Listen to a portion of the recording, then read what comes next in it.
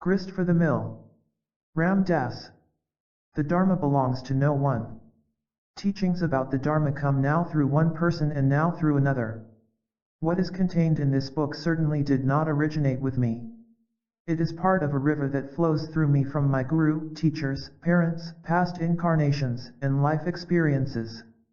As I read this manuscript, I can feel in the turn of a phrase or an image the intimate presence of my guru and one or another of my teachers. Their very real contributions to this book are warmly and gratefully acknowledged.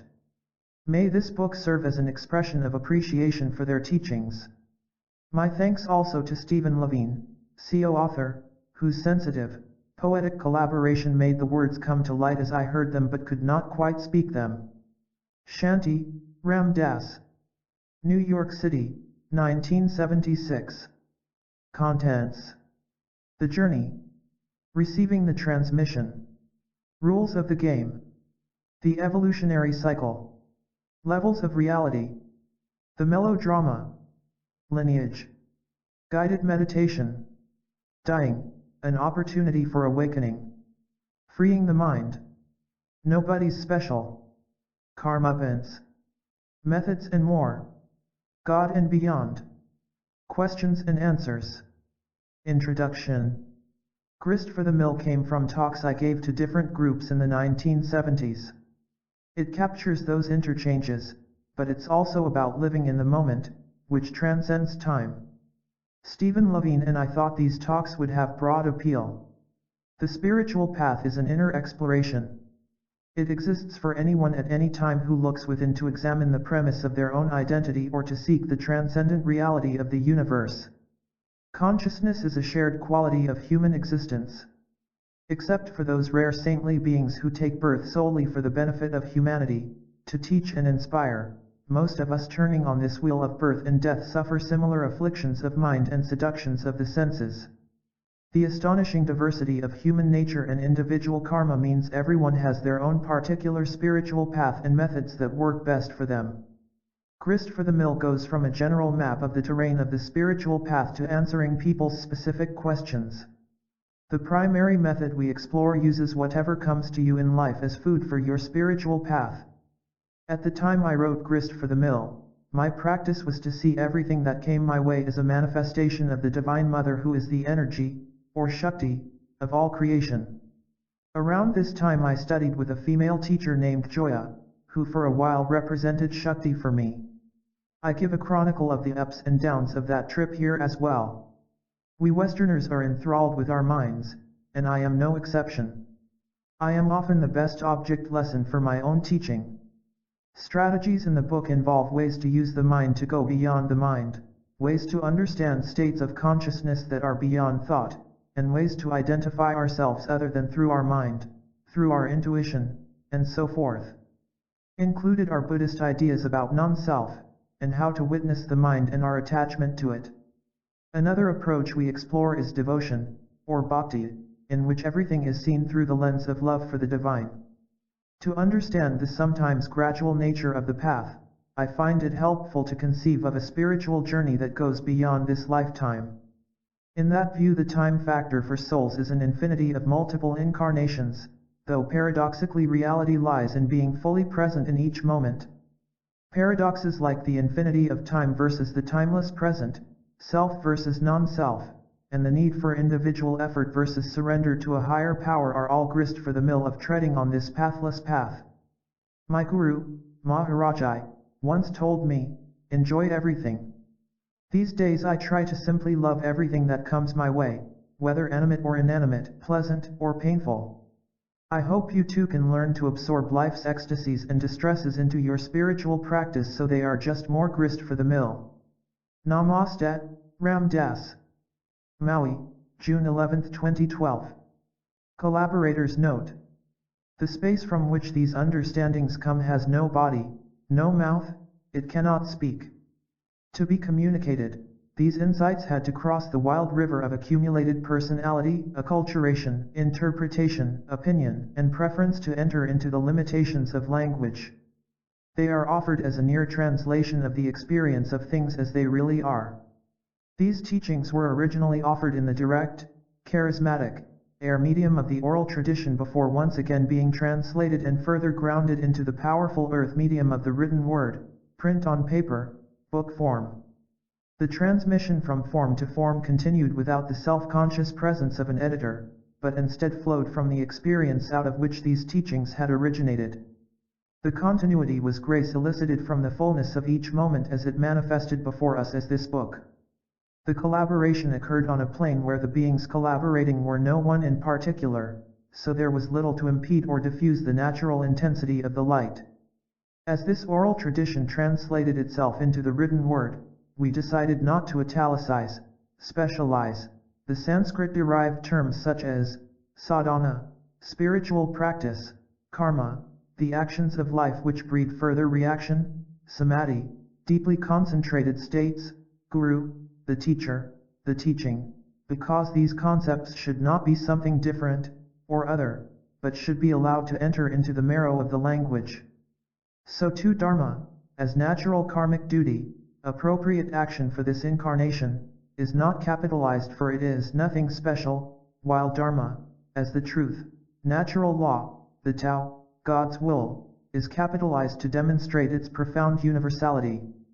Interwoven from lectures, retreats, articles, and interviews given during 1974-1976 in Philadelphia, Washington, Lincoln, Seattle, Los Angeles, Boston, Portland, San Francisco, Santa Cruz, Kansas City, and Aspen, and updated for current readers, these words are offered as the gift of the Dharma, which is ever and always present to each of us, in each of us. Let it shine. Stephen Levine, Santa Cruz, 1976. Preface to the previous edition. In the first half of the 70s, spiritual growth rooted in Eastern mysticism was definitely in. There was a proliferation of spiritual teachers, often self-proclaimed gurus, with sizable followings. This movement coincided with the psychological growth movement, another significant flowering of that period. Cynics among us referred to these turnings inward as a reflection of narcissism and dubbed the participants the me generation. But it was not just narcissism. In part, these movements represented a healthy balancing after the bloodletting polarization in political action that occurred in our society at the time of the Vietnam conflict. Though the spiritual groups were often quite flamboyant and smacked of what Trungpa Rinpoche, a Tibetan Lama, referred to as spiritual materialism, at their root was a genuine yearning to connect with a deeper context from which to lead a life of greater consciousness and equanimity. It was in response to this yearning that this book originally appeared in the mid-70s. For the most part, this book is an edited transcript of words spoken at various gatherings during that period. In lecturing, I do not usually follow formally prepared material. Rather, through meditation I empty my mind before speaking, in order that my words might speak from and to those places in the audience and in myself which require that we say again what must still be heard at that moment on our journey. Now, years later, as I reread this material on the occasion of its republication, I am surprised at how timely the message seems, or perhaps I should say, how outside of time. Perhaps what we need to hear now, just as we needed to hear then, are those eternal verities that Aldous Huxley refers to as the perennial philosophy, the message which, through form after form, comes down relatively unchanged through the ages. In these days of planned obsolescence, when the shelf life of new books is measured in days, I find the unchanging nature of these ideas reassuring. At the same time, I found expressions and metaphors, as well as political or social references, that dated the material. In cases where I felt that the expressions or reference would not be understandable to today's reader, I have changed and updated them. And in the cases where I feel that my attitudes and understanding towards some issues have matured over these years, I have also adapted the material. In the 60s, when we first encountered Eastern ideas of enlightenment, we expected to be personally enlightened in a matter of a year, or a decade at the most. This attitude was slightly tempered in the 70s, but still we expected enlightenment during this lifetime. But now, we have come to appreciate the fine print in the Eastern texts, and that, along with our own experiences, has helped us become free of applying temporal achievement criteria to our spiritual work.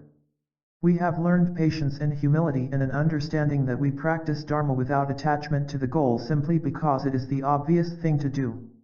So in places where my presentation seemed immaturely and unnecessarily arrogant, I have softened the material. Since this book first appeared, there have been periods when material acquisition and personal pleasure have taken priority over spiritual aspirations. For example, the great interest in Eastern philosophy on college campuses for a time gave way to a marked increase in pragmatic career choices with the promise of high financial reward. Many of the deeper personal and social values reflected in the 60s and the 70s seem to have disappeared into the background. Now, once again, the pendulum swings. In high schools and colleges, there is evidence of a new social concern for the suffering of others, and there is once again an upswing in interest in inner growth. As my friend Wavy Gravy has said, the 80s are the 60s 20 years later. Now with the 60s a half-century in our rear-view mirror, the perennial philosophy is once again coming into flower in our culture. I hope that books such as this one, in its new incarnation, can help to cultivate that process. Ram Dass.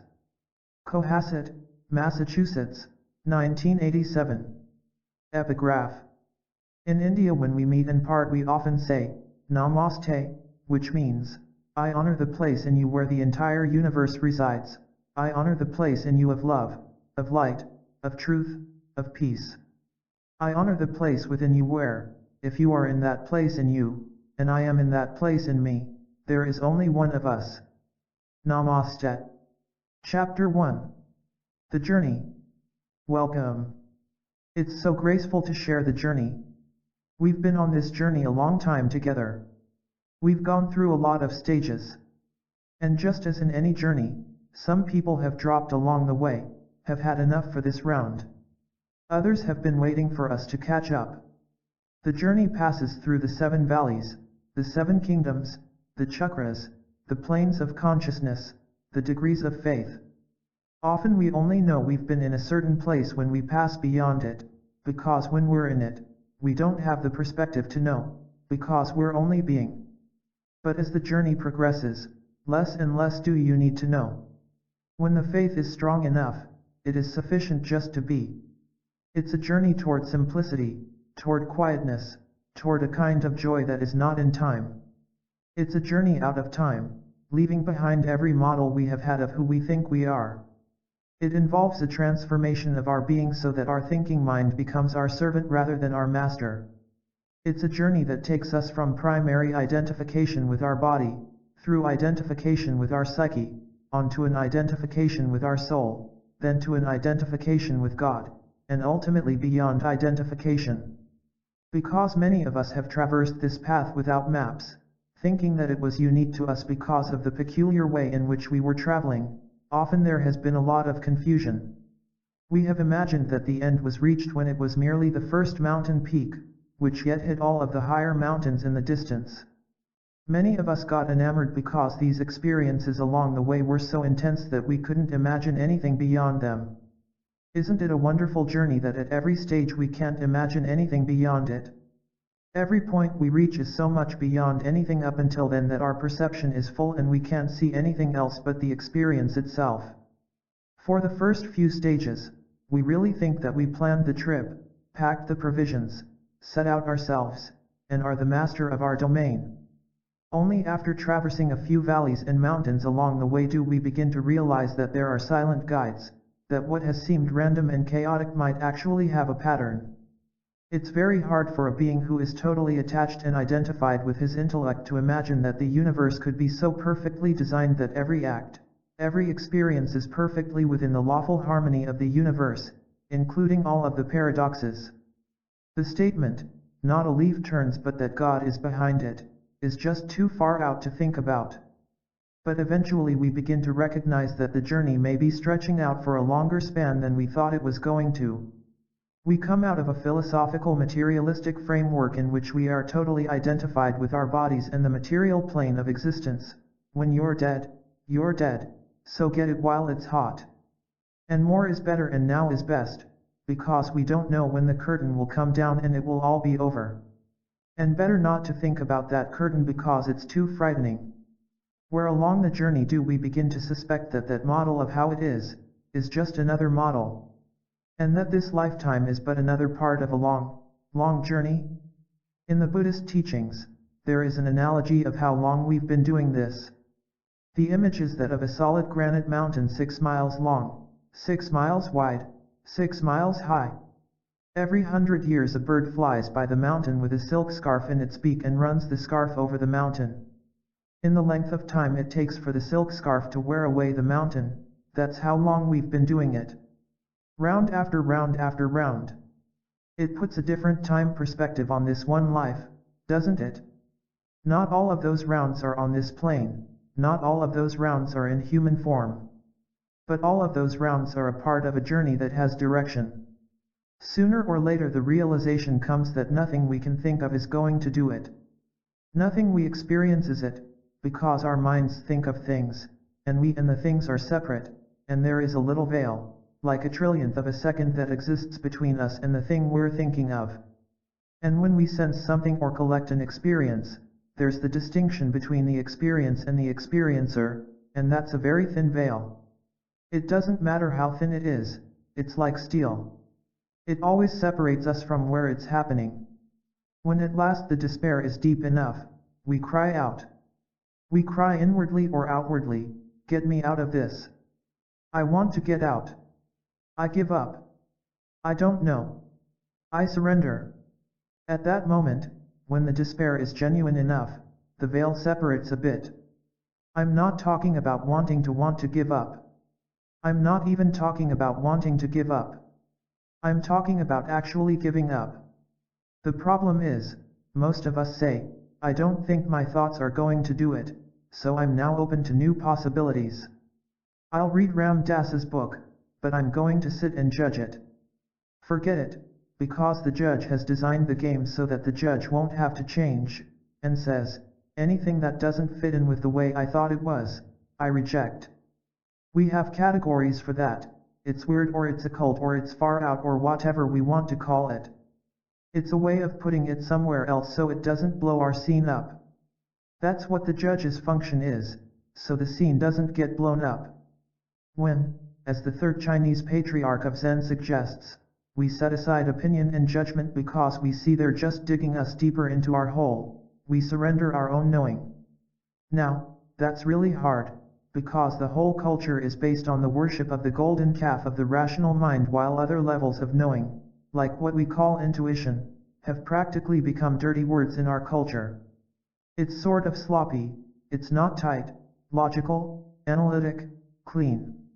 You don't sit in scientific meetings and say, "I intuit that." You say, out of inductive reasoning, "I hypothesize that we will be able to disprove the null hypothesis." That's saying the same thing, but we've made believe that we're doing it analytically and logically. Some of us, I am sure, recognize that game. When Einstein said, "I did not arrive at my understanding of the fundamental laws of the universe through my rational mind," many of his colleagues thought him quite eccentric, because the rational mind has been the high priest of the society. Realize that it's merely a tiny system and that there are metasystems and meta-metasystems, in which only when we transcend our logical analytic mind can we even enter the gate. I remember as a social scientist, I studied what was studiable. What was studiable had nothing to do with what was happening to me, but it was studiable. The analogy is the drunk looking for the watch under the street light. Someone comes to help him look, but there's no watch under the street light, and finally the passerby asks, "Well, exactly where did you lose it?" And the drunk says, "I lost it up in the dark alley, but there is more light out here." It is the light of the analytic mind we were using to try to find what had been lost in the distant alley. Well, a long time ago we were enamored of our prehensile capabilities, the fact that our thumb and index finger could do intricate stuff that no other species could. That was pretty far out, we got a lot of power.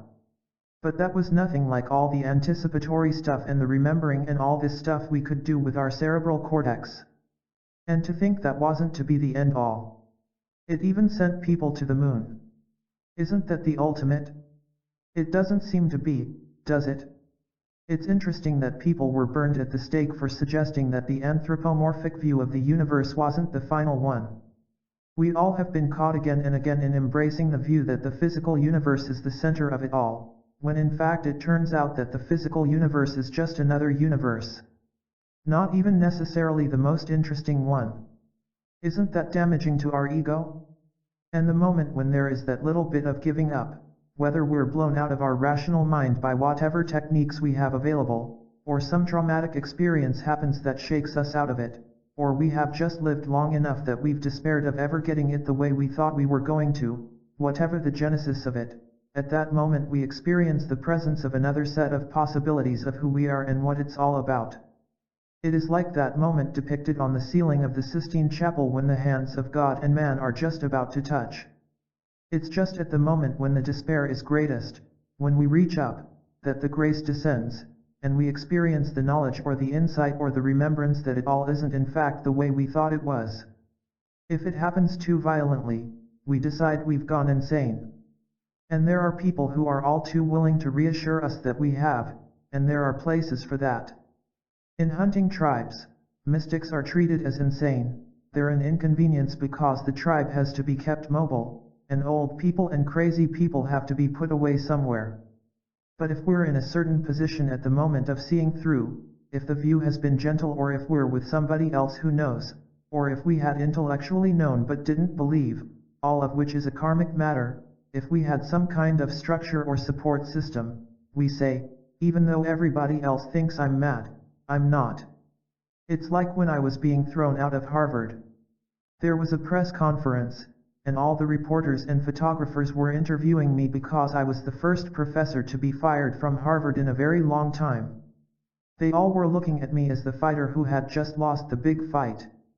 Here I was, a good boy who had built his career and finally reached Harvard and now was obviously going to disappear into ignominy. The major teaching institution had dismissed me in disgrace. They had that look on their faces you have when you're around a loser. And here I was every few days taking acid with my partner, Timothy, and my friends were going into these realms beyond realms beyond realms, and I was looking at the reporters and photographers as those poor fellows. And I looked around and saw that everybody believed in only one reality to this situation except me, and I remembered, since I'm a clinical psychologist, that that was a definition of insanity. One of me was saying, "Boy, are you crazy?"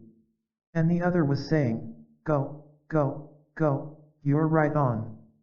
The moment at which we look up, the moment at which we look in, starts the journey back. The journey has gone from the one into the incredible paranoid multiplicity of this high technological materialistic structure. Then, when the despair is great enough, there is the turnaround, and we start to go back to the one.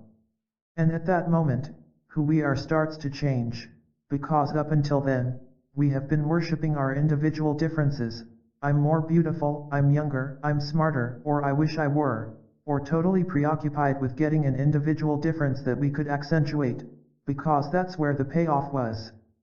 So we dress in silver sequins with golden blobs, and that makes us special, and everybody says, "You're special." But then when we look around, and we get a sense of another reality, an awareness of presence, a place within us starts to draw us as inevitably and irrevocably as a flame draws a moth. For a long time, maybe many, many lifetimes, we'll keep soaring in clothes and getting our wings singed. Now, whether our wings are being singed, whether the fire purifies us or destroys us, depends on who we think we are, because the fire can only burn our stash of clinging. The fire doesn't burn itself. And in truth, we are the fire. Chapter 2. Receiving the transmission. To receive a spiritual transmission, it is not sufficient just to talk about it. Now we have to become it, for the transmission that we come to share is, in truth, not a conceptual one. What I know, I will share with you, but there is more, and for us to receive more than the words, we have to acknowledge who we truly are. Because if we come with the certainty that we already know and that what we have is enough, then though we will hear the words, we will not receive the transmission. If we transported this moment to a cave in the Himalayas that we had all spent months getting to, and we entered the cave after much purification and sat before a teacher, we would be ready to receive the transmission. Now it is a question of whether in this form, in the place we are right now, with such easy access to these words, whether the same space can be created, for by the time we got to the Himalayan cave, we would recognize that what we're seeking in the transmission has very little to do with time and space. It has very little to do with our body, with our personality. It was only when Don Juan had destroyed Castaneda's personal history that the transmission could occur. When you sit in an auditorium and there is a speaker, or you read a book, you tune in a set of receiving devices, your ears, your eyes, and your conceptual analytic mind.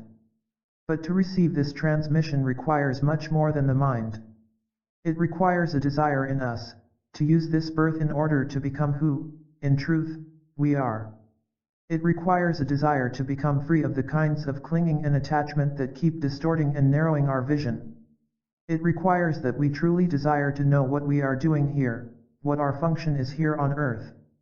To say, I want more than the reality of my senses and my thinking mind, requires that we take those moments every one of us has had in our life when we have been in tune with the Tao, with the harmony of the universe, with the flow, when for a moment we set aside our separateness, our self-consciousness, and became part of the process, in the same way as a tree or a brook or wheat is part of the process, and bring them into the foreground at this moment and make them figures so that they stand out and put the rest of the forms of our life into the background. We had in those few moments the answer to every question our minds could create and all the food our souls needed. It's only that we didn't know it. So we gather to remind one another who we are. What we're looking for is who is looking, it's happening all around us, and we are what's happening. So that next time we sit waiting for something to begin, we realize that there is nothing that needs to begin, for the beginning, the middle, and the end are already who we are. Actually, what it is that I can share with you has no time and no space. It is not really east as opposed to west, it is not now as opposed to then. It isn't the sole domain of any organized religion. It is that which is universal to all that lives in the true spirit. Each time I go out on a speaking tour, there are a number of us for whom the introductory lecture is appropriate. Others of us here are ready for the intermediate course, the 101 series. Perhaps a few of us would like the advanced graduate seminar because we are ready to specialize, we're prepared to make a commitment in our life. For those of us who want the advanced course, if while we are together we cultivate the quietness in ourselves, we may receive the transmission we seek. If we don't get lost in the words, for the words are like birds, they fly in from one horizon and fly out toward the other. For those of us with very active minds who'd like to know what's happening, I will provide words. And the active minds can chew on them, collect them, write them down, and save them until they turn yellow, until there is a readiness to sit quietly and open our hearts and quiet our minds. Because the predicament is that the transmission that we in truth yearn to receive is not one that the rational mind can fully grok, can fully grasp, can fully appreciate. All the rational mind can do is get to the point where it is pointing and it says, it went that away. But to have what we seek, we have to go beyond knowing and become it. It is a peculiar predicament, that this knowledge can only be known by transforming ourselves into the knowledge itself. Chapter 3. Rules of the Game. The simple rules of this game are being honest with ourselves about where we're at, and learning to listen, to be able to hear how it all is. Meditation is a way of listening more and more deeply, so we hear from a more profound space, exactly how it is. To hear how it is, we must be open to it, thus the open heart. We can take our lives exactly as they are in this moment. It is a fallacy to think that we're necessarily going to get closer to God by changing the form of our lives, by leaving so and so, or changing our jobs, or moving, or whatever, by giving up our stereos, or cutting off our hair, or growing our hair, or shaving our beards, or it isn't the form of the game, it's the nature of the being that fulfills the form. If I'm a lawyer, I can continue being a lawyer. I merely use being a lawyer as a way of coming to God. It is a fallacy to think that any form of life is necessarily more spiritual than any other. Ashrams are often the heaviest, most neurotic, political settings I've ever been in. They can also be very beautiful spiritual spaces, but by definition, just because we're living in some place called an ashram or a monastery, doesn't mean we're getting closer to God.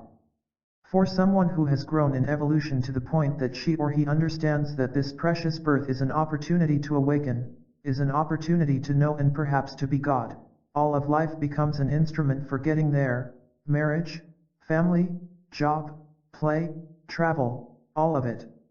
We spiritualize our lives. When Krishna says in the Bhagavad Gita that you should do what you do, but offer the fruits of your actions to me, he means that we should do it all in relationship to becoming enlightened. So when someone says to us, "Who are you?" the answer is not "I am a lawyer" or "I am a housewife." It's "I am a being going to God. I do law in order to provide right livelihood, to protect this temple and fulfill my responsibilities, in order to go to God. I am living with so and so, in such and such a situation, because that situation is the optimum for me to fulfill my karma and allow me to go to God." It's as simple as that.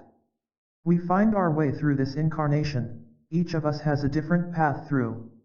No path is any better than any other path, they are just different. We must honor our own path. For some of us, we will feel like half a being until we form a connection with another half, and then we will be able to go to God. Others of us will go alone on our journey to God. It's not better or worse, it's just different. If we can get over the value judgments, we can listen to what it is we need to do without getting caught in all of the social pressures about marriage or non-marriage.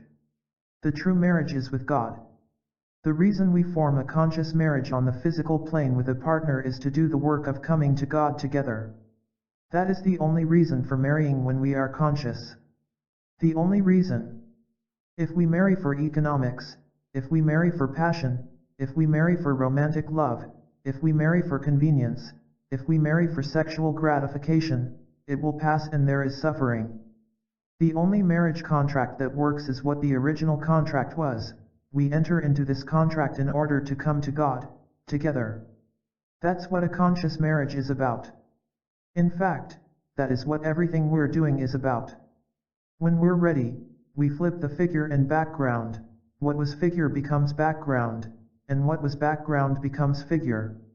Our personal story becomes a spiritual journey, our egocentric universe becomes a particle in an infinite field of light. We look around, and we find we have a whole set of existing relationships.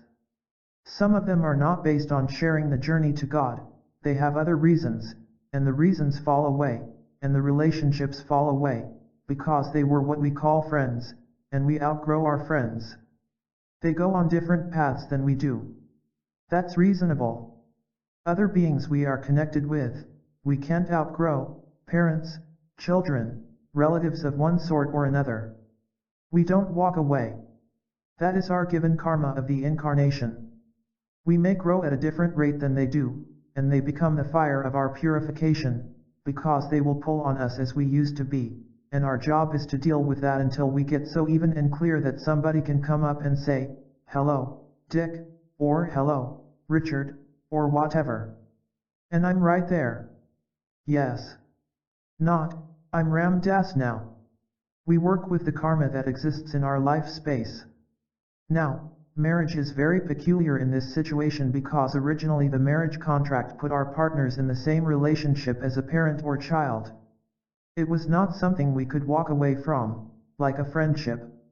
It was until death do us part, and it became that kind of karma that we worked on. And even if our husband or our wife turned out to be the worst bastard or bitch in the world, that was our work. And if we really wanted to be with God, it didn't really matter. On the other hand, some of us may have gotten into the present cultural position of seeing marriages as special friendships, or even not so special anymore. People move in and out of them the same way they have friends, outgrow them and drop them. Now, in terms of the karmic situation, if we have married unconsciously, we are faced with an unconscious predicament, and whether we stay with our partner or not is not as gross a karmic matter, as if we had entered into the relationship consciously and then broken it off. That's a different matter. It would be the same thing with abortion. Unconscious people who don't understand get abortions. And the karma is reasonably light because it comes out of the mechanicalness of mind in them. They're not aware of what they're doing. They're functioning totally in terms of lust and greed and fear and personal agendas of the mind and so on. They're just lost. But once a being has awakened and is aware of his or her predicament, then one style of life isn't that different from another. It's all grist for the mill. They don't sit around killing this and keeping that alive in order to make their lives nice. They take it as it comes down the pike and work with it. There is no form that in and of itself is closer to God. All forms are just forms, not better to stay single than to marry, not better to marry than stay single. Each individual has his or her unique karmic predicament. Each individual must therefore listen very carefully to hear her or his dharma or way or path. For one person it will be as a mother, or for another it will be to be brahmacharya, or celibate. For one it will be to be a householder, for another to be a sadhu, a wandering monk. Not better or worse. To live another's dharma, to try to be Buddha or to be Christ because Christ did it, doesn't get us there, it just makes us mimics. This game is much more subtle. We have to listen to hear what our trip through is, moment by moment, choice by choice. Is this one getting me closer or isn't it? And then we'll learn how truth gets us closer, how straightness gets us closer. We'll learn how simplicity of mind gets us closer. We'll learn how an open heart gets us closer. Certain acts, for example, like smoking pot, may show us the place, but over time they don't necessarily keep getting us closer. When we're finally really honest with ourselves about it, we recognize that it showed us a possibility, but it doesn't allow us to become the possibility. In fact, we get to recognize that happiness doesn't necessarily awaken us faster than sadness or unhappiness or pain or suffering, quite the reverse, it turns out. Pain and suffering awaken us more, because the only reason we experience pain or suffering is because we are clinging to something or other. When we have the compassion that comes from understanding how it is, we don't lay a trip on anybody else as to how they ought to be. We don't say to our parents, "Why don't you understand about the spirit and why I'm a vegetarian?" We don't say to our husband or wife, "Why do you still want sex when all I want to do is read the Gospel of Ramakrishna?" A conscious being does all that he or she can to create a space for being with God, but does no violence to the existing karma to do it. So we work with our fire, but not patronizingly, because we're not superior, we're just different. We understand about incarnation and that surrounding us are beings at every level of incarnation, some of them very new beings who just started to take human forms and are very busy materially getting it together, and other beings who are very old, who have been born again and again and again, and they've worked out an incredible amount of karma and are all ready to float into the Akasha, to float back into God. Some of the beings around us every day are very ancient beings, and some are very new. But is it better or worse? It's just different. Is it better to be 20 years old than 50? It's just different. Do we judge someone because he or she's not as conscious as we are? Do we judge a prepubescent because they're not sexually aware? We understand. We have compassion. Compassion, sometimes, is simply leaving other people alone. We don't lay trips. We exist as a statement of our own level of evolution. We are available to any human being, to provide what they need, to the extent that they ask. But we see that it is a fallacy to think that we can impose a trip on another person. I used to meet people, and I'd visualize how they could be, and my desire to have them change made me look into their eyes and touch them in a certain way, and they'd start to be who I wanted them to be. Then I'd say, "Look at that," and they'd say, "Oh, thank you, thank you." And they'd love me and want to follow me around. But the next day or week or month, they'd come down because they were living out my desire, not theirs. They were living out my concept of how they ought to be, not being how, in fact, they needed to be in their own journey of evolution. The best we can do is become an environment that allows every person we meet to open in the optimum way they can open.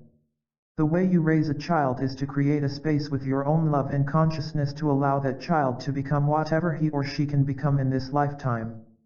It's the same if we're therapists or marriage partners or spiritual teachers, whatever our roles in human relationships, the game is always the same. If you're a police officer on traffic duty, your job may be to give people traffic tickets. How you give those traffic tickets is a function of your evolution. You can give people traffic tickets in such a way that they'd end up enlightened, because there is no form to this game at all. It's who's in the form that counts. It isn't how holy we look, it's how much we are the spirit of the living Christ, the compassion of the Buddha, the love of Krishna, the fierce discriminating wisdom of Tara or Kali. There's no one action or emotion that's holier than any other. People get into thinking one form of emotional action is more holy. For example, Maharaj-ji said to me, Ram Das, give up anger. And I said, well, Maharaj-ji, can't I even use anger as a teaching device? And he said angrily, no. There are many levels to this game, they sneak up on us. Of course there are certain acts that conscious beings do not perform, not that they couldn't be performed consciously, but that it doesn't come into the flow. We are not able to hide behind form for long. Many people say to me, should I be a vegetarian or shouldn't I? Should I have sex or shouldn't I? Should I meditate 40 minutes or shouldn't I? People who meditate exactly the right number of minutes, eat exactly the right food, do all the things perfectly, can also be caught in the chain of gold, in the chain of righteousness and ritual. That is not liberation. But eventually one does perform the spiritual practices, not out of obligation, not out of guilt, but because we've got to do it. We demand it of ourselves. We end up going through hell in meditation to quiet our mind, not because somebody says, you ought to quiet your mind, but because our agitated mind is driving us up the wall, and it's keeping us from getting on with it. We'll learn how to pray, and read holy books, and practice devotional acts and chants, opening our hearts and asking Christ to fill us with love, not because we're good, but because with a closed heart we know we cannot come into the flow of the universe. Now, there are very delicate issues about passivity and activity and will and choice and so on. And we must listen very deeply within ourselves, for we are continually making choices, and the choices boil down to going either in the direction of the harmony and the flow and the will of God, the flow of the universe, or going against it. And we listen and feel that, with the deepest kind of honesty we've got. This journey is based on just two very simple concepts. Total honesty with ourselves, total honesty. If we make a mistake, admit it and get on with it. Don't cover errors. The whole spiritual journey is a continuous act of falling on our faces. And we get up and brush ourselves off and get on with it. If we were perfect, we wouldn't even go on a journey. We can't be afraid of making errors. We may choose the wrong teacher, we may get into a method that's no good. Many things can happen. We make errors, we correct them if we can, without hurting another being's spiritual opportunities. There is another rule for this game, we may never use one soul for another. If our journey to God is keeping another being from going to God, forget it. We're never going to get there. It's as simple as that. We have to listen to ourselves and be honest with ourselves. Those are the rules of the game. Listen inward and be honest. Now, when we listen inward, we may not even know what to listen to. There are dozens of voices saying, listen to me. I'm the one. I'm the one, get all you can. See. I'm the one. Give it all up. See. It's the superego and the ID, and all these voices are vying to be center stage. And we keep listening for what the Quakers call the still, small voice within. We listen deeper and quieter, the more we enter a meditative space, the clearer we hear our Dharma, our flow, our way home, our route back to the source. Chapter 4. The Evolutionary Cycle. Back in the 60s when we gathered, we were confused as to whether we were psychotic or spiritual. We needed to gather in order to reassure ourselves that if we were psychotic, at least there were a lot of us. We were freeing ourselves from a cultural model of a reality that had been considered absolute. And as we started to break free, there was much melodrama, violence, anger, confusion, as well as bliss and delight. Some of the confusion came because we kept trying to make the outside different as a reflection of the fact that the inside was changing. Part of that was pure in the sense that the new inner being was manifesting a new outer being, and part of it was impure because our faith was still flickering and we needed new symbols in order to reassure ourselves that we were in fact different. Some may recall the period when men started to grow their hair long and the power of that symbol, along with communal statements and alternative economics. During the 60s we were confused between internal freedom and external freedom, between revolution and evolution, because we didn't have models in our heads that would allow us to appreciate the grandeur of the change that we were undergoing. So we kept reducing its implications and seeing it as a social, psychological, or political change. During the late 60s and early 70s, there was a period of fanaticism in our spiritual involvement. We were importing models from the East at a great rate and trying very hard to convert ourselves, but, consistent with our tradition of doing things from the outside in, although we were taking on a lot of the symbols and accoutrements and might have looked like Buddha from outside, on the inside we were just people who were trying to look like Buddha. We were very confused about vows and commitments, the relationship to teachers, the whole concept of guru, and what the journey was about. In the 60s the word God was still taboo, so we talked about altered states of consciousness. Implicit in all that we were doing was still an attachment to the fact that we could do it, that who we were or who we thought we were could change ourselves and become whatever it was that Buddha was or Christ was. That is, we were living in a culture in which humans ruled nature, within obvious boundaries, and we were so addicted to the rational mind and its power that we assumed we could think our way out of any predicament, we could figure out a new way to be through our thoughts and through our doing. But the predicament is that enlightenment is not an achievement, enlightenment is a transformation of being. And the achiever goes as well as the achievement. Most of us didn't bargain for the implications of the journey we found ourselves on. We started to understand that it might have something to do with what had been talked about as God or a coming to God or, if you would rather deal with the unmanifest, the state of nirvana. And we didn't really want them, we wanted to want them. That's a different level of the game. For most of us, it has been quite enough to want God or to want enlightenment.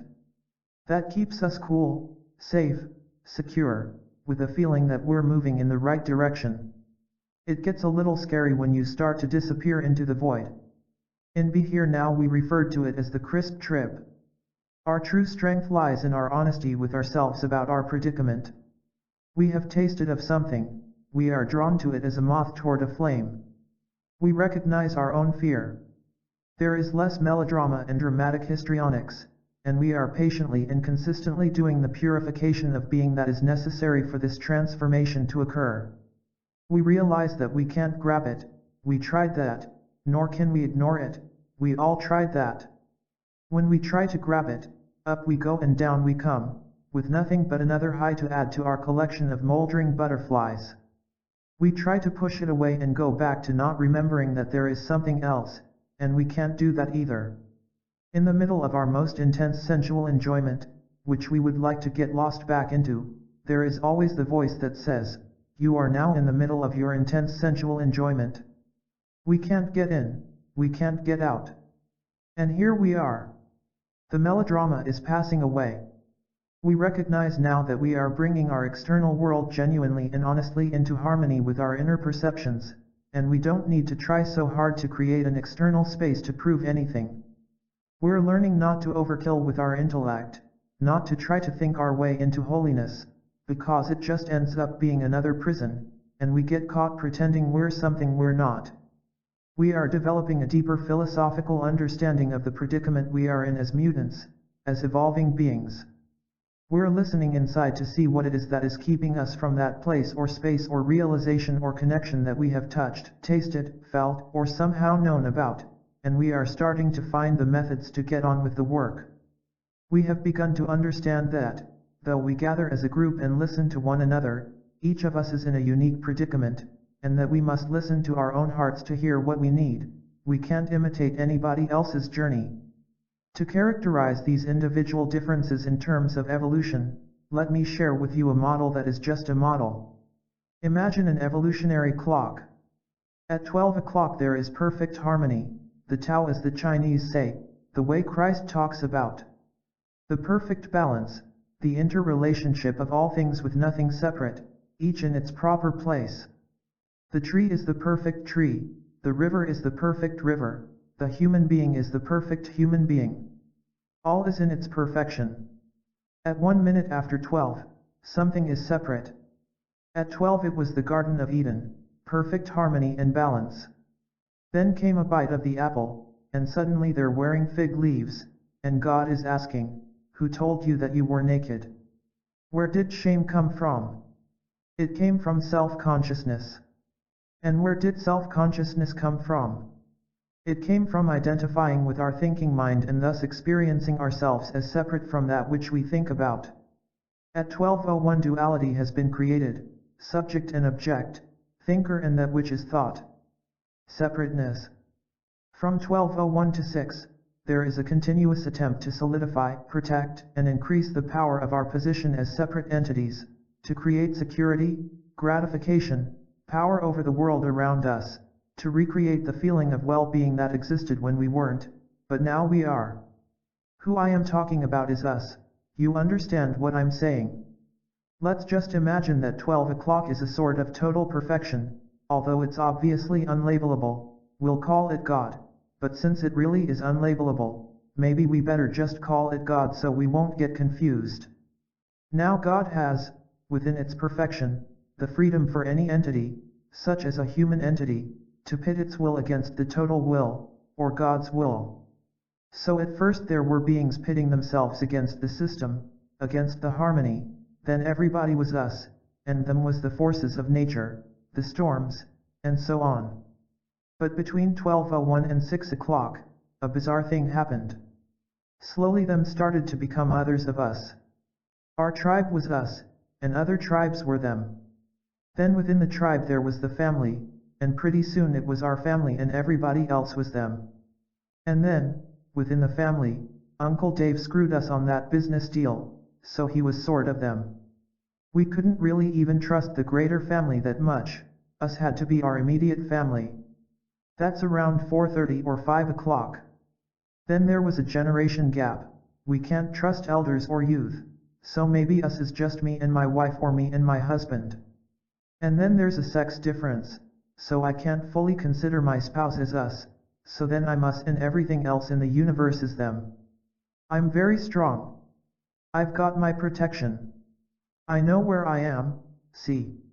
You think it would end there? But that's about 5:45. In the final 15 minutes is what now is called the total alienation of an individual. From whom? From himself. So finally we're looking at ourselves from outside and we don't even trust ourselves, so we're them too. And what was the greatest power we had to work with in this journey from 12 to 6? What was the greatest siddhi, or power, that was available to us as long as we were attached to our senses and our thinking mind? It was our intellect. Look at what our intellect has done. Look at this illusion. Look at the awesome impact of technology. They are all extensions of the human mind. Suppose I'm living in Manhattan, where, except for Central Park, there isn't anything you see that hasn't been run through a human mind. It's living inside human intellect actually. And the power of the human intellect is based on discrimination, individual differences. If we can tell the difference between this and that, and we can do it better than anybody else, we get paid more. And this intellect, which now decided that it could do anything, started to create models of what it had to do in order to get into that space it remembered somewhere inside of itself as that perfect feeling of at-homeness, of perfect well-being. The intellect developed a number of strategies. The most obvious one in our culture is more is better. Most of us have been on that journey, haven't we? On the supersensual astral planes. Have you heard that new record by the Blops? Yeah, but have you heard it when you're in the bathtub, with somebody else? Have you heard it when you're in the bathtub with somebody else by candlelight? On a good stereo set? There's an incredible wine, put it at the side of the tub, musk oil in the bath, the incense, the candle light, the wine, the other being, and the bath water is just right and on the stereo. Oh. Oh. More is better. The obvious predicament that the intellect has a difficult time with is the sneaking realization that more is never enough. Or, more is maybe enough for a moment, but it doesn't last. If we watch the patterns of our desire system in mind, the end of our day goes something like, I think I'll take a nap. Gee, I'd like a cup of tea. How about a cigarette with that? I'm gonna listen to that music. What are we gonna have for dinner? What do you want for dessert? Ice cream. I'm gonna have some coffee. What's on television? No, let's go bowling. Bicycle? Great. Ice cream soda? Let's go home. Okay. Want to go to bed? Okay. Ah, that's great. Got a cigarette. On, and in the middle of the main course, we're already thinking about what we'll have for dessert. The way we deal with this game is by constantly keeping the things going by fast, like a sleight of hand trick. Knowing that none of them will last, we figure that enough of them with small enough spaces in between will keep the rush going. Rush after rush after rush. But it's like building a house on sand, and we can't stop, because it gets a little frightening if we stop.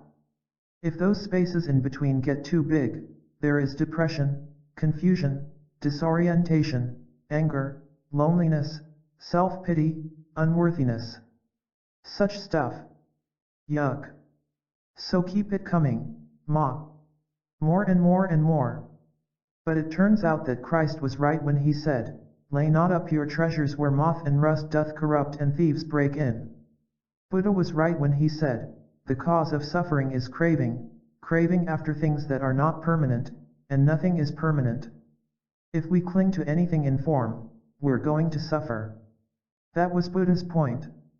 What blue chip can we invest in, that we can stop feeling frightened about? Our bodies? Our bodies are decaying this very minute. Even the youngest person here is decaying. 50 or 60 years from now, you know where your body will be, what it will look like. And your intellect? All the knowledge you've collected. Did you ever see a skull and consider what's been eaten away and who ate it? And do you know what that emptiness is? That's everything you think you know. No wonder we're frightened. If we're thinking that we're our thinking mind, or that we're our body, it's panic. From 12 to 6 is the increasing hope that we can get it all together, get it to feel just right. But there's a scariness, because we're trying to do it in a dimension that exists in time, where everything changes, where we're going to lose everything. At the very least, we're going to die. As philosophical materialists, not materialists in gold Cadillacs but those who are attached to the senses and intellect, and what we can think about, we are afraid because when we're dead, we're dead. As we get close to dying, we start to get very frightened, and we start to push pretty hard. We say, Doctor, you've got new pills, use them. Do anything. Save me. Freeze dry me. Do anything. I don't want to die, and grab and hold the bed sheets and pay more and get more and more hysterical and get into intensive care units and keep alive even if they have to transplant everything. But no matter how hard we try, suddenly we're dead. And then a voice says to us, hello. If we're philosophical materialists, this leads us to say, I guess I didn't die. To which the voice replies, oh yes, you did. Just as an example, at one point Buddha with his clear vision looked back and saw his last 99,000 incarnations. And that was only some of them. Birth, death, rebirth, rebirth, on and on. It's called the wheel of life, and death. Now, in the early period, say between 12 and 3, every time we die, we're so caught in our own attachments to our senses and our mind, we're so deep in the illusion, that when somebody says we're dead, we deny it and stay in total confusion until we get sent into the next round. Which is all, as we will see, perfectly designed. Later, as we get on with this round of births and deaths, we realize our predicament. We are under the veil of illusion of the birth, we don't want to die, then we're dead, and we say, far out, there goes another one. At this point we look around, and we see all our old mothers and fathers and friends. Oh, my, you were my wife this time. Last time you were my brother. When we're more conscious, we share in the understanding of where we are situated on the clock, in the round of births and deaths. We begin to see exactly what the next birth has to do from a karmic point of view, what it has to work out. And when we design the next birth, we say, well, I think I should be born into the lower middle class in New York City, and then around 10, I think I should get raped. That would be useful for that particular samskara, that deeply embedded mental impression, that I've been working out from 4,000 births back. Let's see. I'll have my first child when I'm 18, and on and on. We design it all the way through, up until how we'll die. When we've run it all through the computer, the right parents come together, the right combinations come up, and then comes the moment of birth. And there we go. We dive back down in. Some beings enter into this trip at the moment of conception, others at the moment of birth.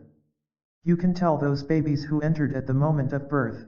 The baby comes into the world and has that kind of stoned out look, like what the hell am I doing here? Like an old llama who has been born, say, in the Bronx, and he would like to bless everybody, but he can't get it to work. The ones who entered in at the moment of conception are busy being babies already. Give me. Those who come in bliss, because the veil hasn't shut down yet, are most of the time around parents who are busy inside the veil saying, you're a baby, you're a baby. Cuckoo, look at the little baby. Pretty soon you buy it, and there you are again. On and on and on and on. Until something interesting happens at 6 o'clock, or 1 minute past 6. Up until then, in every birth we've gone back into the illusion that we are this body, we are this thinking mind, and we are these senses. Everything we think we could get is what we can sense and think about. We're grabbing, looking out and down, grabbing and grabbing and grabbing. And then suddenly at one birth there is a moment when the veil parts, albeit for just a second, and we stick our noses through, and we say, wow, it isn't how I thought it was at all. Maybe the veil parted for a millisecond, but that was all it took if we were ready.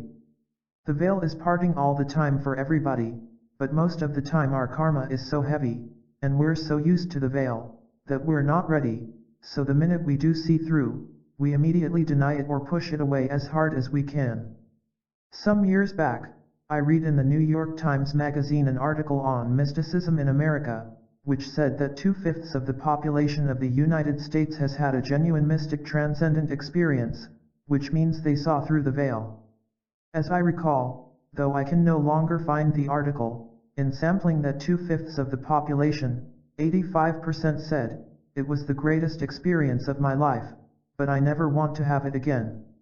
Of course not, because look at how it upsets the apple cart. If we've built a whole universe around being somebody, and suddenly we see that that isn't who we are at all, what then? But what is the condition necessary so that the moment comes when we see through the veil in a way that changes everything from then on, so that from a minute past 6 to 12 o'clock our whole journey changes its meaning? What's necessary for that to happen is despair. We realize that everything we think we can do to create perfection isn't going to be enough, that who we are and who we think we are is where the problem lies.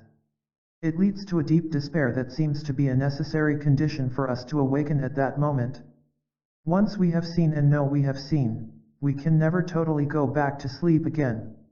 Even though we may forget for moments, and we will go through many, many more births between 6 and 12 o'clock, we can never fully forget. We are starting to be drawn back to 12 o'clock. I'm talking about a clock of births and deaths that is all in time, which is all an illusion or relatively real, but we're just working with this metaphor for a moment. The beings in tune with these words, by nature, are by definition after 6 o'clock. Otherwise there'd be no reason for you to have read this far. Maybe you're at 4:13, but why would you put up with this long rap when you could be out getting more, which is better? But you know something? You're trapped in what you know, and look at what it's led you to. And it gets worse. That's what's so extraordinary about it. Once we start at 1 minute past 6, the return journey to 12, we're trying to grab at experiences that are going to get us back. We're going to collect new experiences that are called getting high. We come down from something, and we treat that down as the time between the last time we got high and the next time when once again we'll get on with our journey to God or back to 12 or whatever we want to call it.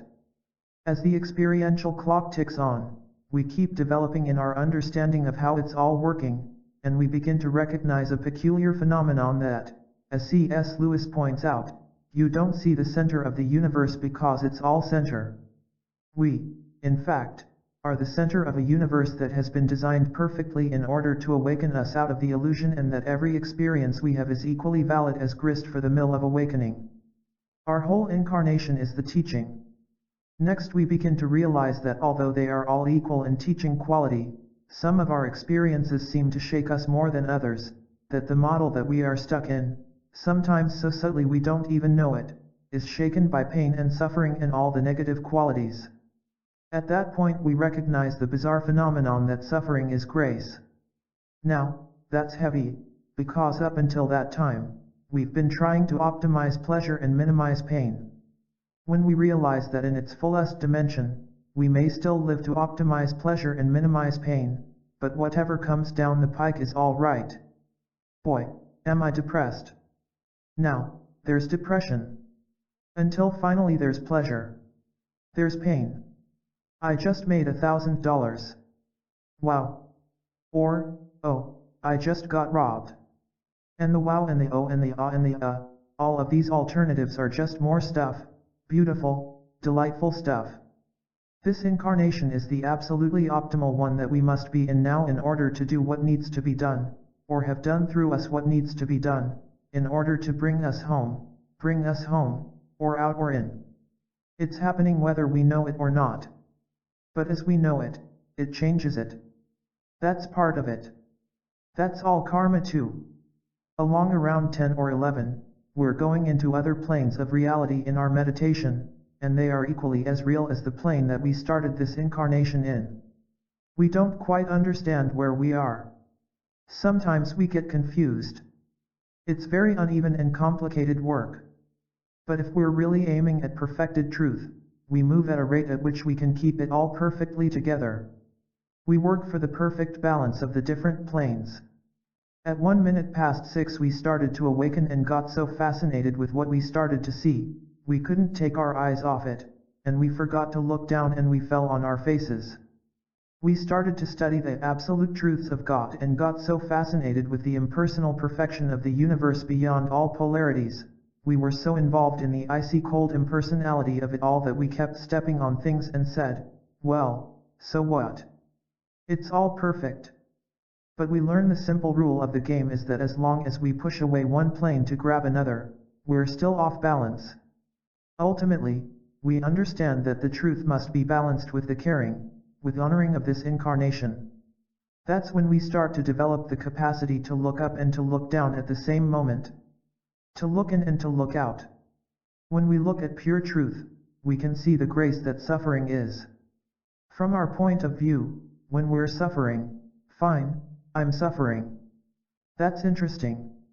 At the same moment, if we are looking down and honoring our incarnation, we're working to alleviate suffering. Let me give you an example. Somebody says, I want to study yoga with you. I want to fast. And you say, all right, fast for 9 days. At the end of the 7th day, she says, I've fasted for 7 days. And you say, wonderful, wonderful. You've got 2 more days to go.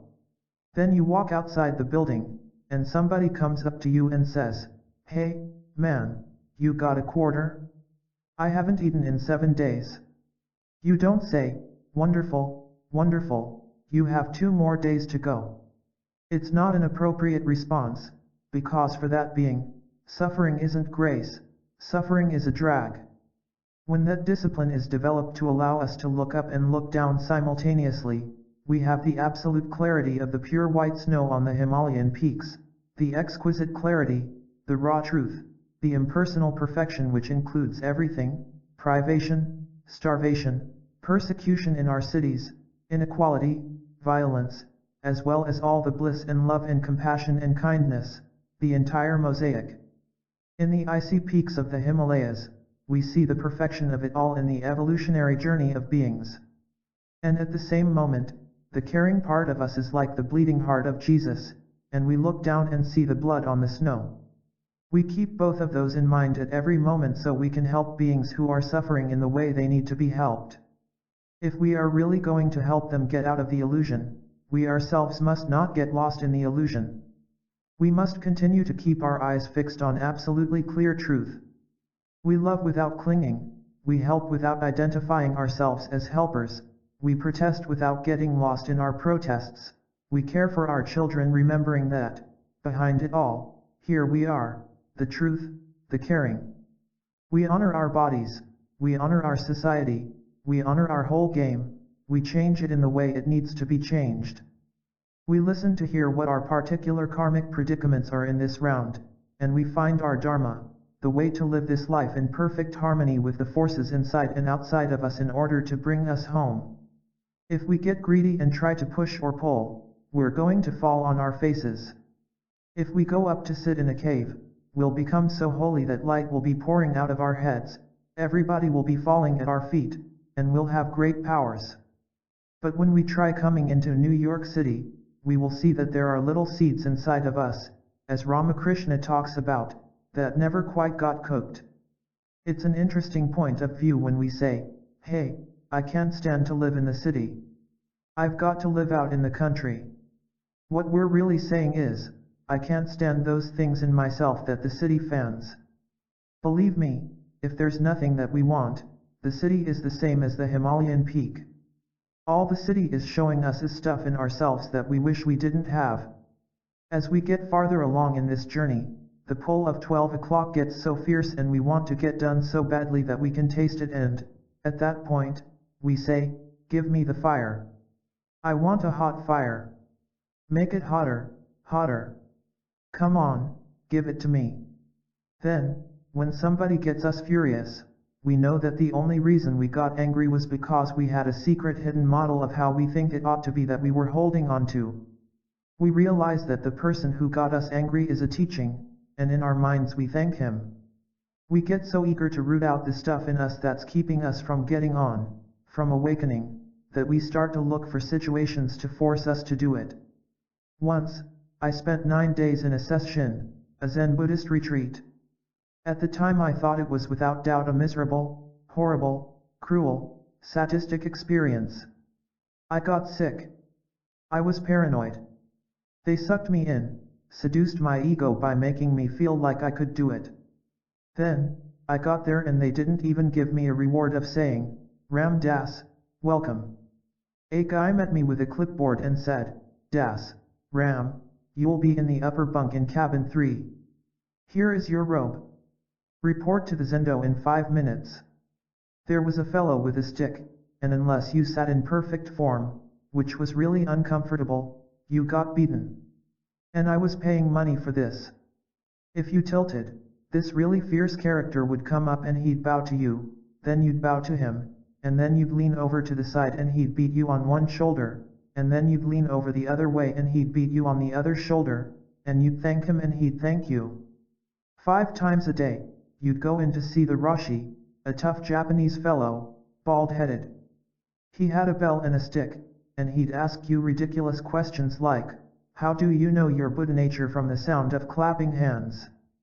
And you'd answer something or other that you'd been thinking about the whole time you were sitting there, knowing you had 4 more times to go yet today. And he'd say, oh, doctor, you're not doing it right at all. Maybe we should give you your money back, you leave. I had great hopes for you.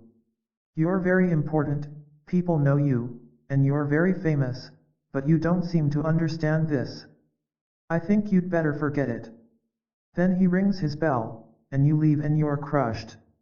Not only are you crushed, but you also have to run back to the place and sit up straight so as not to get beaten. This goes on from 2 in the morning until 10 at night. There's no edge. I spent 4 days plotting how to be called away on an emergency, some face-saving device. I even tried to hide in the bathroom, but they checked the bathroom. There was simply no place to hide. Finally, by the 5th day, I didn't give a damn about the Rashi or the whole scene. I went in kind of slouching, thinking, the hell with it.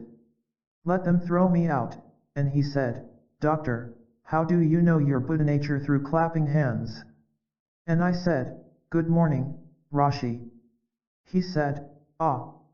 He was delighted and smiled, and then, lest it go to my head, he said, "Now you are becoming a beginning student of Zen." Well, it was interesting because just before that, just as I was walking up the path and saying, "Screw it," fire started to pour out of all the bushes and the whole sky became radiant, and I went into this other state. It was like I had been released from this incredible sickness and tension, and I went in and I was having a satori experience. And he kept asking me koan after koan, and the answers kept coming right out. I was right in the moment, and there were no models in my mind. And we just went higher and higher together, and we were both just spinning out. From then on, the rest of the 9 days was ecstasy. The sittings were beautiful, and I was just floating. Suddenly, the perfection of the emptiness of the forms and the impersonality became my freedom. If I had come to the session and they had said, "Oh, Ram Das, we're so happy to see you," and I had known who everybody was, it would have occupied my mind in a whole other way. I was freed by the total impersonality of the whole scene. It's just like any meditation when it's not all bliss and light and we're uncomfortable and it's hot and we're bored and our butts hurt and all that. It's all the same as that session. But we do it because there's something we want bad enough to go through it, to struggle against the forces in us that just want more. That's what the Bhagavad Gita is about, the battle inside between those two forces. Right until the very end, it's hell. It doesn't get any better, it gets worse because the fire gets hotter and hotter. You see, once we decide that we really want to go for broke, for perfected truth, once we're being pulled that way in our gut and we finally say, "I don't want anything else. I just want to go," which is usually a lie, but we're still saying it, that pull, that reaching, draws down upon us all kinds of forces that help that thing happen. That's called grace. There are many beings, both on this plane and on other planes, that are available to guide us and help us, but they don't come unless we want them. Our reaching elicits their help. The teaching gets fiercer, the fire gets hotter, we start to do it to ourselves because the pull of God is deeper and deeper.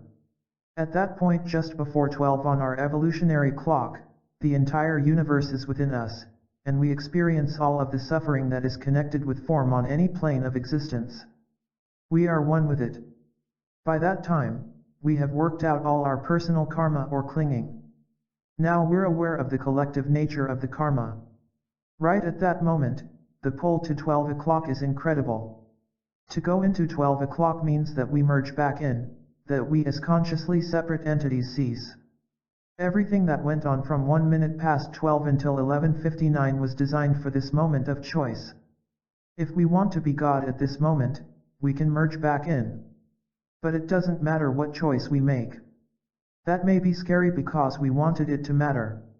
Most of us are so caught in righteousness, we're afraid of truth. Righteousness would say it matters at 11:59, but truth says it doesn't matter.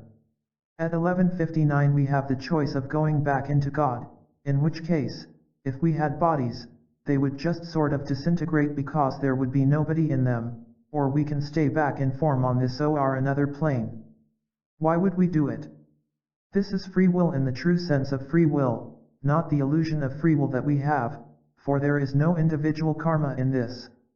The only reason a totally free being would choose to stay within the illusion is to relieve the suffering of all beings. This is the time when what's known as the Bodhisattva vow is taken. This is the only moment it's real. Up until then it's phony, it's our karma working out. The moment we choose to come back, we have to push against that force that is drawing us into merge. We are pushing against God. That is the sacrifice. The sacrifice that Christ made is not the crucifixion. The chance for a conscious being to leave his body is bliss. The sacrifice was leaving the Father in the first place and becoming the Son. Free beings, realized perfected beings, have that free choice. They are here only because of us, and I mean us, because otherwise we wouldn't meet them. Anybody they meet is by design part of what they're doing to relieve suffering. They are here only as instruments to bring through that non-clinging, non-attached truth, to create a mirror against which we can see where we're holding our secret stash of stuff that is keeping us from being perfected also. These are the beings that bestow the grace. They are the gods and goddesses and gurus on all planes. We all have one of these helpers specifically designed for our karma, but most of us never meet them in this lifetime because we never reach out. Every night Buddha would look over all the realms, the Buddha fields, to see who was ready, who looked up, who was reaching, who is saying, I want to get out, who says, no me. Let me out. I'm ready, let's go. Not wanting to want, not phony wanting, but wanting. If we don't reach out, nothing happens. For whom is the despair deep enough? This game is designed so that within the illusion, where we think there is free will, we've got to reach for it. And we only reach for it when our karma allows us to reach for it. See the predicament? The only real free will there was in the whole clock was at 12 o'clock to 1 minute past 12, the free will to go against the system, and at 11:59 to go back into the system. Otherwise all of it was determined by law. Keep in mind the entire clock is in the realm of metaphor, or relative reality. At 12 o'clock we never were, nothing has happened, nobody is. To answer the question of why did it all begin, one of the answers is it never did. It's just a play of mind, just a play of mind. People who have come this far in this transmission are everywhere between 1 minute past 6 and 11:59, and because of the nature of our attachments, we can see only what we can see. We might be sitting next to an 11:59 air, and we wouldn't know it, because he doesn't have a sign on him, and the ones that do have signs on them usually aren't real, because they wrote them themselves. It might turn out that your Aunt Thelma was Buddha.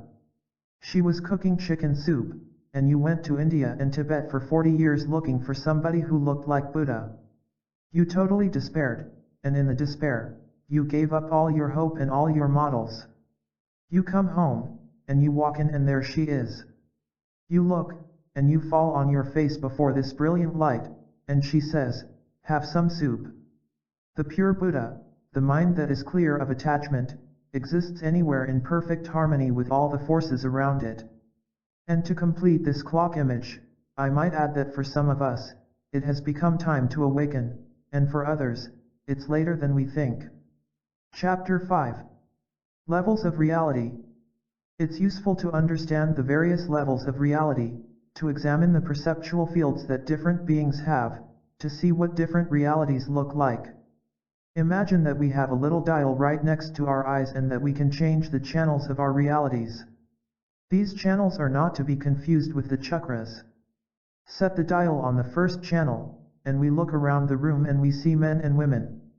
We see that some are tall and some are short and some are light and some are dark, some are beautiful and some are not beautiful, some are blonde and some are brunette, some are fat and some are thin, some turn us on and some don't. That's the physical reality. Somebody says, who was in the room? We say, well, there were about an even number of men and women. And they were mainly young between the ages of, if we were social scientists, we might say, there were so many endomorphs, so many ectomorphs, and so many mesomorphs. If we're in social action, we might say, there was a minority of blacks, there were so many Hispanics, and there were so many. If we were primarily sexually oriented within that domain, we would see everybody in one of three categories, either potentially makeable, a competitor with us for someone who is potentially makeable, or irrelevant. And that's a very dominant theme in the Playboy, Penthouse, We clientele, which involves a large percentage of this society. That's what's real for them, the rest is all trips.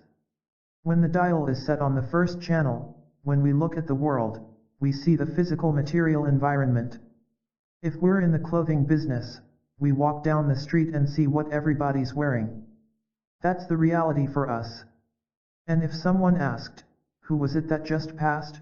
We'd say, I passed a gown from Bergdorf's, or shoes from Saks and a hat from Fillings that was on sale last week. Or if we're preoccupied with our bodies when we walk down the street, you know what we see? Everybody else's bodies. People who are busy being short are preoccupied with how tall everyone is. People who don't like their noses notice everybody else's noses. Flip to the second channel, and we're in the psychological domain. If we were very technical people, we would now look at everybody in terms of the Minnesota Multiphasic Personality Inventory or the Rorschach ink blot test. We are now looking at happy, sad, achievers, anxious neurotics, manic depressives, enthusiasts, spiritual seekers, eager, depressed, hardy, happy, sad, lucky, a whole lot of psychological attributes.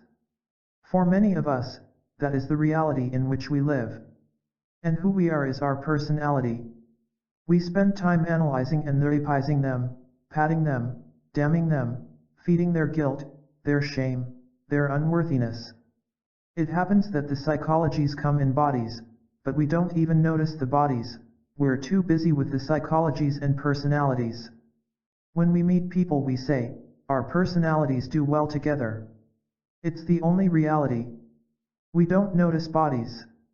We don't look up, we don't look down. We're all psychology. That's the personality level. Then there's another channel. Flick. Now the world is 12 categories and their various permutations. There's a Leo, there's an Aries. I know you're a Sagittarius. I can tell by the way you walk. We've now done an astral fix, a new game of individual differences.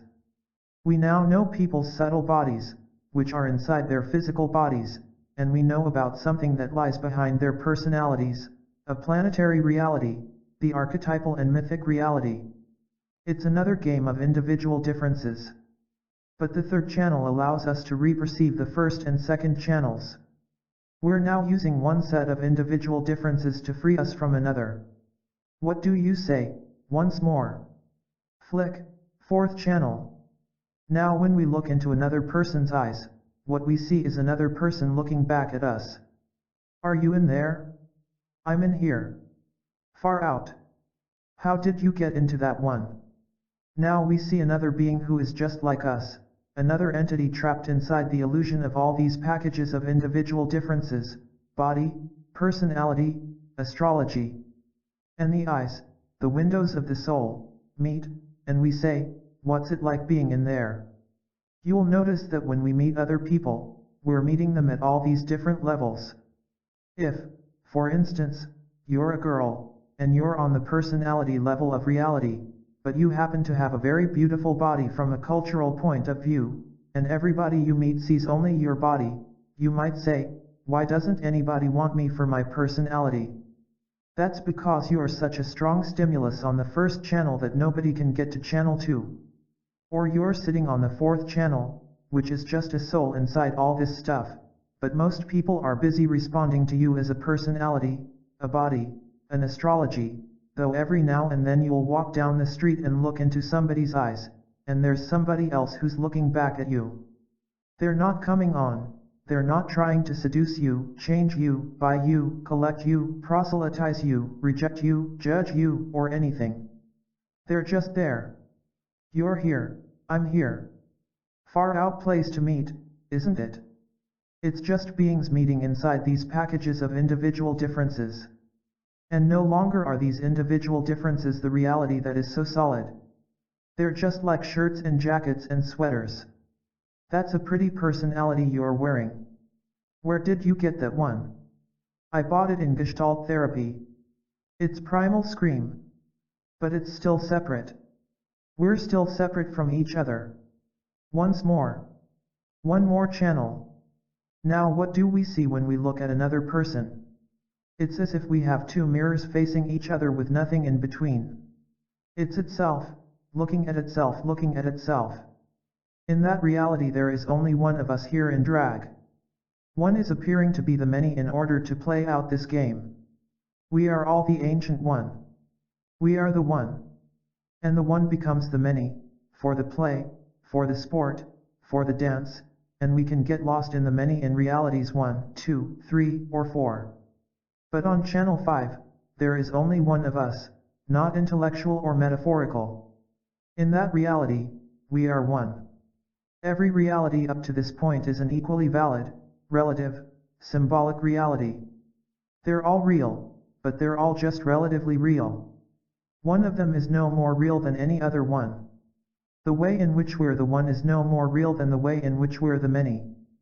Flick to the next channel and what happens is that everything out there disappears, and we disappear, and there's nobody looking at anything. The whole television disappears. It all goes back into the void from whence it came. It returns to the formless, to that which lies behind the one. It is what God is, not the concept of God, but God itself. In Buddhism, it is Nirvana. In Hinduism, it is Brahma. In Taoism, it is the eternal Tao. It is the Aum, the unmanifest universe. It is why the Hebrews write God is God, because it isn't speakable, it is the unspeakable source of it all. On this sixth channel, the whole subject-object universe dissolves. And it all just is, but without form. Because in order to know form, we have to be separate from it. To enter into the formless that lies beyond the form, out of which the form comes, and back into which it returns, is to touch upon the reality out of which all relative realities arise. As we enter into the realm of Channel 6, the last moment of recognition of any kind of self-consciousness is the realization that all of Channels 1 through 5 were creations of mind. A liberated being is a being who is free to be in, but not attached to, any of the realities. It is a being who can enter into the ocean of Channel 6 and yet return into form. This is a being who has all of the channels available at once, though he or she may attend to them somewhat sequentially. Each one of those channels is a reality. But when we're totally in one of those, it is our absolute reality. You're somebody sitting here reading this book, that's a reality. But is that any more or less real than the reality that there is only one of us reading? It's just a different level of reality, a different flick of the dial. Part of the process of awakening that we're going through is the recognition that the realities that we thought were absolute are only relative. Since, as we flip the dial, we go toward more and more energy, and more fineness of vibration, when we meet a new reality, we experience an intensity that makes us think that the new reality is more real than the old reality. We are living simultaneously on a number of levels, living out the karma of our separateness on plane after plane after plane. But we, as self-conscious entities, are identified at any one moment most likely with only one of those planes. Thus, to define ourselves as being within any one plane of this baklava is to impose a limiting condition, and we are then less than free. Even to consider channels 1 through 5 as real is just an imposition of the intellect, describing structures. The intellect goes up only a few levels, and then it becomes a limiting system. When we go back about 3 or 4 planes, there are no time or space dimensions. Past, present, future, here and there, are all here. The Buddha looked back over his last 99,000 incarnations, just like that, and saw them all clearly and simultaneously, because he did not have to be limited by his linear mind. Part of the key to acknowledging our other identities, then, is the process of allowing other kinds of knowing to be real for us, other than the ways we know through our 5 senses and our thinking minds. Sometimes we call it using the intuitive mind. Heinlein, in Stranger in a Strange Land, called it Grok King. Now, the fact that we were born into this plane, which exists in this place at this moment, means that we were born into channels 1 and 2, though we also exist on channels 3, 4, 5, and 6. Most of the people around us who we have grown up with take channels 1 and 2 as absolute reality. Thus when we go into channels 3, 4, 5, and 6, they say, "Get real. Get your feet back on the ground. Come back to reality." People who acknowledge channels 3, 4, 5, and 6 are often treated as psychotic. You have flipped out of conventional reality. For someone who sees through the game of relative realities, the clinging to any reality at all as the reality is really the definition of insanity. I once visited my brother in a mental hospital. I sat in a room with him and his psychiatrist. He thought he was Christ, and the psychiatrist thought he was a psychiatrist, and each of them was convinced that the other one was insane. Most of the experiences that we have sought in our lives have been attempts to enter the universal oneness of Channel 5, total orgasm, the moment in which there is no longer somebody having sex with somebody, when it's merely the universe happening. That moment of perfect flow, in which all separateness has disappeared, is the moment when we are home again, when we know where we belong, when we have returned into the one, when all of the tension that is created by the separateness has, for a moment, dissipated. Most of us know that at the moment of orgasm, all of our neuroses are irrelevant, not the moment before or the moment after, but for that exact moment. For somebody who is capable of living in Channel 5, that moment of orgasm, of total merging with the one, is a reality all the time. In order to be open to this merging, many of us who have smoked pot or taken acid, or had other vehicles for overriding our programs, know that we can set aside our programs for a moment and enter into the higher channels, but after a while, we come down, and, as a result, we get very frustrated. What brings us down is our attachment to the models or programs about who we think we are and how we think the world is, these habits of mind. Many of us are getting to the point in our spiritual journey where we are no longer trying to get high, for we know how to do that. We are trying to be. And being includes everything. We now recognize that if there is anything at all that can bring us down, anything, our house is built upon sand, and there is fear. And where there is fear, we aren't free. Thus we become motivated to confront the places in ourselves that bring us down, not only to confront them, but to create situations in which to bring them forth. That's quite a turnaround from a mentality that says, I just want to get high. This new mentality says, I want to get done, I want to be liberated in this very birth.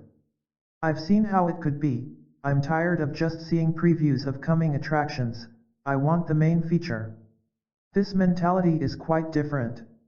Now, when there is depression, instead of running and hiding from the depression and trying to grab the next high, we turn around and we look at the depression as though we were looking the devil in the eye, and we say to the depression, come on, depression.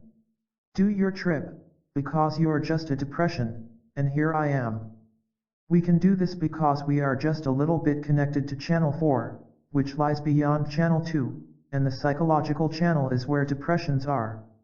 To a being living on the 4th channel, what do you suppose sexual anxieties are all about? Was I good? Was it enough? Did I satisfy her or him? Will it happen too soon? Can I get it up? Should I fake it? Am I frigid? Will it be real? Those worries are on the 1st and 2nd channels. They're not real, but how different it would feel if our identities were rooted in Channel 4, if we were able to say, I am a soul that has taken incarnation in a body that has this particular sexual habit.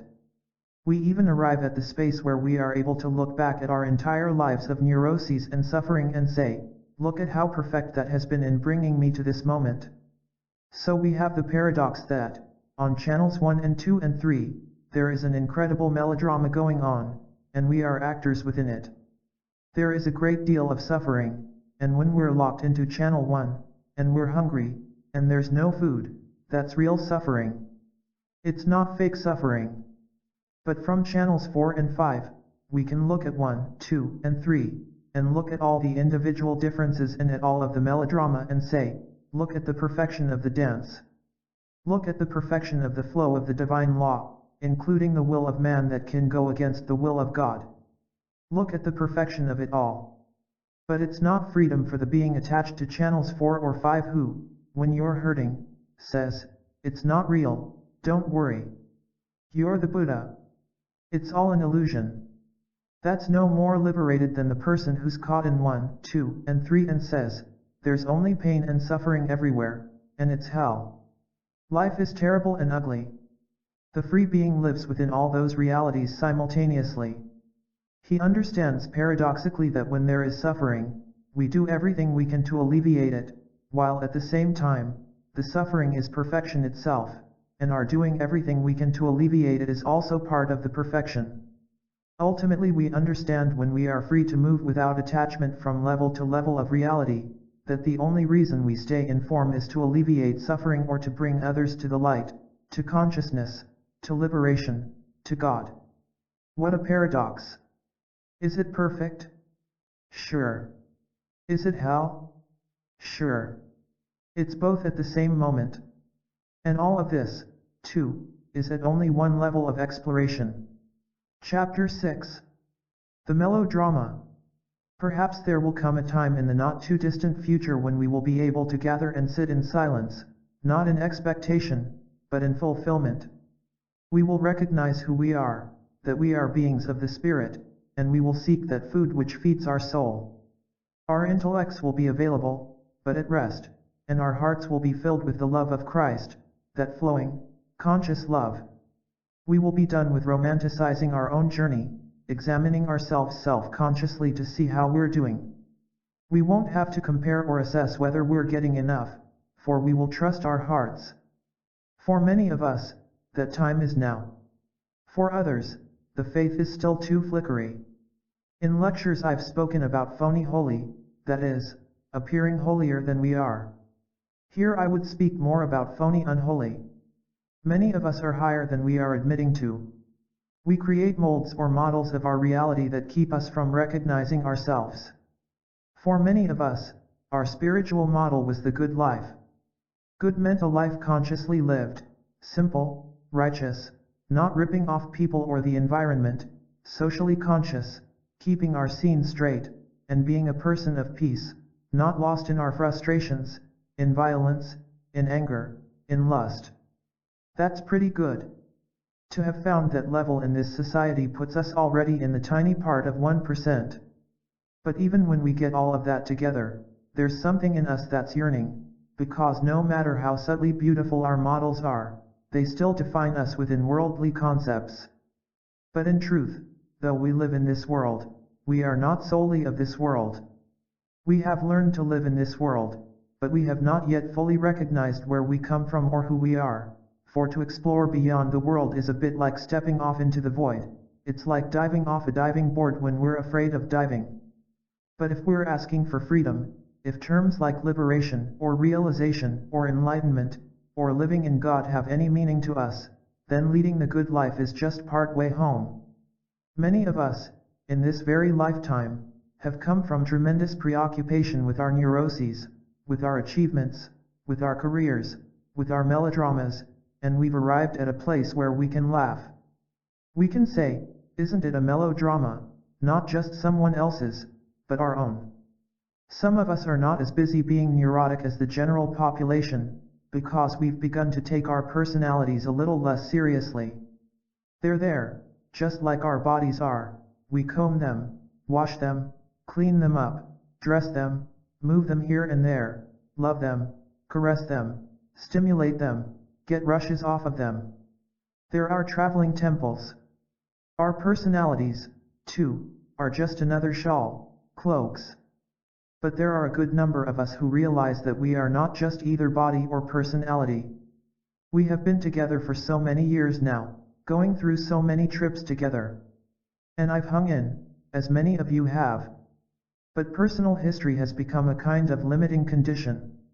Now I'd rather just talk about how it is when you are free to play with God for the rest of your life. But still some things need to be said. I'd like to just play out the history a little bit. In 1970, I had been back from India about 3 years. Be Here Now was just about to come out, and I was pretty freaked by how much I was lost in the world. I went running back to my guru in India. When I arrived there, he asked me, "What are you doing here?" And I said, "Well, I'm not pure enough to do whatever it is I am supposed to be doing. I don't even know what it is, but I'm not pure enough to do it." He hit me on the head, pulled my beard, and said, "You will be." For a year and a month, I followed him around India, and every time I'd go to see him, he'd throw me out.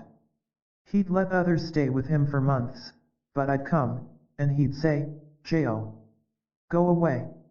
Go to Delhi. Go here, go there." I had many adventures, and each time I'd come back, and I'd say, "Maharaj-ji, you promised you'd make me pure enough." And he'd just laugh or say, "You will be." Finally, I was being thrown out of India by the Indian government because of visa problems. Let me explain that when I got to India that time, Maharaj-ji said, "How long do you want to stay?" I said, "I don't know. I want to stay forever." Which wasn't true, you can only take so much dysentery, but I thought I should say it. And he said, "How about March?" This was February. I said, "You mean a month?" Maharaj-ji said, "All right, a year from March." So it just turned out that it was exactly a year from March when the Indian government threw me out. Now, you can see no obvious cause and effect between Maharaj-ji's prediction and the action of the Indian government, but once you've begun to see how the game works, you wouldn't trust anybody as far as you could throw them. You don't know who works for whom anymore. It isn't even done on this plane, that's what's so bizarre about it. As the Indian government was about to throw me out, I said, "Maharaj-ji, you promised." I assumed that when I was pure enough, I would feel pure. I didn't know what it was going to feel like, but I knew it would feel different than the way I was feeling. So he said, "Here, eat this mango." Well, I've read a lot of holy books, so I figured, this is the mango. I took it into the bathroom so I wouldn't have to share it with anybody. I didn't know whether to plant the seed so that I could have more, or whether this would be enough. I ate the mango, and nothing happened. It was just a good mango. Then I was leaving for America, and he said, I would never let Ram Dass do anything wrong in America. I figured, okay, I'll hold him to it. So I came back to America and started to do my thing some more. And slowly the pulls of the world started to get at me. It had been easy to be very focused on God sitting in a temple in India. Particularly that year. There had been a fire ceremony. At the end of the 9-day ceremony, you take whatever you want to get rid of, put it in a coconut, and throw it into the fire. I wanted to get rid of my lust. After all, I was 40 years old at that point, enough, already. It had been my total preoccupation for 30 years. If I hadn't had enough by then, there obviously wasn't enough, so I decided to give it up. So I gave it to the fire. The next day was the Ram Lila. They were going to burn a huge straw effigy of Ravana. Ravana's the bad guy in the Ramayana. He was a huge ego and had 10 heads, all filled with desire. You could throw into the effigy whatever within you was Ravana-like. I figured, well, I'll be doubly safe and throw my lust into Ravana. They took the torch, and they lit Ravana. He was sitting on a huge chair, and they lit him right between the legs. Very symbolic. It turned out it was Yom Kippur that night, so to be triply certain, I covered that base too. For 3 months, it seemed to have worked. But then I was sitting on a double-decker bus in London, and I noticed my eyes looking down at the sidewalk, following an attractive being down the street. And I thought, oh, here we go again. So it was that I returned to the West, ready again to be a spiritual teacher. I was planning to return to India again in 2 years. That would have been in 1974, but Maharaj-ji died before that. Now, when Maharaj-ji dropped his body, my intellect said to me, where could he go? Because sometimes in the past I would sit with him, and I would see that physical body, and then I would quiet down in meditation, and I would feel his presence on another plane. And then I would shatter that one and meet him on yet another plane. My body would start to shake with Shakti, from the amount of energy coming from these different planes. I would move through plane after plane of meeting him in different ways.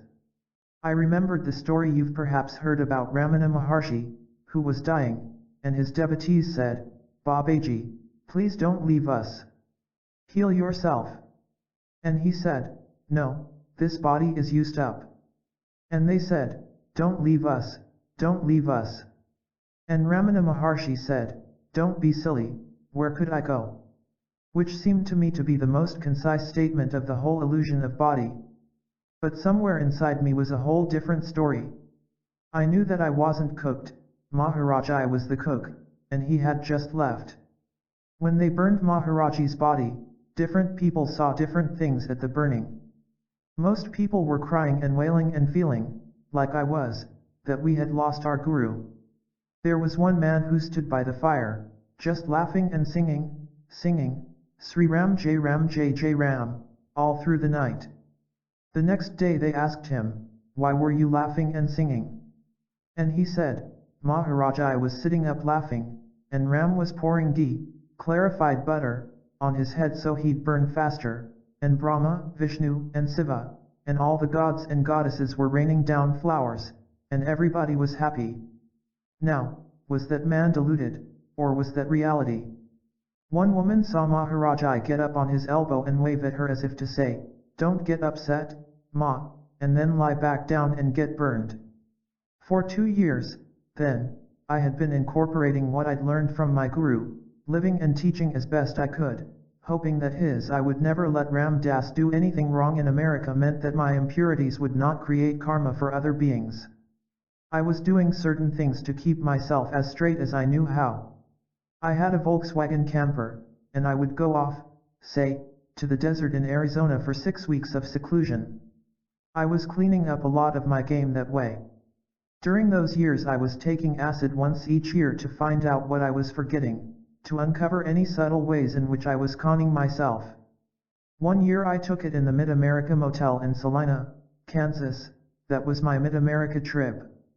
Although I continually felt Maharaj-ji's presence, I still wanted to experience it even more strongly, because he is my way, and I wanted to get on with it. In the summer of 1974, I was at Naropa Institute teaching a course on the Bhagavad Gita, a course for which I felt Maharaj-ji was giving his blessings. At Naropa, I was part of a whole other scene, because Trungpa represented a different lineage. I found myself floundering a little bit because my own path was so amorphous compared to the tightness of the Tibetan tradition. Trungpa and I did a few television shows together. We did one about lineages, and I felt bankrupt. I had Maharaj-ji's transmission of love and service, but I knew nothing about his history.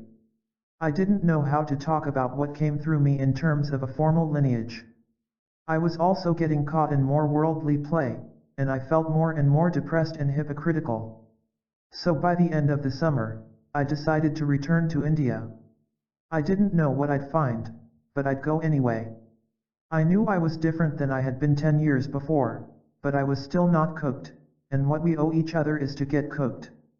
Driving east, I stopped overnight in Pennsylvania at a motel where I was planning to watch the House Judiciary Committee hearings on television, but a storm put out the electricity. It was too early to go to sleep, so there was nothing left to do but meditate. After about 15 or 20 minutes, Maharaj-ji came to me in a vision. He looked just as he had always looked. He laughed and spoke to me. It's interesting, he spoke only Hindi, and my Hindi was very bad. In India there was always somebody translating. But on these other levels, the transmission is in thought forms, and then it comes out in whatever language you think in. So he said to me, in very good English, "You don't have to go to India. Your teachings will be right here." It was so vivid, and so real that at that precise moment, I decided not to go to India. I decided to go to New Hampshire, meditate a month or so in a cabin, clean out my head, and see what would happen next. On the following day, passing through New York City, I called Hilda Charlton to say hello. She told me there was a woman in Brooklyn I should meet. When I resisted because I wanted to be alone, she told me that this woman said that my guru was sitting in her basement. Of course I decided to stay one more night, and the next day I went with Hilda to see this lady named Joya. We went down into the basement of her home, and there she was, sitting in what Hilda said was samadhi. And I checked. I could find no breath or pulse. She was like a rock. She was a very unusual looking woman. She had long false eyelashes, heavy mascara, and a low-cut dress. Maharaj-ji was an old man in a blanket, but after all, I'd given up having models about what packages the next message is supposed to come in. Finally she came down, looked at me, and said, "What the fuck do you want?" Hilda said, "Oh, dear, this is Ram Dass," which didn't seem to make any impression on this lady at all. She said, "I don't care who the hell he is. Does that old man over there belong to you?" I looked, and there was a blanket with nothing on it. So I said, "I don't know." She said, "He's bugging me. Get him the hell out of here." Then her consciousness shifted just a bit, and she went into a very light trance, and suddenly Maharaj-ji seemed to be speaking to me through her.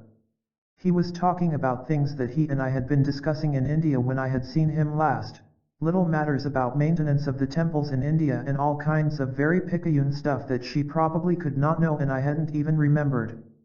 She came back from that plane, but, as she explained, she was not conversant across planes, so she didn't know what had just happened. And I was pleased, because this experience, following so closely the vision in the Pennsylvania motel, seemed the answer to my prayers. A few months later, I moved to New York City, where, for 15 months, I studied intensively with Joya. The teachings had a bizarre intensity that it is difficult to convey. From 5 a.m. until 1 or 2 a.m. each day, it was like being caught in a tornado or tossed in a giant clothes dryer. One had to either get out or give up. Surrender was ordained an absolute necessity to experience the higher teachings of this quite unusual teacher. Surrender and devotion were methods I had opened my heart to through the teachings of my guru, so this process was just a deeper letting go, a letting go of even my resistance to much of what seemed to go against common sense. At this time I also received ghastly reports from various of Joya's closest followers that my resistance was causing Joya bleeding and intense psychic pain. There was no alternative but to suspend all judgment and surrender into these teachings, to simply allow the teaching to come through and burn away all my preconceptions of what a teacher should be or how a teaching should be conveyed. And I let go into what I deeply believed to be a pure transmission. And as I surrendered ever more deeply to those teachings, I stated publicly that, as Joya had professed, she was an enlightened being, a statement that I came to regret. The intensity of the confrontation, often 20 hours a day, forced my subtle ego defenses to the surface. And Joya, in a Kali-esque way, pounced on these impurities and magnified them until I had to let go or get out.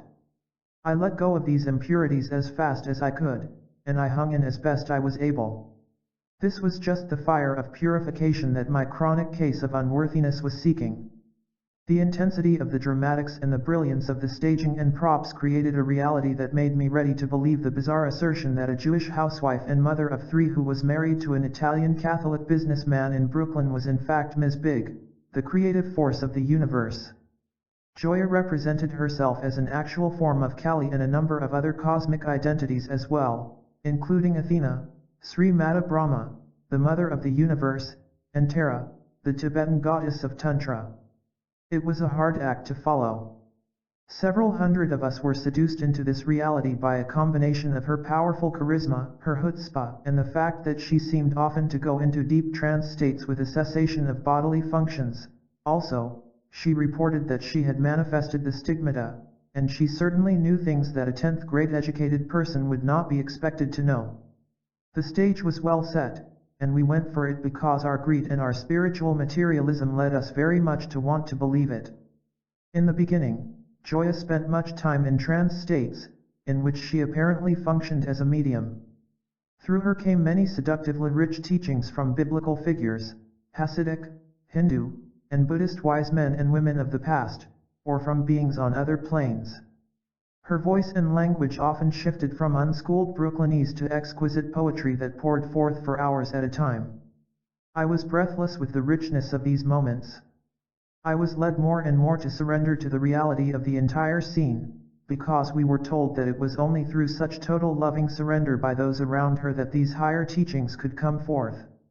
She told me that some of my teachers at that time were such august spiritual figures as Jethro, Moses's father-in-law, Padmasambhava, and Lao Tzu, as well as Ramakrishna, Christ, Mary, Nityananda, an early Kabbalah teacher, Kali, and Durga. Having never been around people in trance states, this whole scene really astounded me.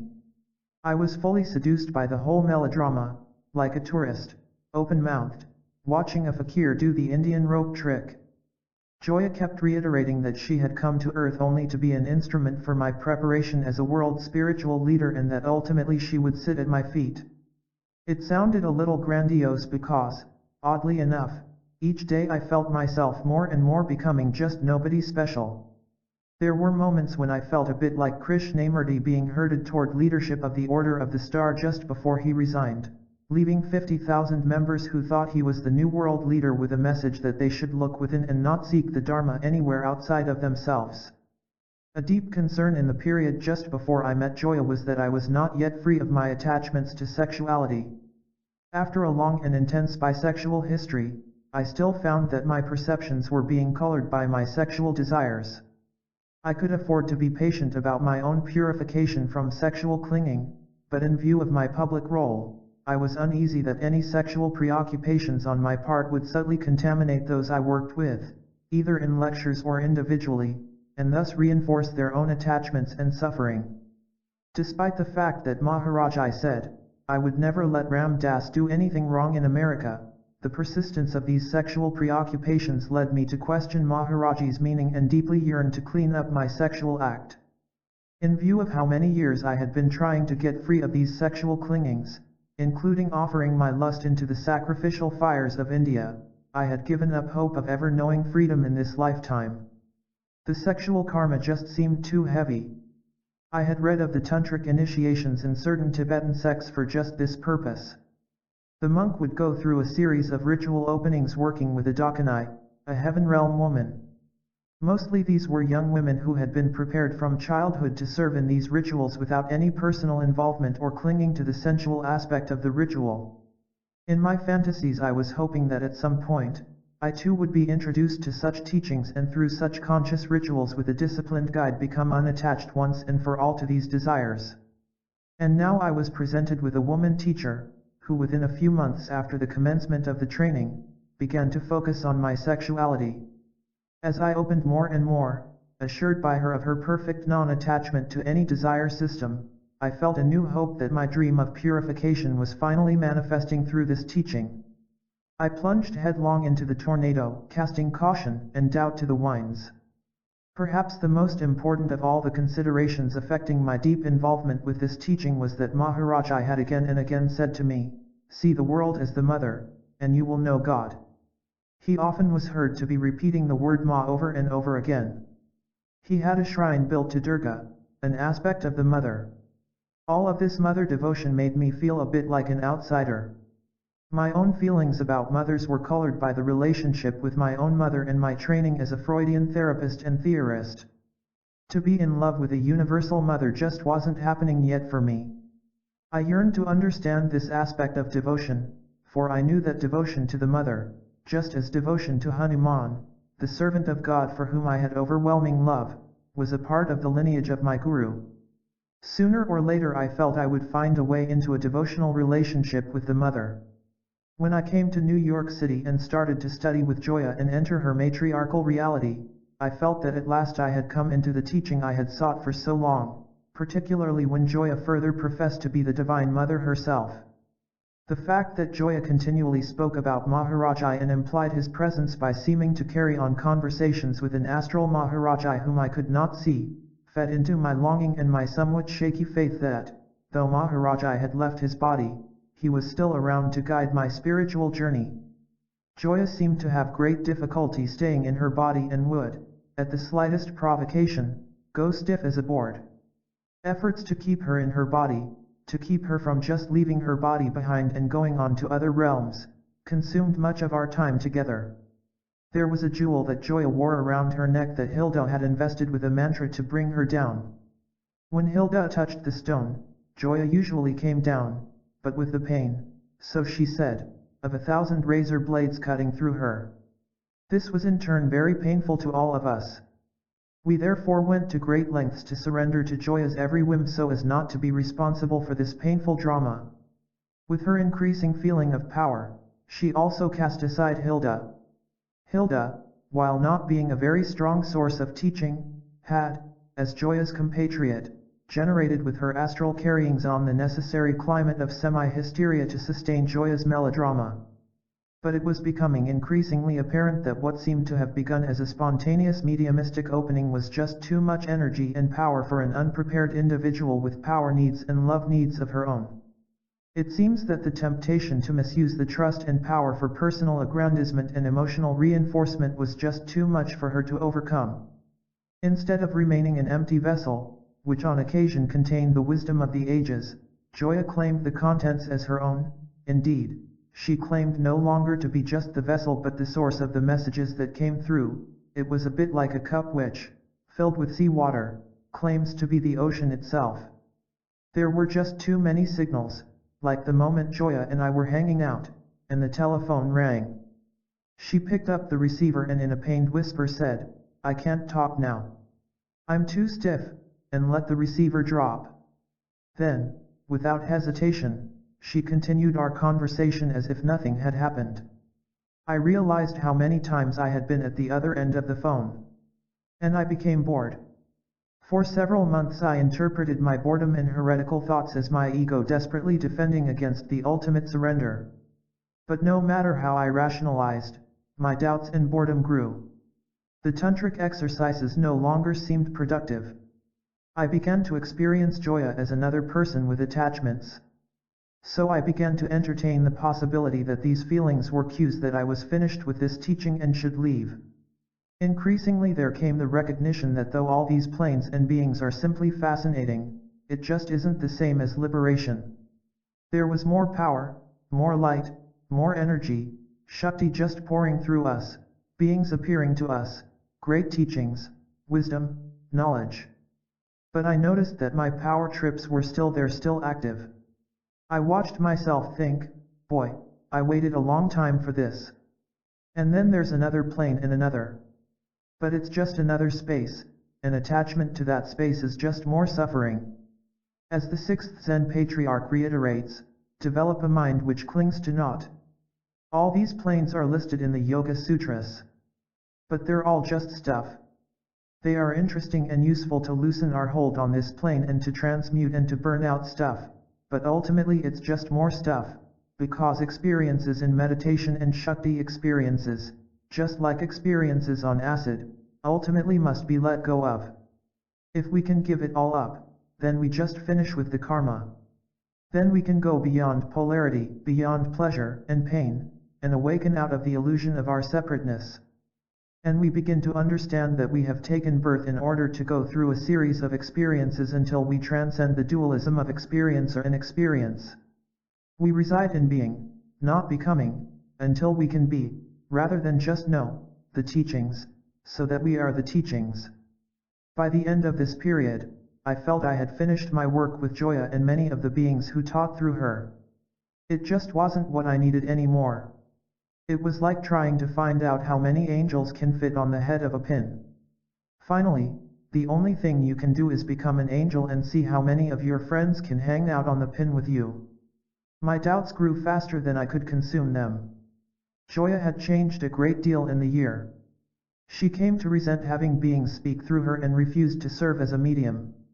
Thus, while she still had great Shakti and charisma, her lectures became merely the reflections of the culture in which she had grown up, sprinkled with spiritual homilies.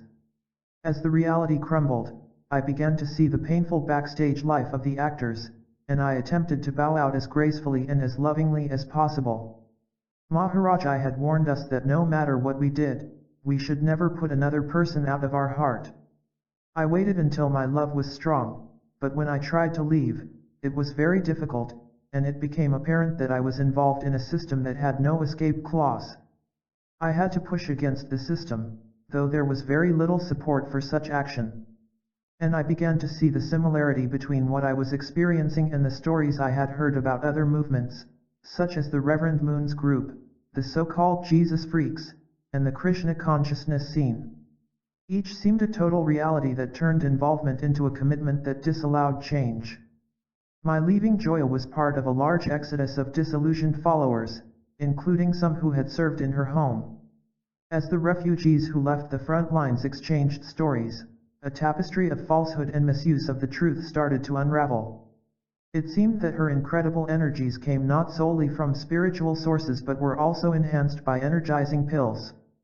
Her closest confidants now confessed many times they were ordered to call me to report terrible crises they knew to be untrue.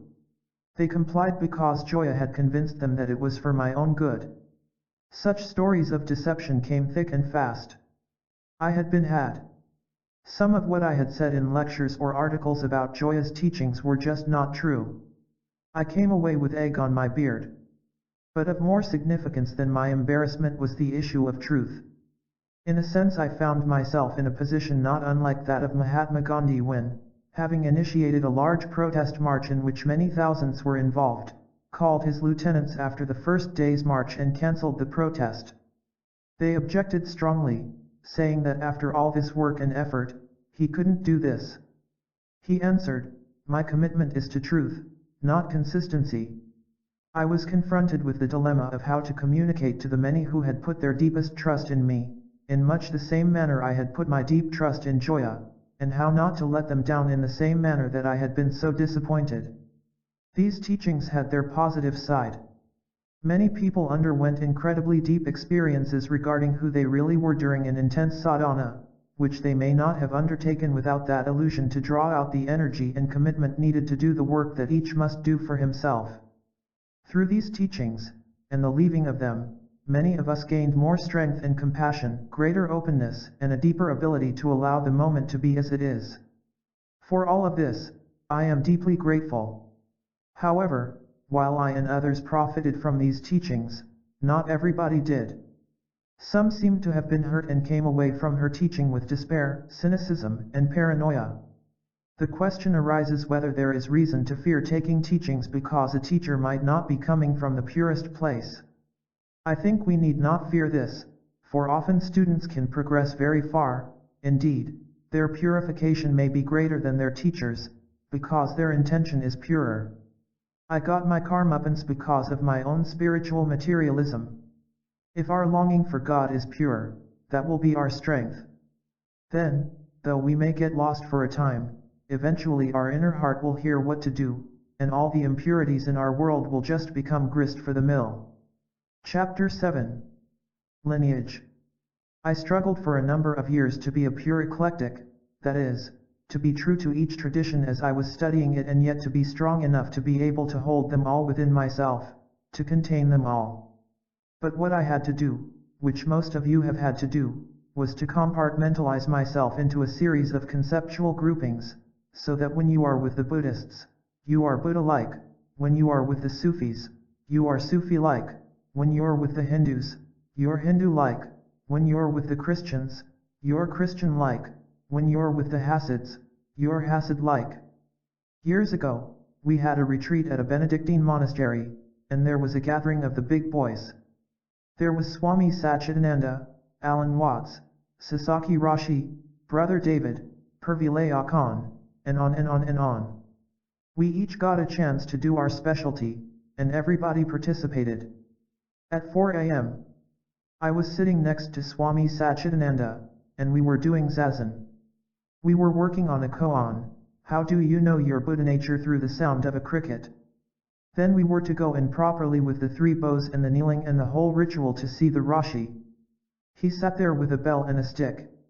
It was the first time I had done this. So all the time we were sitting there being empty I was, of course, planning my answer, because I didn't want to make a fool of myself. This was a heavy league to be playing in, you know. So, how do you know your Buddha nature through the sound of a cricket? I thought and thought and thought and finally hit on one that I thought would be perfectly appropriate. I came in and Sasaki Roshi said, "Ah, doctor, how do you know your Buddha nature through the sound of a cricket?" I cupped my hand to my ear like Milarepa listening to the sounds of the universe. I figured I'm a Jewish Hindu in a Catholic monastery, so I'll give him a Tibetan answer to a Japanese koan. I was really just delighted with my own cuteness. And he looked at me and rang his bell and said, 60%. And at that moment, he absolutely had me. He caught me perfectly in my middle-class achievement-oriented identity. We both laughed. Those moments of connectedness, such as with Sasaki Rashi, on more than one plane simultaneously are very precious, when we meet another human being both in form and out of form, when we are dancing with them and yet we are free of attachment to the roles in the dance. I had a moment like that with Swami Mutananda when he gave me a mantra, and in an inner room of his temple, the mantra took me up to an astral plane, where I met him again. I looked into his eyes. And when I did, I started to go up and to fly. As I was flying, I started to lose my balance and went to straighten myself out and was immediately brought back to the cave in his temple in which I was meditating. I came staggering out of the cave, just having returned to earth, and met him out in the hallway, and he said to me through his interpreter, "How did you like flying?" He looked at me with a twinkle, which was the twinkle of you and I just met there. And yet we're here, and we're together at all of these places simultaneously. There was that delight, the delight of that moment. Alan Watts was a person very much into that space of sharing two planes simultaneously, of that kind of delight, as was Carl Jung, it seemed, who would go up and out into these other realms, these other planes of reality.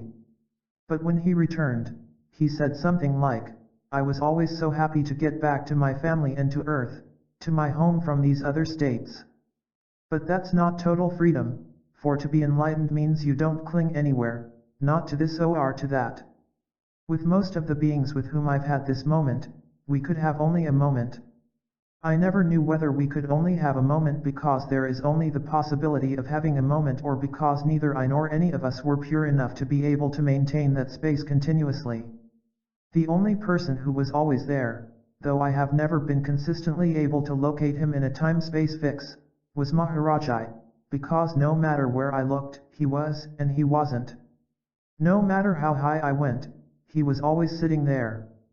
No matter where I go, I feel him always present. Now, that could be an opening of my heart specifically to him. Or it could be something else, something about him and his own freedom. At the beginning of the journey, we are very eclectic.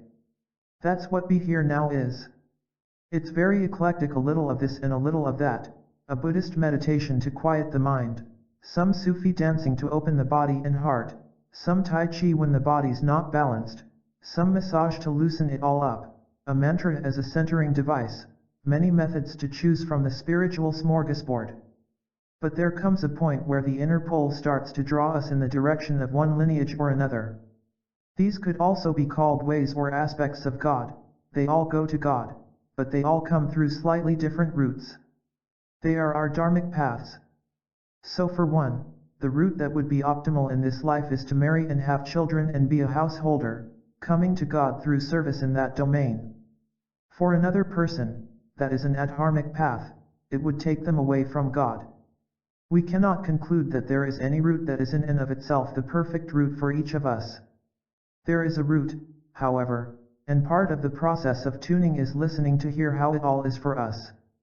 And what we tune to, ultimately, is the vehicle through which we can sufficiently surrender. An example of a particular lineage is worship of the Mother. You can see the entire universe of forms, all form, as the Mother. We are all part of the Mother. The Mother has many faces, the Virgin Mary, Durga, Lakshmi, Kali. Some are wrathful, some are tender. Some of us are involved in seeing nature as the Mother, that is Mother Nature. But if we expand it outward, all forms become the Mother, and we end up with the interesting choice of either seeing the world as the Mother or covering the Mother with the world, that is we get caught in her illusion, or Maya, and we don't see the divinity that underlies the stuff of life. If we cover the Mother with the world, we get lost in the world, and a car is just a car, a television set is a television set, anger is anger, doubt is doubt, and a mother and a father are a mother and a father. If we see behind the world to the Mother, every experience that we have in this lifetime is another aspect or face or quality or tone or movement of the Mother, and, in this reality, we as seekers are relating to the universe as the mother, constantly learning to love, feed from, interact with, and finally merge with the mother. Kali is an aspect of the Divine Mother, but what a mother to have. She's really gruesome. She scares the hell out of most of us. You know why she scares us? Because we want to hold on to who we think we are. She's the fire of purification. She's going to take every single solitary bit of our stash, and what will be left are just pure souls floating up into the One. The minute we're no longer attached to our separateness, to our individual differences, to having the universe the way we think it ought to be, suddenly we don't see the form of Kali. We look right through that One, and we see Durga, the golden goddess. Now, Kali will come after you if you ask her to. If you don't ask her, she won't bother you at all. But if you ask her, she'll confront you with all the uglies and then consume your reactions. But if you try to hold on to your reactions, then you're in for it. That's phony holy. If you, in truth, want to give them up, then say, "Here, Kali Ma, you take it." And how do we make an offering to Kali? The things that don't liberate us, we give up. What do we give up? Unworthiness. We don't need to analyze it, we just give it up. We give up guilt. Guilt isn't going to get us to God. We give up anger. It's not going to free us. Preoccupation with our own melodrama, we give up. Do we want to hold on to it, or do we want to get on with it? God waits patiently. We're the ones in a rush. We want to get on with it, so we give up what we cling to. It's very simple. That's when Maharaj-ji said to me, "Ram Das, you're angry." And I answered simply, "Yes." I was very righteously angry. And he said, "Give it up." I hesitated, saying, "But," and he said again, "Just give it up." He looked at me, and I saw who I would be when I had given it up. And it was beautiful. At first, when we have just started the spiritual journey, every time we are confronted with all the things we're afraid of, disasters or accidents, or we get mugged or we get raped or we lose our job or something awful happens, we say, "Oh, get away from me. I want happiness. I want pleasure." I didn't know this was part of the bargain. But later on, as we become more conscious of where the journey is going, we say, "If this is what is coming down the pike, I'll work with it." That's the moment when we recognize that suffering can be seen as grace. And at that moment we become invulnerable, because what's anybody to do to us, the real us, anyway?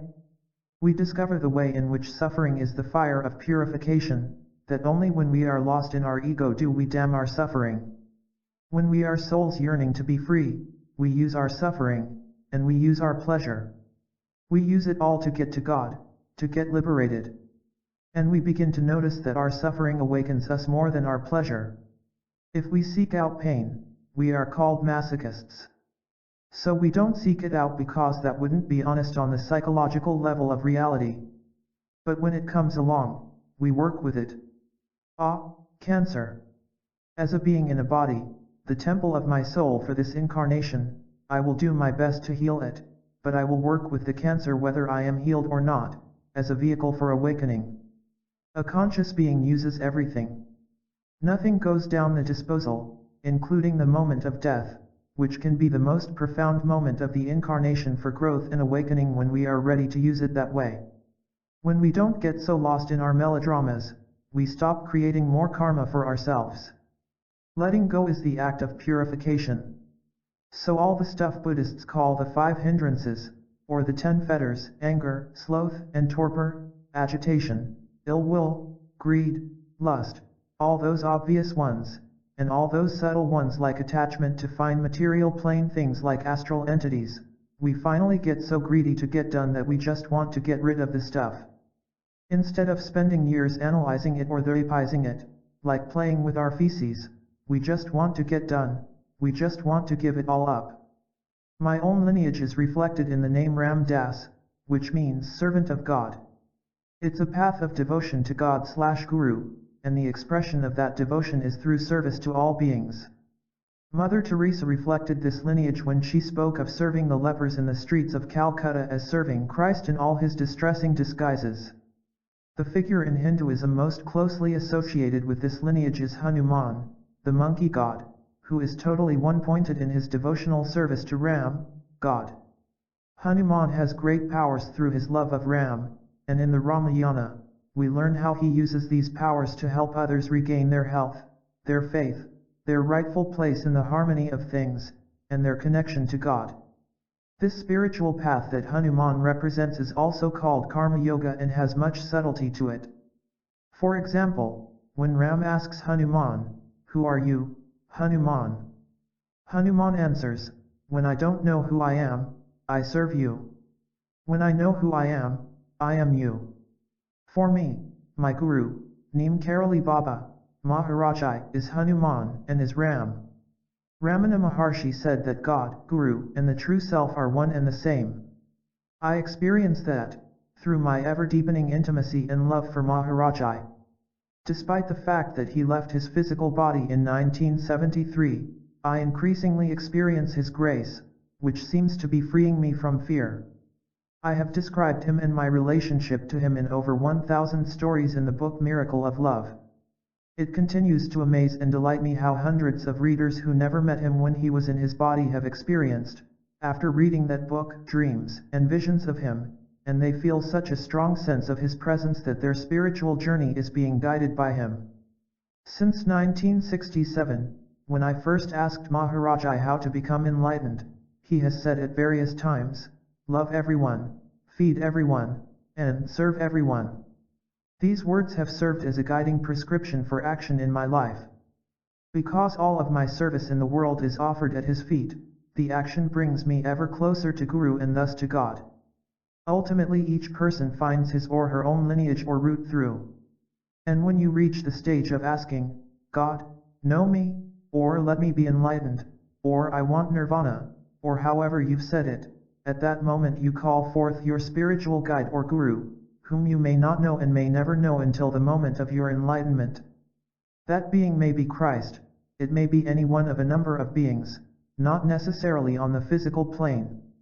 In fact, for most of us, our real Guru, our set Guru, is not on the physical plane. Our Guru will guide us, to the extent that we are asking purely, through one teaching after another. Some of those teachings will be in the form of teachers or situations or experiences. And when we trust that we are in relationship to our Guru, we will constantly learn how to ask our Guru inside, and listen, and tune to the awareness of the presence of our guide, and allow our Guru to guide us, and we will begin to see how each situation is being presented by our Guru to bring us home. Our Guru or guide represents a unique and specific lineage. Christ represents a lineage. Padme Samhava represents a lineage. Mohammed represents a lineage. Abraham represents a lineage. Maharaj-ji represents a lineage. Not all lineages are necessarily identified with any specific religion. Many of the highest beings have incarnated across time and across religions. Others have come down as a lineage within a religious tradition, like a line of tulkus in Tibetan Buddhism, or a line of gurus within Hinduism, rabbis within Judaism, monastic lines within Christianity. Just as Luke is different from John, is different from Paul, is different from Peter, so Milarepa is different from Tilipa. Yellow Cloud is different from Kachais in the Native American tradition. The different Zodiacs in the mystic tradition of Judaism each represent different lineages. We may ultimately make it through on a specific lineage. We may not have a guide in form, we might be Advait, meaning non-dualistic, the formless, which would attract us to perhaps Zen Buddhism or Jnana Yoga. Ultimately, we start to fall into a lineage, not because it's the hip thing to do, not because our intellect tells us it's interesting, not because it's a nice community and we like the way they dress, but because that way pulls us and it's our way through. As we tune to that lineage, our perception shifts, and we begin to notice changes in the figure/ground relationship. We notice teachers we never noticed before, we notice people to be with we never noticed before. The whole process starts to narrow in perceptually, and we start to go directly on what the Theosophists call a ray coming from God. Even working devotionally with the concept of God is a ray, because merging into God takes you beyond the concept of God. But to know that all ways lead to the end does not nullify the requirement that, sooner or later, we will have to make some sort of commitment or other. A process of surrender is required. And we go through the lineage. A lineage that is pure is one that catapults us ultimately out the other end. It isn't designed to make us followers of the lineage. It is designed to take us through itself and free us at the other end. A less pure teaching of a lineage traps us in the lineage, makes us a Buddhist or a Christian or a Hindu, not a free being, because when the people who lead do not have the full connection, they cling to the vehicle rather than to the truth toward which the vehicle is directed, and vehicles, institutions, corrode unless they are constantly fed by the living spirit.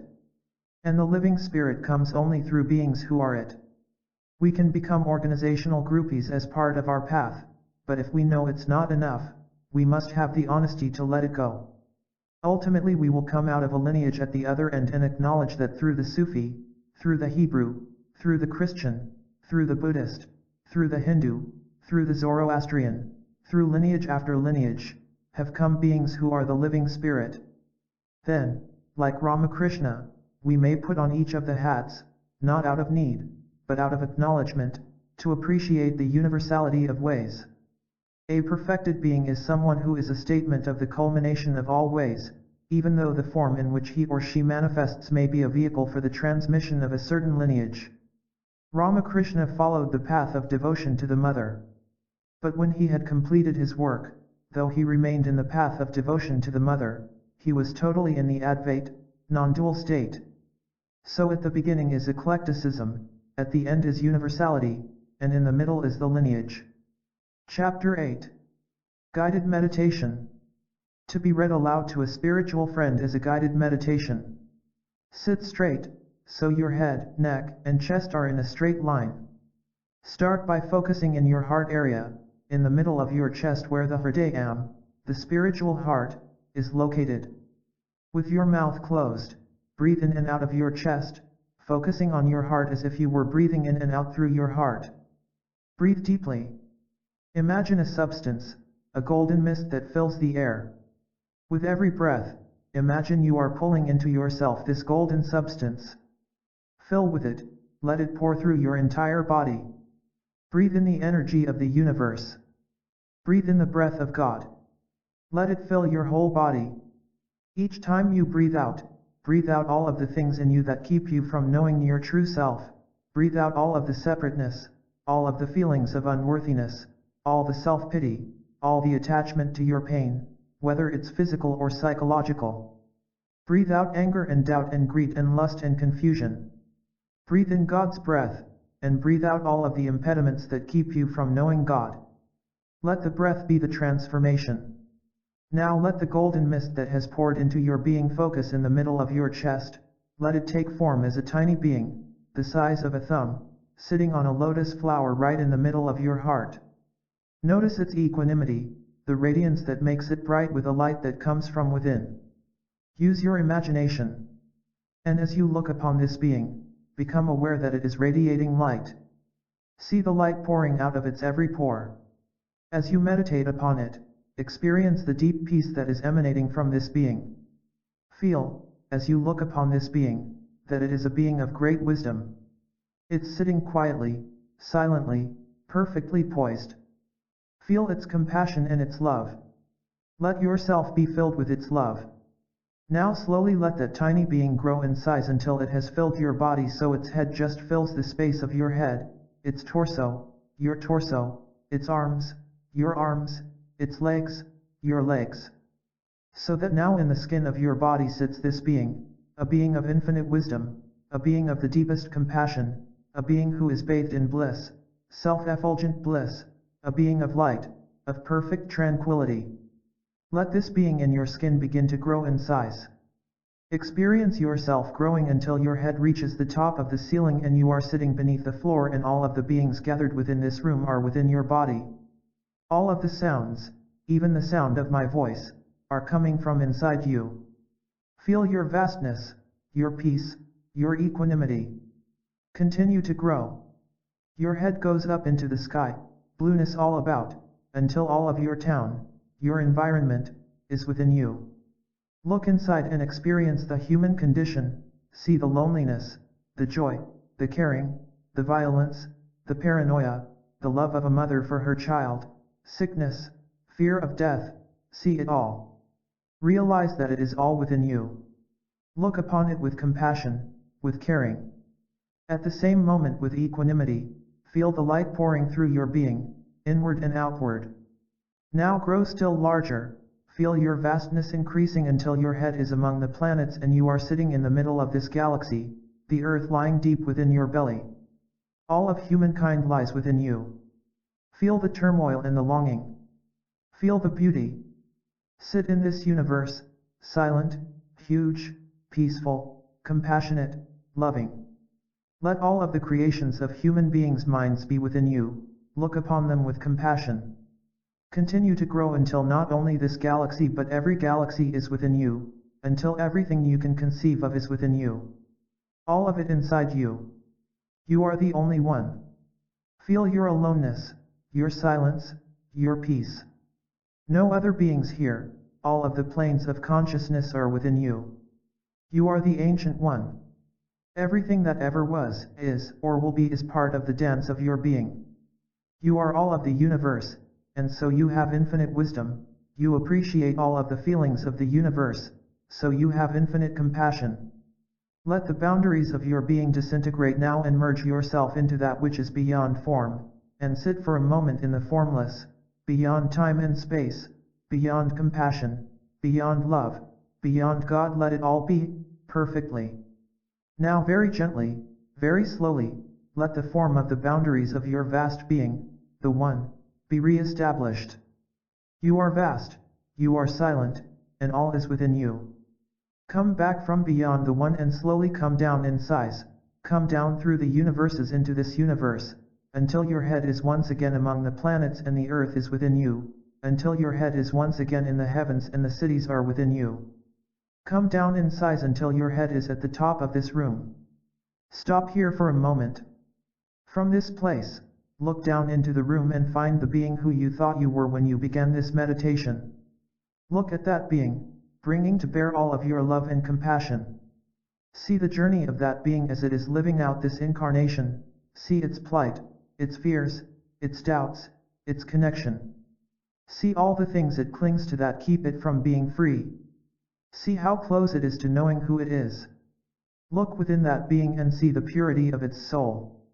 At this moment reach down from your vast height and very gently, very delicately, with your mind, place your hand very gently on the head of this being, and bestow upon it your blessing, a blessing that in this very life, it may fully know itself. At this moment you are that which blesses and that which is being blessed. Experience both simultaneously. Come down in size now until you are back into the body which you thought you were when you began. You are still flesh surrounding a being of radiance, of wisdom that comes from being that vast one, of the compassion that comes from being in tune with the truth, and of a love for all things. Feel the love and peace pouring out of you. Use the light that is coming through you now for transmitting that energy, that blessing, to all beings everywhere. Become a lighthouse and send peace and love to all those who suffer. Think of all the people for whom you have felt less than love. Look to their souls and surround them with light, with love, and peace at this moment. Let go of the anger and the judgment. And then send the light of love and peace out to people who are ill, who are lonely, who are afraid, who have lost their way. Share your blessings, because only when you give can you continue to receive.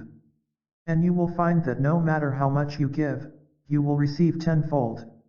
As you go on this spiritual journey, you must accept the responsibility to share what you receive, for that is part of the harmony of God, that you become an instrument for the manifestation of the will of God. Now let the radiant perfect being once again assume its diminutive form, the size of a thumb, sitting upon a lotus flower in your heart, in your spiritual heart in the middle of your chest, radiant with light, peaceful, immensely compassionate. This being is love, this being is wisdom. This is the inner guru, This is the being within you who always knows. This is the being whom you meet through your deeper and deeper intuition when you've gone beyond your mind. This is the being who is the flow of the universe, the tiny form of the entire universe that exists within you. At any time, you need only sit and quiet your mind and you will hear this being guiding you home. When you have finished the journey, you will have disappeared into this being, surrendered, merged, and then you will recognize that God, the Guru, and the Self are one. Chapter 9. Dying, an opportunity for awakening.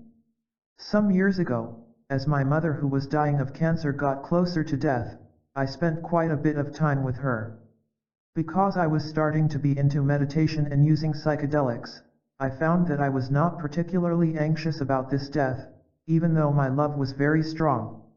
As I would sit in the hospital, often high on one chemical or another, I would watch the parade of people coming into my mother's room, the doctors, the nurses, my relatives, my father, all with a total bravado. "You are looking better today. Did you eat your soup? You'll be up and around in a few days. The doctor says there is a new medicine." Then they would go out in the hall and say, "She won't last a week." I saw that she was surrounded by a ring of complete, well-meaning hypocrisy, but all I would do was sit next to her very quietly and sometimes just hold her hand for long periods. One day in the darkening room about a week before she died, she said to me, I know I'm going to die. I wish I had jumped out a window when I had the strength to do it." Then she said, "There's nobody else I can talk to about it but you." Until then, she and I had never had a conversation about any of this. She said, "What do you think death is?" I said, "Well, I don't know, but when I look at you, it's like I see somebody I love, a very dear friend, inside a building that's burning. I see the building being destroyed, but somehow, as you and I talk, you and I are still here, and I have the suspicion that even though the body is being consumed by this illness, not much is going to happen." We stayed there in the silence together, just holding hands, for many hours. It may be relevant to relate two things about the funeral. For 44 years, my mother and father on their anniversary had exchanged, along with gifts, one red rose that was a token of their love for one another. At the temple the casket was covered with a blanket of roses. As the casket was wheeled out of the temple, it came by the first pew. In the first pew were seated my father, who at the time was a mid-60s, Boston Republican lawyer, ex-president of a railroad, and very conservative, my oldest brother, a stockbroker lawyer, my middle brother, also a lawyer, but one who was having spiritual experiences, me, and my sisters-in-law. As the coffin went by the first pew, one rose from the blanket of roses fell at the feet of my father. All of us in the pew looked at the rose. We all knew the story about the exchange of one rose, but of course nobody said anything. As we left the pew, my father picked up the rose and was holding it as we sat in the limousine. Finally, my brother said, "She sent you a last message," and everybody in the car at that moment agreed. Everybody said, "Yes." The emotions of the moment sanctioned an acceptance of a reality totally alien to at least 3 members of the group. Of course, then the question was, how would we preserve the rose? It turned out that my uncle knew someone who had a process where you could put a flower in a liquid and encase it in glass and it would last forever. So the rose was put in this container and placed on the mantelpiece as the final material hold on my mother. A few years later, after a proper period of mourning, my father took a new wife, a very lovely woman. The process of preservation of the rose, however, hadn't been quite perfected, and the color had gone out of the rose into the water, so now it was a ball full of brackish water in which there was a dead flower. There was my mother's message sitting there. It was put in the back of the garage in a cabinet for memorabilia that we can't bear to part with. I'm sure you all have a place like that. The other part was that I took LSD to go to the funeral, and it was quite interesting because I experienced Mother and me hanging out watching the whole scene. She didn't seem particularly upset, nor was I. The family was seated on one side, and the rest of the people on the other, so that they could watch the family mourn. I was at the end of the row. It was a sunny day, and there was golden light coming out of the casket. Mother and I were hanging out watching all the people who were thinking beautiful thoughts about her. I wanted to smile, but I realized that would be the final straw. Of course, he takes drugs. He smiles at his own mother's funeral. A smile is not currently an acceptable social response at the time of somebody's death. A few years later, prior to meeting Maharaj-ji, I visited the city of Benares, also called Varanasi or Kashi. It is a very sacred city in India. At the time, I knew nothing about Hindu religion or mythology. On the streets in Benares were beings who were just at the point of death. Many were lepers. They would sit in long lines with their begging bowls around the burning ghat. The burning ghat is a platform that goes out into the Ganges River, where all day and all night, one entire caste of people just keeps the fires going in which bodies are cremated. When a person dies in the vicinity, the body is brought through the streets on a stretcher wrapped in cloth, either carried by chanting men or put in a bicycle rickshaw. When the body is taken from the home, it is taken with the head toward the home and the feet toward the Ganges. The recitation on the way is, Ram Nam Satya Hai, Satya Bal, Satya Hai. God's name is truth. Halfway to the ghat, a ceremony is performed, and the body is turned around so that the head is toward the Ganges, because its home is now beyond form. Each of the nearly dead beggars on the streets had attached to his loincloth a little bag, which I learned contained enough money for the wood needed for his funeral pyre. At that time the poverty in India deeply frightened me. Their predicament seemed so horrendous to me that I could hardly bear it. 5 months following, when I returned to Benares after having lived in a temple and having begun to understand what Benares was about, I walked through the streets and saw an entirely different scene. Because, as it turns out, Benares is one of the most sacred cities in India, and to die in Benares is the highest desire of the truly spiritual Hindu. It assures liberation, it's a way in which you consciously go toward your death. When you are on your funeral pyre being burned, Shiva, one of the forms of God, whispers the name of Ram, another form of God, in your ear, and you are liberated. So these beings who before had looked so pathetic to me were the ones who had made it. Out of all the millions of people in India, these were the ones who had gotten to Benares, who were going to die in Benares and be liberated. When I looked at them with this knowledge, what I saw on their faces as they looked at me was pity. They were looking at me with pity because I was this foreigner who would probably never die in Benares. I was just caught on the wheel of illusion and suffering, going on and on, while they had made it. I did a complete about-face and began to see that Benares was a city of incredible joy, even though it held incredible physical suffering. So here I am in this old decaying body. It's the package in which I am functioning. I honor it. I take pretty good care of it.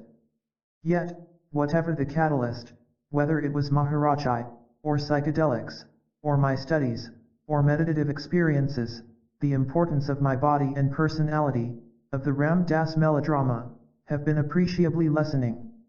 Simultaneously, my anxiety about death has concomitantly been dissipating, and this new perspective has allowed me to reflect upon death and to write about it. Of course, I was deeply influenced by studies of the Tibetan Book of the Dead, by Aldous Huxley's description of dying in the Book Island and by his death, and by my mother's death as well, but it was apparent that we needed new ways of looking at death.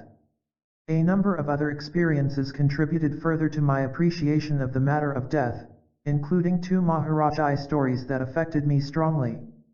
One day Maharaj-ji was walking with a devotee of many years, and Maharaj-ji suddenly looked up and said, "Ma just died." She lived in a distant city, and it was obvious he had seen this on another plane. Then he laughed and laughed. His devotee was shocked and called Maharaj-ji a butcher for laughing at the death of such a beautiful and pure woman. Maharaj-ji turned and said, "What would you have me do, act like one of the puppets?" Another time, as Maharaj-ji was sitting with a group of devotees, he suddenly looked around and said, "Somebody's coming," but nobody heard anyone.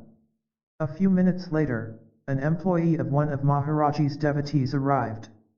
Before he could say anything, Maharaj-ji yelled, "Yes, I know he's dying, but I won't come." The man was shaken by these words because his employer had, just a few minutes before, suffered a severe heart attack and had sent this man running to fetch Maharaj-ji to his side. But no matter how the employee or others pressed Maharaj-ji, he refused to go. Finally Maharaj-ji took a banana and gave it to the employee and said, "Here, take this to him. He'll be all right." Of course the man rushed back with the banana, and the anxious family mashed it up and fed it to the sick man. Just as he finished the banana, he died. Here in America, Wavy Gravy called me one day and said, "There is a fellow dying who would be interested in visiting with you." I met the boy, who was in his 20s, extremely thin, dressed in Levi pants and jacket, and boots. I sat down with him and said, "I hear you are going to die soon." "Yeah," he replied. I asked him if he wanted to talk about it, and he said okay. We began to talk, and after about 20 minutes, when he went to light a cigarette, I noticed that his hand was shaking. It hadn't been before. Because of my own paranoia, I thought, "Oh, look what I'm doing. What right do I have to be coming on to him? He's the one who's dying." So I said to him, "Hey, I'm really sorry. I don't mean to upset you, I'll leave you alone. I didn't mean to bug you." He said, "Oh, no, you're not. I'm nervous because I'm so excited about being with you. I've been looking for the strength to die, and you are the first person I have been around who isn't making it worse by being freaked about it." He was giving me the legitimacy that I didn't have myself. He was saying, "It's okay to do what you're doing." So we started to hang out together, and at one point I rented a car, and we went for a ride on Highway 1 in Marin County, a very perilous highway along the coast. We stopped for gas, and he said, "Would you mind if I drive? It will probably be the last time." Now that's a pretty romantic image if you know how 23-year-olds are about driving, so I said, "Sure." He started to drive, but it very quickly became apparent that he was too weak to turn the steering wheel. We were only going about 20 miles an hour, but he would come around one of the curves where there was a 300-foot drop to the ocean, and I would hold the wheel and turn it, trying to do it unobtrusively so that there would be no social blunder. I didn't want to upset him. As if the situation weren't bad enough at that point, he tried to light a cigarette. I thought, he's not only going to go, but he's also going to take me with him. Then I saw that I had entered into a conspiracy. I was joining with him to make believe he was other than he was, in order to protect his image of himself as this young, virile, 23-year-old.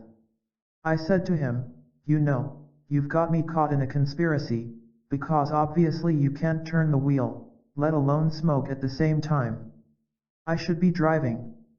We should be into where it is, not where we wish it were. This is the way it is now, let's get here." That remark began a new dialogue between us that got much more exciting, and we just lived in the present moment more and more. The only preparation for death, it turns out, is the moment-to-moment life process.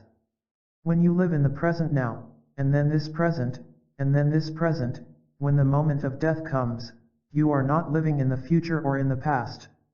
The freaky thing about death is the anticipatory fear of it.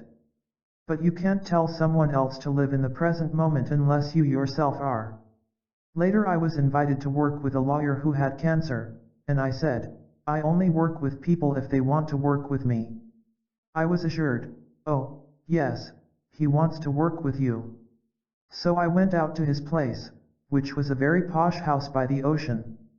He was sitting there surrounded by his family and friends, and they were all drinking. He was ruling the whole scene with an iron hand because he was the one who was dying. They offered me a drink, and I sat looking at the ocean for a bit. I heard hysteria in the conversation, the kind in which everyone is laughing too loudly. Finally, I turned to him and said, "I understand you are going to die soon." If he had not invited me to come to deal with death, I would have had no license to say such a thing. You can't go up to somebody and say, "I hear you're going to die."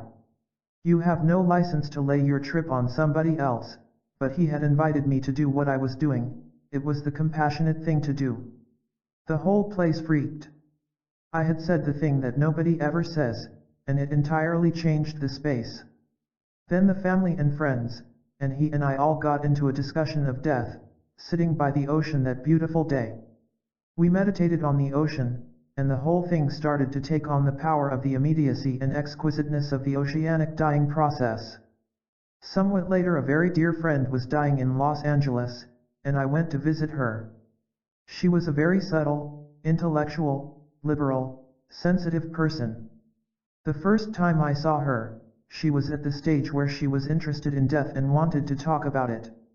As I talked, I could hear that intellectual place in her that had not had any experience with reincarnation saying, "I'll listen to it, but it's hogwash." I saw my words were just not doing it. The next time I went to visit her, she was so weak that all I could do was sit by her bedside. She was dying of cancer of the nervous system, and the pain was very severe in her lower abdomen and groin. While I was sitting there, she was literally writhing in pain, turning her head and rubbing her hands over her body. Her expression was one of intense pain. I was sitting next to her doing the Buddhist meditation on the decaying body. This is a formal meditation that one does on the stages of decay of the human body. I was just sitting there, wide open, not closing my eyes and going off to some other place, just staying with it, noticing the pain, noticing the whole thing, letting my emotions flow but not clinging, not holding, or getting into a judgment about it, just noticing the laws of the universe unfold, which is not easy to do with death, because of our emotional attachment, especially with someone we personally love. As I sat there watching the pain and suffering, I started to experience a great, deep calm. The room became luminous. And at that moment, right in the midst of her writhing, she turned to me and whispered, "I feel so peaceful." Though her body was writhing with pain, in this meditative environment, she had been able to move beyond the pain and experience deep peace. I, or we, had created this vibrational space that we could be in together. She and I wouldn't have preferred to be in any other place in the universe at that moment. It was bliss. At a seminar on death and dying guided by Elizabeth Kubler-Ross, a 28-year-old nurse and mother of 4 was dying of cancer. She had been through 11 operations, and she asked those of us in attendance, "How would you feel if you came into a hospital room to visit a 28-year-old mother dying of cancer?"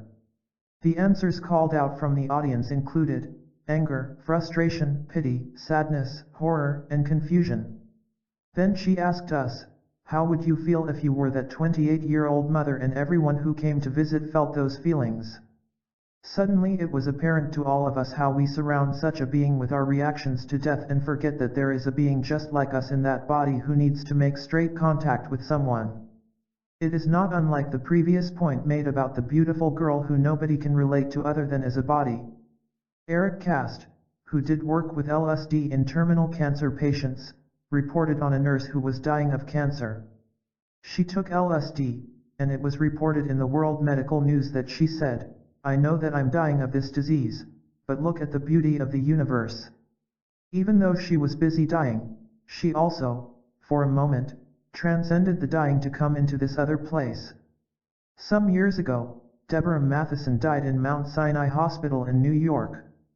Debbie was affiliated with the Zen Center in New York, and when she was dying, the brother monks and students decided that instead of meditating at the Zendo, they would come to her hospital room to meditate every night. The first night, the doctors arrived on their rounds and pushed open the door with their jovial, "How you doin' tonight?" There were all these beings in black sitting deep in meditation, and the doctors were taken aback. As the nights passed, the doctors would come into the room as if coming into a temple, which indeed it was, right in the middle of Mount Sinai Hospital. In the midst of the hospital, the temple of life, there it was, a temple to that which is beyond life and death. In Japan, when a person is dying, a screen is placed at the foot of the bed showing the Pure Land of the Buddha. He can focus on that screen, so that as death occurs, the last thoughts are about reaching out. It's like a railway ticket, it's the ticket that is going to take you through, and you can go out on it if you wish. These various experiences led me more and more to the idea of a center for dying. This was not original to me, but came from Aldous Huxley. It would be a place where people could come to die consciously, surrounded by other beings who were not freaked by death. I thought it should be near the mountains or the ocean, which obviously have eternality connected with them.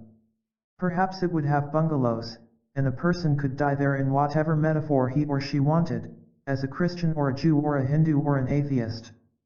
Those coming to die consciously could die with as much or as little medical aid as they wanted. That would be up to them. While they couldn't ask the doctor to kill them, they needn't have their lives prolonged. What would be added, in addition to the priest and medical staff, would be a guide to help the individual remain conscious and in the present. As I reflected on the term guide, it struck me that there are no professional DIERS. Every dying person with whom I shared time helped me probably more than I helped them. Nowadays many people contact me and say, "Do you think I could work with somebody who is dying?" And I see that from each individual's point of view, in terms of his or her own growth, one of the most profound experiences any of us can have is to work with the dying process, whether our own or someone else's. It confronts us with a number of issues in ourselves that are important in our own spiritual growth and awakening. Thus I conceive of the guide role as a training role. For, in truth, the guide and the dying person come together to use one another for their own work on themselves. It is a truly collaborative dance between two people. The abstract point of this is that we don't do anything to anybody else, anyway. Actually, people do things to themselves, and we are merely the environment in which they do it when they are ready. Thus the guides must be at a certain stage of their own evolution in order to be environments for awakening through death. They must have a connection with planes of consciousness beyond time and space that lead them to have a philosophical foundation that allows them to be balanced and without panic in the face of death. They must view death not as an end point, but as a process of transformation. At the level where there is only one of us, it can get scary, because that's where we are confronted with the cessation of ourselves as separate entities. Spiritual practices such as meditation slowly help us to extricate ourselves from attachment to the levels of illusion of our separateness. Until we are free of that illusion and can merge into the ocean of existence without fear, everything we do subtly perpetuates the illusion of separateness. As long as we're attached to our separateness, we can't help but perpetuate fear, because there is a subtle fear in us of losing our separate identity. Because most of us have not fully realized our unity with the cosmos, we must continue to work on ourselves and also continue to serve our fellow sentient beings to relieve suffering. Yet how can we remove suffering when we ourselves still fear? It is a matter of degree. We do what we can for others and yet never stop working on ourselves, for we keep in mind that it is our consciousness that may help to liberate another. At one point, as I was about to seek funding for a center for dying, Stuart Brand of the Whole Earth Software Catalog and Coevolution Quarterly, who is also interested in this field, asked, "Why do you need a center? Why don't you just start with a telephone? Sort of dial a death. This would allow people to call and ask for help in dealing with their own death. Guides and other assistance would be provided them in their own homes or at hospitals or wherever. We want to bring death out of the hospital environment, as has happened with birth. Or at least, help to create hospital environments that enable you to die consciously." It was at this point that Stephen Levine, whom I had known as editor of The Oracle and a poet in the Haight-Ashbury during the mid-60s, reappeared in my life. We shared a commitment to meditation and an interest in working with dying. So Stephen and I began to teach together, and soon the Dying Project came into existence with Stephen at the helm. With his wife, Andrea, he tended a dying hotline in their home and started to lead retreats focused on working consciously and meditatively with death. Out of this work came a remarkable book, Who Dies?, followed soon after by Meetings at the Edge. In the early 80s, Dale Borglum joined the project and created the Dying Center in Santa Fe, New Mexico. Here, in a modest way, it was finally possible to explore the concrete manifestation of this dream of a group attempting to live consciously together around the process of dying. This particular experiment lasted about 5 years. Dale continues to run a much expanded program, the Living Dying Project, in Marin County. As we bring death out from under wraps, as we are doing with birth, we become stronger people for our ability to live with the truth of nature. But compassionate use of truth requires discretion. In dealing with death, we must be prepared to speak the truth when someone asks us for truth. By the same token, we must remain silent when somebody is trying to deny his or her impending death. Before my father died, he spent a great deal of time worrying about death, because he had gone beyond the actuarial chart point, although he was still quite healthy. In the early 1970s, when I gave seminars about dying out on the lawn of his home with a couple hundred people in attendance, he'd come out and listen for a few minutes and then go back in and watch the ball game. When I went in later, he'd say, "Had a big crowd today." He was just not going to hear it. I would have liked to be able to say to him, "Let me share with you something that will relieve your anxiety, because you're my father and I love you." But, in another sense, we were just two beings who happened to be in an incarnation this time around where he was my father and I was his son, and our approaches to life were very different. I used to bother him about it, but then I stopped. My compassion had ripened a bit, and I could just love him as he was, in his perfection. Later he asked several times about death and meditation. And once at dinner he said, "Because of our conversations, I don't seem to be as concerned about death as I used to be. I find at times, I'm almost looking forward to it." I took care of him as he approached death, and it was the softest and most loving time we had together. There is a book titled Life After Life by Raymond Moody. The book concerns 150 cases of individuals who were pronounced clinically dead and then were revived, some at accident scenes, some in hospital operating rooms. Many of them reported that during the time they were supposedly dead, they had experiences of floating, reviewing their lives, meeting friends or relatives who had previously died, and meeting a being of light. The power of these data is in the similarities of their reported experiences. Studies of this type are a significant step in bringing life after death into the purview of the Western mind and thus dissipating anxiety about death. Part of becoming conscious is not trying to impose a limited rational model on how the world is, but rather realizing that the rational model is a finite subsystem and that the law of the universe is infinite. To work with someone who is dying is to see the perfection of the dying and at the same moment to work full-time to relieve the suffering involved and to prepare the person for the moment of death. In the Eastern tradition, the state of your consciousness at the last moment of life is so crucial that you spend your whole life preparing for that moment. We've had many assassinations in our culture, and we wonder what it was like for Bobby Kennedy or Jack Kennedy, if they had any thought, and what those thoughts might have been. "Oh, I've been shot." Or "He did it," or "Goodbye," or "Get him," or "Forgive him." Mahatma Gandhi walked out into a garden to give a press conference when a gunman shot him 3 or 4 times, but as he was falling, the only thing that came out of his mouth was, "Ra with Macron am the name of God." He was ready. At the moment of death, if we let go lightly, we go out into the light, toward the One, toward God. The only thing that died, after all, was another set of thoughts of who we were this time around. Chapter 10. Freeing the Mind. Now we're beginning to get a sense of the totality of the sadhana, the practice. We are working with the heart to open a flow with forms in the universe, including thoughts and emotions. That flow ultimately takes everything in form and converts it back into energy. We offer up stuff into the flow to get rid of it. The offering up or the cleaning is called purification. It exists in every religion.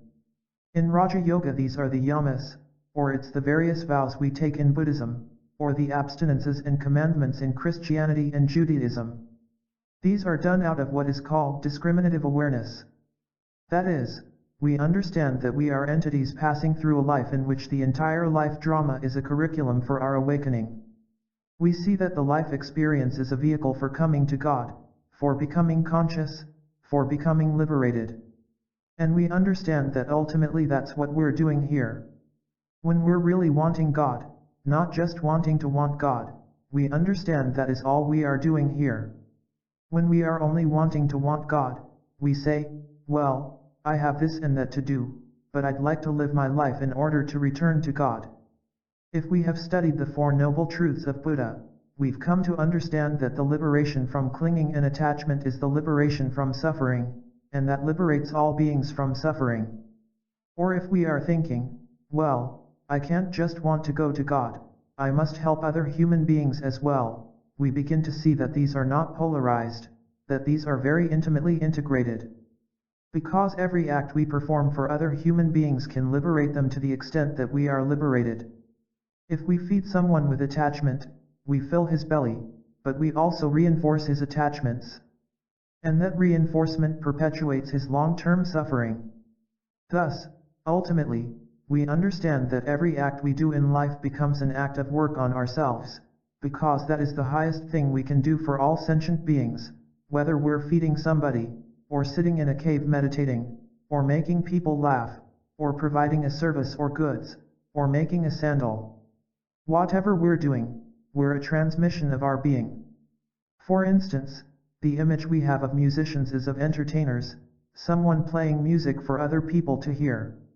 As we begin more clearly to hear what the dance is about, we understand we are souls on the journey toward our own liberation, and everything is grist for the mill, including our flutes and our flute playing. Then we are doing what the Bhagavad Gita talks about, we are playing the flute as an offering to God. So we're playing it back into the circle. And as we use the flute playing as an act of purification, it's no longer my flute, and it's not played for ego gratification. It's part of sadhana, it's an offering, the whole process is an offering. Then the flute playing starts to get pure and come from a higher and higher space. If we listen to, for example, Bismillah Khan play the Shanae, we hear a being who is playing to God, and that circle is so closed that it's God playing to itself. Other human beings simply listen in. And because it's played that way, the subtle consciousness of the artist doesn't suck another person into being entertained. Because the separation between entertainer and entertained is a distinction between subject and object, it's a distance between human beings. When we are part of the instrument of the music of God just playing to itself, then anyone can tune in and become part of that same circle. And there's only one of it. There's no separation. The minute we think we're entertaining somebody, the minute we think we're feeding somebody, the minute we think there's a them out there, we just lost it. We just stopped the flow. Our concepts stop the flow, because the mind, the thinking mind, works in relation to subject and object. And the minute we think about who somebody else is, the minute we define that person as somebody who needs food, and that's the reality, the only reality, we have made them into an object. No matter how much we feed them, we've still got them separate from us. Most people who give, in America, give out of paranoia and fear, it's like giving to keep people away. I remember lecturing, I believe in Portland in the Civic Community Center, though usually I lecture in more funky spaces, and there was a big orchestra pit between me and the audience, which was out there. We couldn't even get the lights up high enough to see the audience. The whole game was designed to make everybody object and subject. There was a great barrier like a moat to protect you from the masses. It was incredible. And the insurance laws didn't allow me to have anybody on stage. I was alone on the stage with Krishna Das, a stage large enough to hold a whole opera company. And there's a sea of them out there who have come to be entertained, which is the traditional way of show business. But cutting through that doesn't necessarily demand a change in the physical game. It would have been nice if everybody was sitting around me, close and friendly. But it isn't critical. It's where my head is at. And it's where our heads are at in every act we perform that determines whether that act liberates or entraps us and everybody around us. Now we're approaching the issue of no mind. How do we use our thoughts, and how do we transcend them? How do we go beyond mind? When we acknowledge that our lives are vehicles for our liberation, it becomes clear that all of our life experiences are the optimum experience we need in order to awaken. The minute we perceive them that way, they are useful within that domain. The minute we ignore that perception, they won't work that way. In psychology there's a term functional fixedness. You look at a hammer, and you think of a hammer as an instrument to hammer nails. You might need something to serve as a pendulum, but every time you look at the hammer, you only see something to hammer nails. The idea that the hammer could be attached to a string and used as a pendulum doesn't come through, because you can't break the functional fixedness. You've got a set about how it's supposed to be, and you can't break that set. Well, it's the same thing with life experiences. A culture has a set about what the meaning of experiences is all about, like what death is about or what deviant behavior is about. Is it insanity, or is it mystical wisdom? There are all these models in a culture, all its functional fixedness that we absorb as to what our life experiences are about. Is it gratifying? Is it pleasant or painful? The model this culture works within is a model of gratification through external agents, getting more from the environment, man over nature, control and mastery for gratification, for creating our own personal heaven in which our egos stay paramount. Our egos are God. That's different from a culture such as the Hopi Indians, where we hear about a balance of man and nature, harmony, the Tao, the flow, man in nature, rather than man over nature. It's not mastery and control, it's listening to hear the way in which we play a part in flow. Then it's not just our personal gratification, it's us being part of a process that transcends our own separateness. That's a way of talking about God. That's God in form. The models we have in our minds of our experiences determine whether those experiences can liberate us or will continue to entrap us. This is the beginning of the use of the mind. This is discriminative awareness, that is, making the discrimination between those things, or those ways of looking at things, that will bring us close to God, to our own freedom, and those things that will take us away from it. Now, at the stage that many people I meet are at, they do their practice, their method, as good and as well as they can. And then they take a little time off. They say, well, that's been great. Now what do you say we have a pizza and a beer and listen to some good music? Now that, pizza, beer, and music, could do it for them too, except in their mind there's a model that the time off has nothing to do with it. We've got these models in our heads about what's going to get us there. Meditation, we suppose, will get us there. Pizza, we presume, will not. But the pizza, beer, and rock music could do it for us if we were open to the flow of it, and the meditation might not if we're busy being righteous about it, because there's no act in and of itself that is either dharmic or adharmic. It's who's doing it and why they're doing it that determines whether it's wholesome or not. To stick a knife in somebody can be adharmic, taking that person away from God, but if you're a surgeon, it could be bringing him to God. Obviously the act of the knife into the person isn't the issue. It's who's doing what, how. Even two surgeons could use that knife differently, one dharmically, the other adharmically, yet both think they're trying to save somebody. One is tuned to God's will, and one is not. One is on an ego trip of I'll save you, and one is healing in the way of things, and says, if it be thy will, O Lord. The statement, if it be thy will, O Lord, is if it be in the nature of things, if it be in the natural law, if it be in the flow of perfection of form. God, or the natural law, or the divine law, does not have to be judged by us. It has to be understood by us and heard by us and felt by us, and heeded by us. So we ask ourselves, how do I use my every moment to get there? Not heavy, tight, I've got to be careful, I might make a mistake. Light, dancing, trusting, quieting, flowing. It's got to be done with the flow of love and the quietness of mind. It's like the women in India who go to the well and come back with jugs full of water on their heads. They're talking and gossiping as they walk, but they never forget the jugs of water on their heads. The jug of water is what our journey is all about. In the course of it, we do what we do in life, but we don't forget the jug of water. We don't forget what it's all about. We keep our eye on the mark. At first we have to prime the pump a little bit to do it, and we keep forgetting and remembering and forgetting and remembering. That's what the illusion is. The illusion keeps pulling us back into forgetting.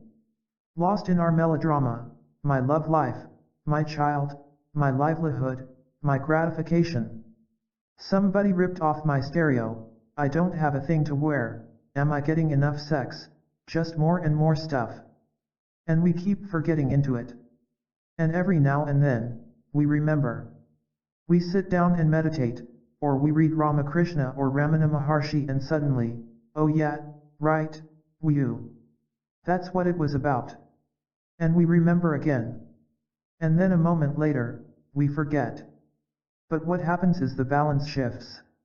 If we can imagine a wheel whose rim is the cycle of births and deaths, all of the stuff of life, conditioned reality, and whose center is perfect flow, formless no mind, the source, we've got one foot with most of our weight on the circumference of the wheel, and one foot tentatively on the center. That's the beginning of awakening. And we come in, and we sit down and meditate, and suddenly there's a moment when we feel the perfection of our being and our connection. And even beyond that, we just are. We're just like a tree or a stream.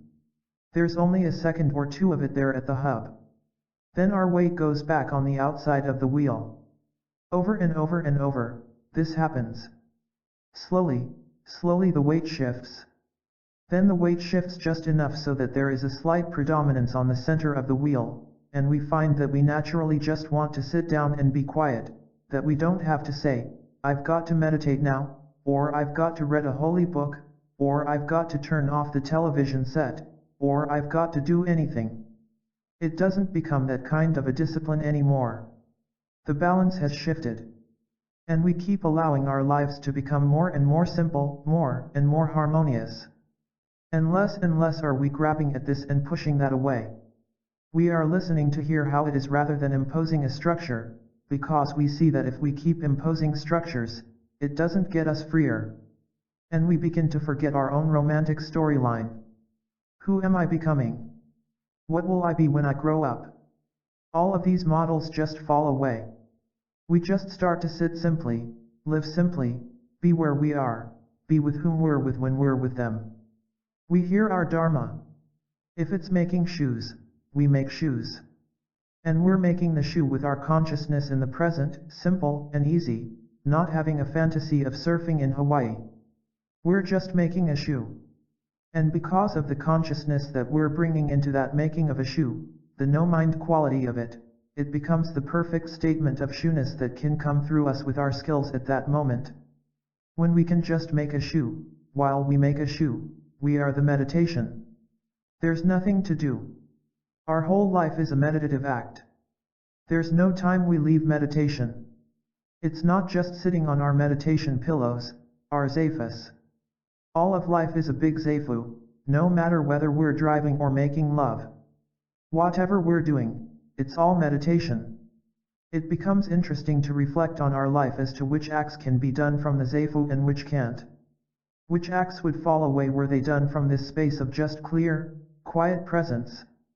It's just a natural shedding that occurs as part of the process that we're all in. Which brings us to an interesting space, dealing with free will and determinism. In truth, I cannot yet fathom this issue fully and clearly. But I will share with you what I thus far can understand.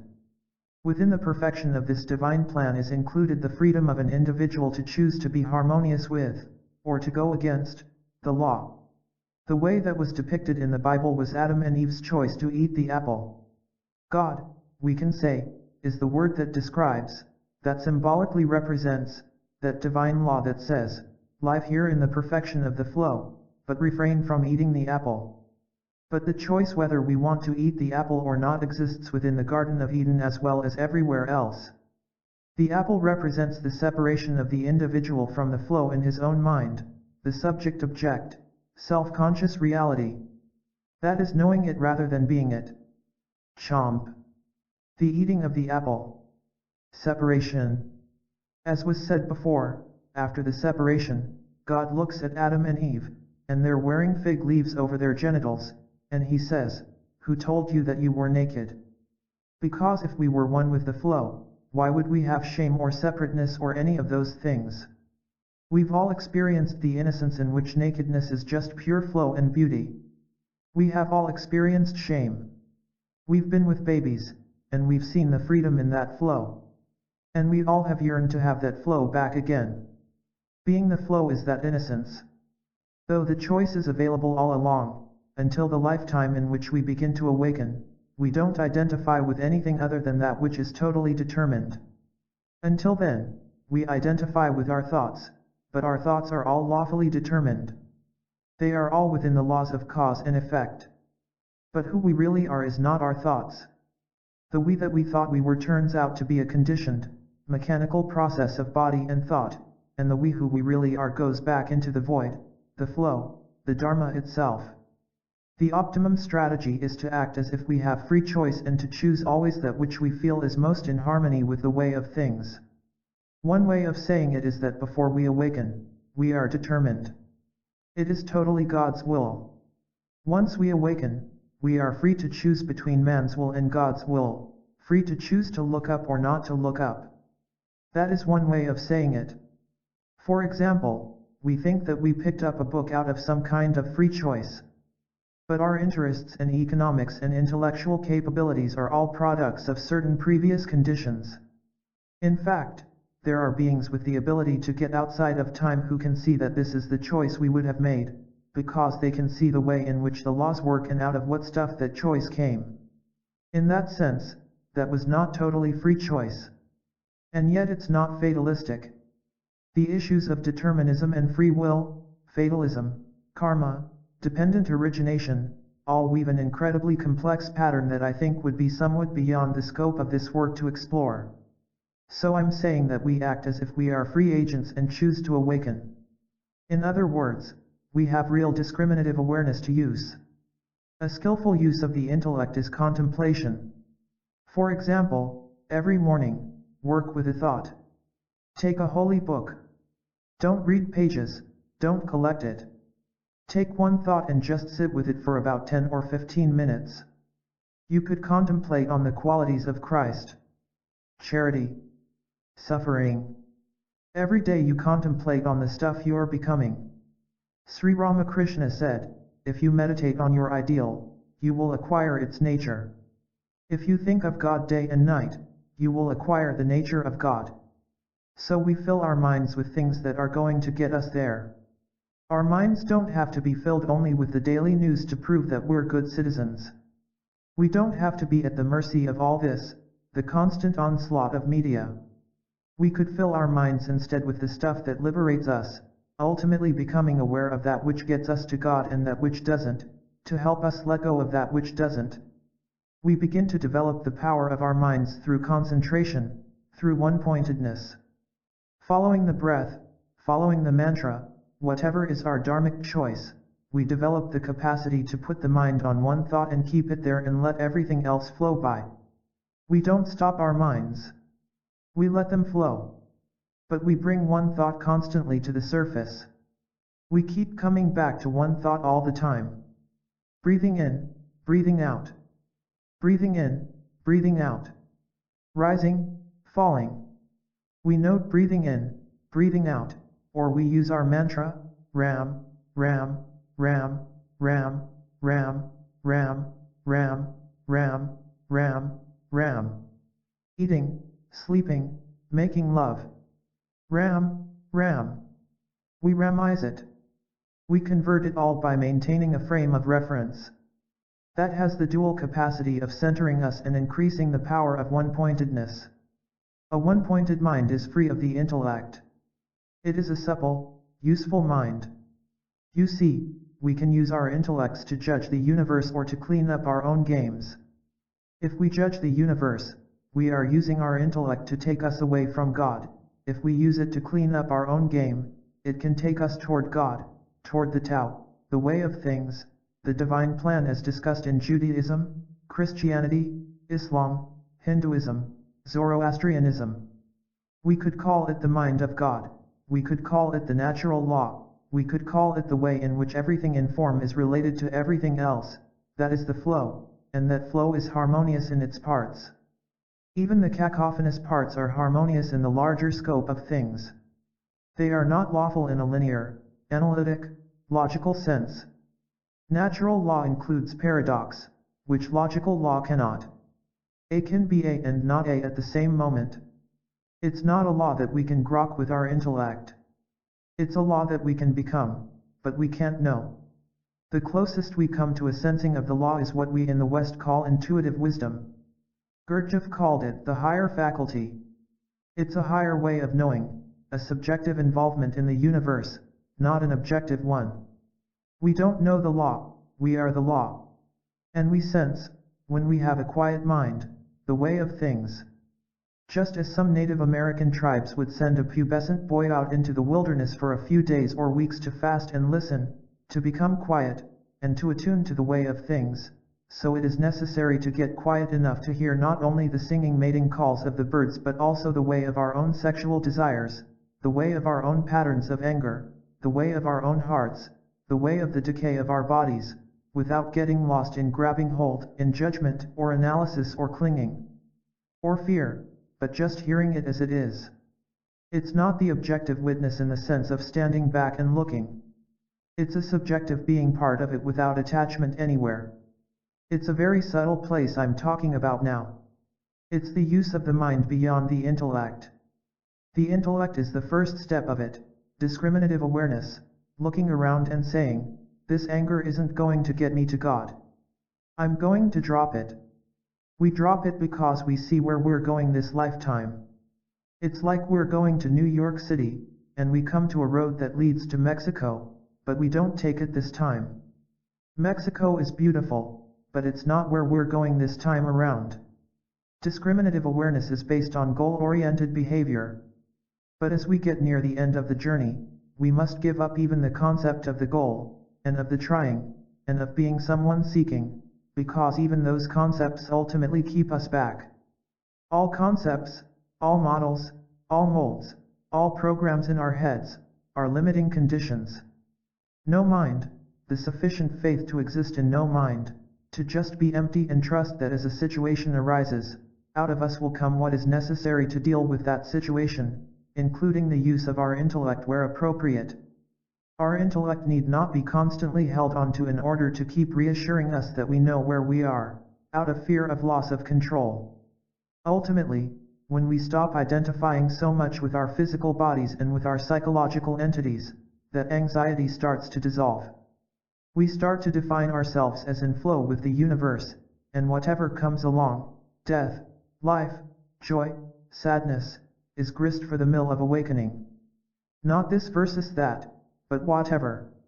Under those conditions we don't have to do so much labeling. We can just be quiet and let the universe happen.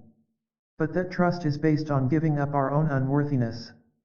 Because if we think we need our minds to keep us under control, that if we lost control we would become wild, destructive, chaotic, uncaring, insensitive beings, then we are defining ourselves as Freud did, as totally selfish behavior.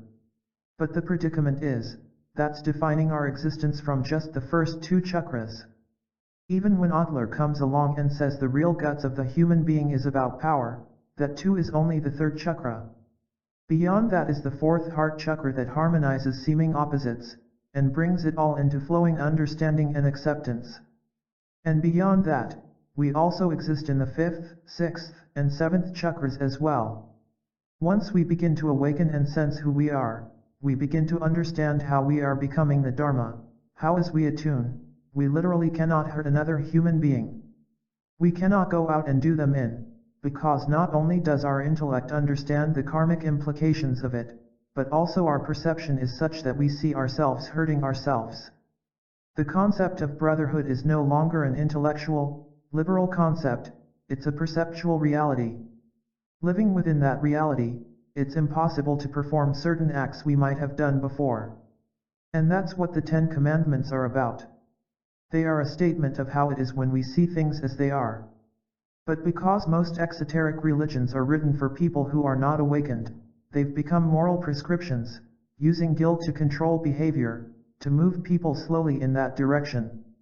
We must become in our own lives the living statement of the Vedas, of the commandments, of the law. A conscious human being is the law, is the Dharma. We don't know the Dharma, or recite the Dharma. We are the Dharma. Our every act. The way a Rashi washes a dish is the Dharma. That washing of the dish is in perfect harmony with all the forces in the universe at that moment. No mind involved, no analytic thought, am I doing the right thing? In discriminative awareness, the intellect is used only in the early stages. Later, there is no mind. The intellect is useful as a servant, but not as a master. It is available to do analytic work when we need it. It's as beautiful and powerful an instrument as our prehensile skill, as our ability to oppose thumb and index finger, an ability we're delighted we have. If we didn't have that prehensile ability, it would change our lives considerably. But we don't have to go around all day picking up things just to keep showing we can do it. I mean, the offer it diminishes after a while. It's a power, a siddhi, that we have because of our simian nature. Apes have it too. So too our cerebral cortex is a power, because of our Homo sapien nature. We can sit around and flex it, in the New York Times or wherever we wish, to the delight of everybody. Fascinated with our own power. Going to the moon is a projection of our human intellect. Man over nature. Though we worship the human intellect, as an exquisite power, it is very trivial in the greater design of the natural law of things. The question is, are we going to play big league, or do we want to play sandlot ball? That's really what it boils down to. In big league, the intellect is available. I'm no more stupid than I ever was. My mind is perfectly good as it was when I worshipped it as a professor at Harvard. But it's sure not a very big part of my life. And even at this moment, as all this stuff is coming out, I'm enjoying it as much as you are. It's coming out of a place of emptiness in me. I couldn't care less. It's coming out because this situation is eliciting it, because our collective mind is eliciting this kind of clarification of our predicament at this moment. It's dharmically appropriate for this moment. I have no ego investment in this stuff, because it isn't mine. If we don't deviate the flow or color it with our own trips, it comes through purely in whatever form it is our dharma to express, and the mind is freed. Chapter 11. Nobody's special. We are in training to be nobody special. And it is in that nobody specialness that we can be anybody. The fatigue, the neurosis, the anxiety, the fear, all come from identifying with somebodyness. But we have to start somewhere. It does seem that we have to be somebody before we can become nobody. If we started out being nobody at the beginning of this incarnation, we probably wouldn't have made it this far. Blue babies are examples of nobody special, they just don't have the will to breathe or eat or live. For it's that force of somebodyness that develops the social and physical survival mechanisms. It's only now, having evolved to this point, that we learn to put that somebodyness, that whole survival kit, which is called the ego, into perspective. When I was a Harvard professor, I would spend all my time thinking. I was paid for that. I would have clipboards and tape recorders to collect all my thoughts. Now I'm becoming more and more simple as I quiet. Sometimes there seems to be no one in there at all, and I just sit. Then, when something needs to happen, it happens, even thinking or speaking, and I just witness it. It's very far out when we begin not to think, or the thinking is going by, and we're not identified with being the thinker. At first we really think we've lost something. It's a while before we can appreciate the peace that comes from the simplicity of no mind, of just emptiness, of not having to be somebody all the time. We've been somebody long enough. We spent the first half of our lives becoming somebody. Now we can work on becoming nobody, which is really somebody. For when we become nobody, there is no tension, no pretense, no one trying to be anyone or anything, and the natural state of the mind shines through unobstructed. The natural state of the mind is pure love, which is not other than pure awareness. Can you imagine when we become that place we've only touched through our meditations? When we are love, we've finally acknowledged who we really are. We've cleared away all of the mind trips that kept us being who we thought we were. Now, everybody we look at we're in love with. We experience the exquisiteness of being in love with everybody and not having to do anything about it, because we've developed compassion. The compassion is to let people be as they need to be without changing them. The only time we might need to intervene with people is when their actions are limiting the opportunities for other human beings to be free. And then the way in which we intervene is very mindfully and open-heartedly. For if we are busy being somebody trying to change someone, we're just creating more anger. If we are nobody special, but it is our dharma to oppose injustice, then it is merely an act of the dharma. And not for a moment do we lose that total love for the other person who is not other than us. For being nobody, there is nobody we're not. Had we sufficient discipline, we could pursue the steepest of paths to get rid of all the ways we cling to models of ourselves. We could just sit, Zen Buddhism, and every thought that comes by that creates another reality, we would let it go. And clinging to none, we would know enlightenment. Or we might pursue the path of Ramana Maharshi, Atma Vicharya, who am I? We simply ask, who am I? Who am I? And slowly we watch ourselves be other than all the ways in which we identify ourselves, as a body, organs, emotions, social roles, we see it all. We keep dissociating from it until we are left with the thought of I am the thought I. This path takes incredible discipline, for as we have freed ourselves from our bodies and our emotions, and we're just about to drop this last thought of I, our bodies grab us again.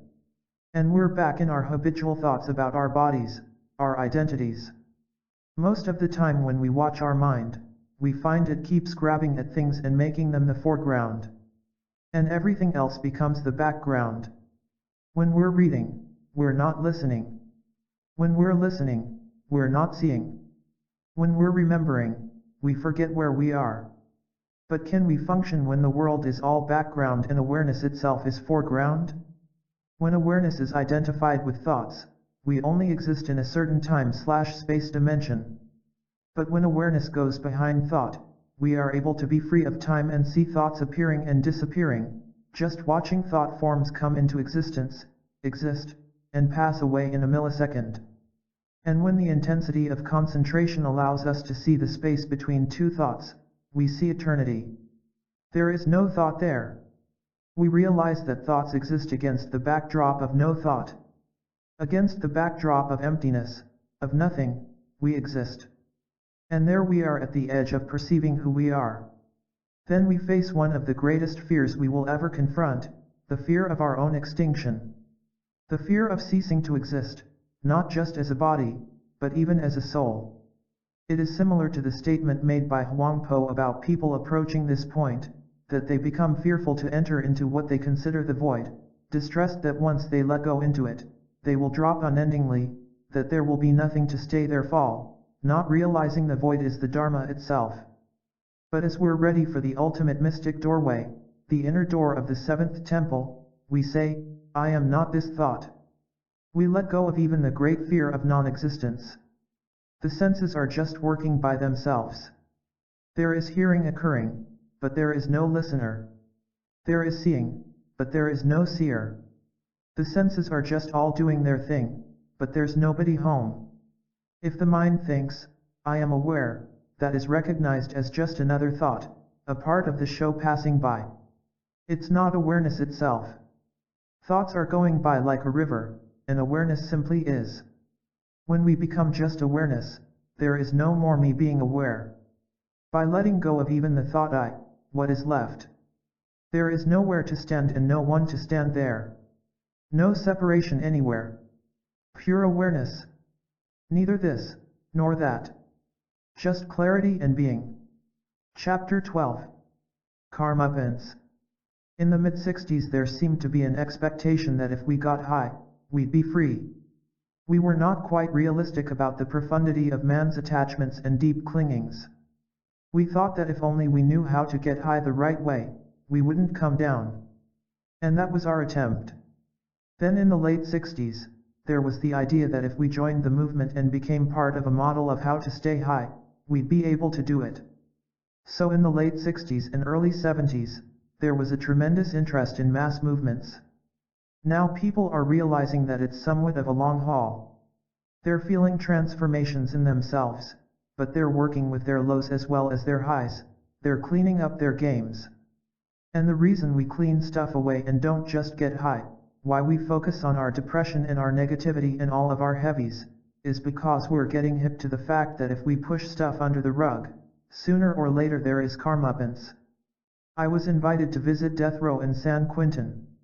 To be honest, I sat outside the prison before I went in my rented car, looking at San Quentin, thinking, I'll be happy to go in, and I'll be happy to come out, because there is a certain kind of paranoia in the searching procedures and the authority structure that I have to keep dealing with in myself. I went in and was met by all the yogis who teach there and the acting warden, who was a very nice guy. And we were immediately whisked up to death row. There are actually 2 rows, because there are so many of these fellows. They are in separate cells, segregated in 2 long rows separated by a wall. As I went up to each cell, out of the 34 men, there were not more than 5 who did not receive me openly, clearly, quietly, consciously. The feeling I had was that I was visiting a monastery, and that these were monks in their cells, for these men, who are facing death, have been pushed into a situation that has cut through their melodramas, and they are right here. We sat together in groups of 10, and as part of the meditation, we were sending out thought forms of love and peace to all sentient beings in the universe. I became so affected by the vibration of the space that it was very hard for me to move on to the next group. There was light pouring out of these beings' eyes. And we got so open that I was able to say, without any of us freaking, I can't tell whether what's happened to you is a blessing or a curse, for there is very little chance that we would be sharing this highest space, or even would have met, were you not in this situation. To prove my point, I'll tell you that I spent half an hour on one of the other segregated mainline cell blocks. And of these beings, the percentage of those open was just what you'd expect in our society. Maybe 1 out of 100 was right there with me. From the rest, you could feel the cynicism, the doubt, the put down, the sarcasm. Now, the bizarre humor of all this is that if Supreme Court rulings were to stop the death penalty, these men would all become lifers and almost all of them would lose this consciousness. Yet if they die, they will have this consciousness right up to the moment of execution, which does not mean that all the karma accrued to them, because in most cases, they have been involved in killing another human being, is over, because one can go into death with Ram on his lips, with Christ in his heart, high and clear. But whatever stuff is covered over by his situational high at the time of dying, as his ego structure starts to lose its control, the stuff that's left will bubble up again, and he is going to have his comeuppance. He will once again renew his karmic run-through. There is a story about an old Zen monk who was dying, who had finished everything and was about to get off the wheel. He was just floating away, free and in his pure Buddha mind, when a thought passed by of a beautiful deer he had once seen in a field. And he held on to that thought for just a second because of its beauty, and immediately he took birth again as a deer. It's as subtle as that. We can't cheat the game by getting high, that's the point. The situation these fellows are in is forcing their openness and awareness, but it's not totally burning out their karma. It will help. One moment in which they feel compassion for the person they may have murdered will do much for their karma, but it's not going to purify all of it. It's like when we begin to see the work that is to be done, and we go to an ashram or a monastery, or we hang out with satsang. We surround ourselves with a community of beings who think the way we think. And then none of the stuff, the really hairy stuff inside ourselves, comes up. It all gets pushed underground. We can sit in a temple or a cave in India and get so holy, so clear and radiant, the light is pouring out of us. But when we come out of that cave, when we leave that supportive structure that worked with our strengths but seldom confronted us with our weaknesses, our old habit patterns tend to reappear, and we come back into the same old games, the games we were sure we had finished with. Because there were uncooked seeds, seeds of desires that sprout again the minute they are stimulated. We can stay in very holy places, and the seeds sit there dormant and uncooked. But there is fear in such individuals, because they know they're still vulnerable. Nothing goes under the rug. We can't hide in our highness any more than we've hidden in our unworthiness. If we have finally decided we want God, we've got to give it all up. The process is one of keeping the ground as we go up, so we always have ground. so that we're high and low at the same moment. That's a tough game to learn, but it's a very important one. So at the same moment that if I could, I would like to take us all up higher and higher, we see that the game isn't to get high, the game is to get balanced and liberated. Most of us find that the veils of the illusion, of the clinging, are very thick, and we want to do things to burn up these veils, to purify ourselves and get on with it. And even though the whole model of getting on with it and going from here to there is itself a trap, we still can skillfully use that trap to clear away other obstacles that are hindering us. Then, ultimately, we can give up the trap of attachment to the method itself. We are coming out of a cultural tradition in which, once you saw where you wanted to go, you took the most direct and aggressive path to get there. And impatience is part of the quality of our tradition. It's what made our country great. But the predicament we face is that the beginning of this awakening often comes long before we are really ready to let go of all the ways in which we cling. Some of these methods just become very powerful means of up-leveling old games, of reinforcing heavy ego trips. I know people who've meditated for years who wear their methods like merit badges. I've done 6 Vipassana courses, 3 sesshins, and a double dervish. I get up at 4 every morning. I can sit without moving for hours. My mind goes absolutely blank. They're professional meditators. They have, to some degree, mastered their method, but they have not loosened the hold of grasping and greed. Their method has just become another form of worldliness. Nothing much is happening, because it's such an ego trip.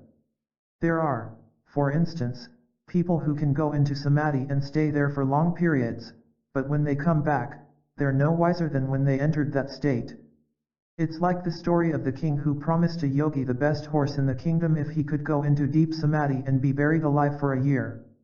So they buried the yogi, but in the course of the year, the kingdom was overthrown, and nobody remembered to dig up the yogi.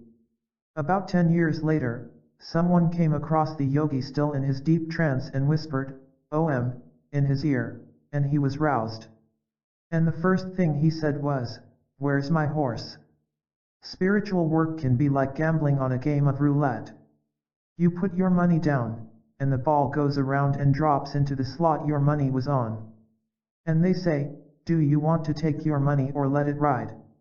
Anywhere on this journey, we can take our money and pull out and go spend it. Or we can let it ride. Do we want to just double our money, or do we want to go for broke? Do we just want a little social leverage, or do we want to get done? It's no different than Mara confronting Buddha as he sits under the Bodhi tree, for as we get closer to the inner gates of freedom, of enlightenment, of liberation, the subtle clingings will be fanned all the more, and the opportunities for gratification keep increasing. Because of the one-pointedness developed through meditation, we become able to cut through our own limits of consciousness and see some of what it's all about. But if we have power needs, we are then all too ready to use what we see to have power over other beings.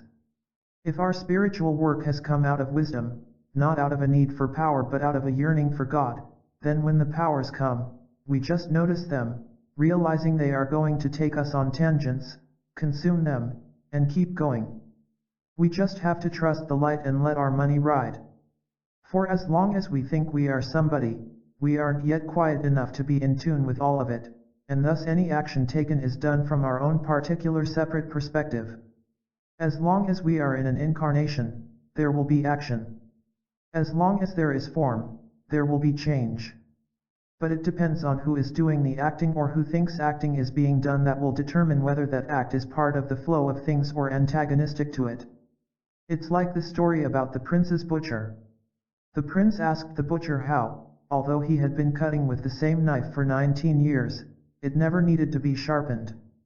And the butcher explained that he is in tune with what he is cutting, that the knife finds its own way into the joint, above the bone, through the muscle, that it doesn't hit against the joint, that it just finds its way around the bone. Because he is tuned, he is what he is doing. He isn't busy being a butcher cutting a piece of meat, he is awareness, and that awareness includes the meat and the butcher and the knife. There is an act happening, but there is no doer of the act because there's nobody who thinks he's a butcher. When we are in harmony with the way everything proceeds from everything else, we cannot act wrongly. For not only are we in tune with the particular act we are doing in terms of time, but with all of the ways in which that act is interrelated with everything in the universe. It is a level of awareness from which actions are manifested that have no clinging, not even clinging to the effects of the act. We are not holding on anywhere. We're right here, always in the new existential moment. Moment to moment, it's a new mind. No personal history. We just keep giving up our storylines. Each person gets his karmapins. If we focus on God, we get God. If we want power, we get power. If we want more of something, we get it. The horror is that we get everything we want, sooner or later, if not in this incarnation, then another. And often when we finally get it, we don't want it. The process of karmic fruition speeds up, because, as we get closer, we see ourselves living out old karma, old desires. As our life gets freer and freer of attachments, we create less and less karma, for karma is created by an act done with attachment. When we're not clinging to senses or to thoughts, we are not creating more karma. There is no one intending anything to happen in any way. There is no one separate to act in a separate way. When there is no attachment or identification with thoughts and feelings, there is no reactive push into action creating more doing, more karma.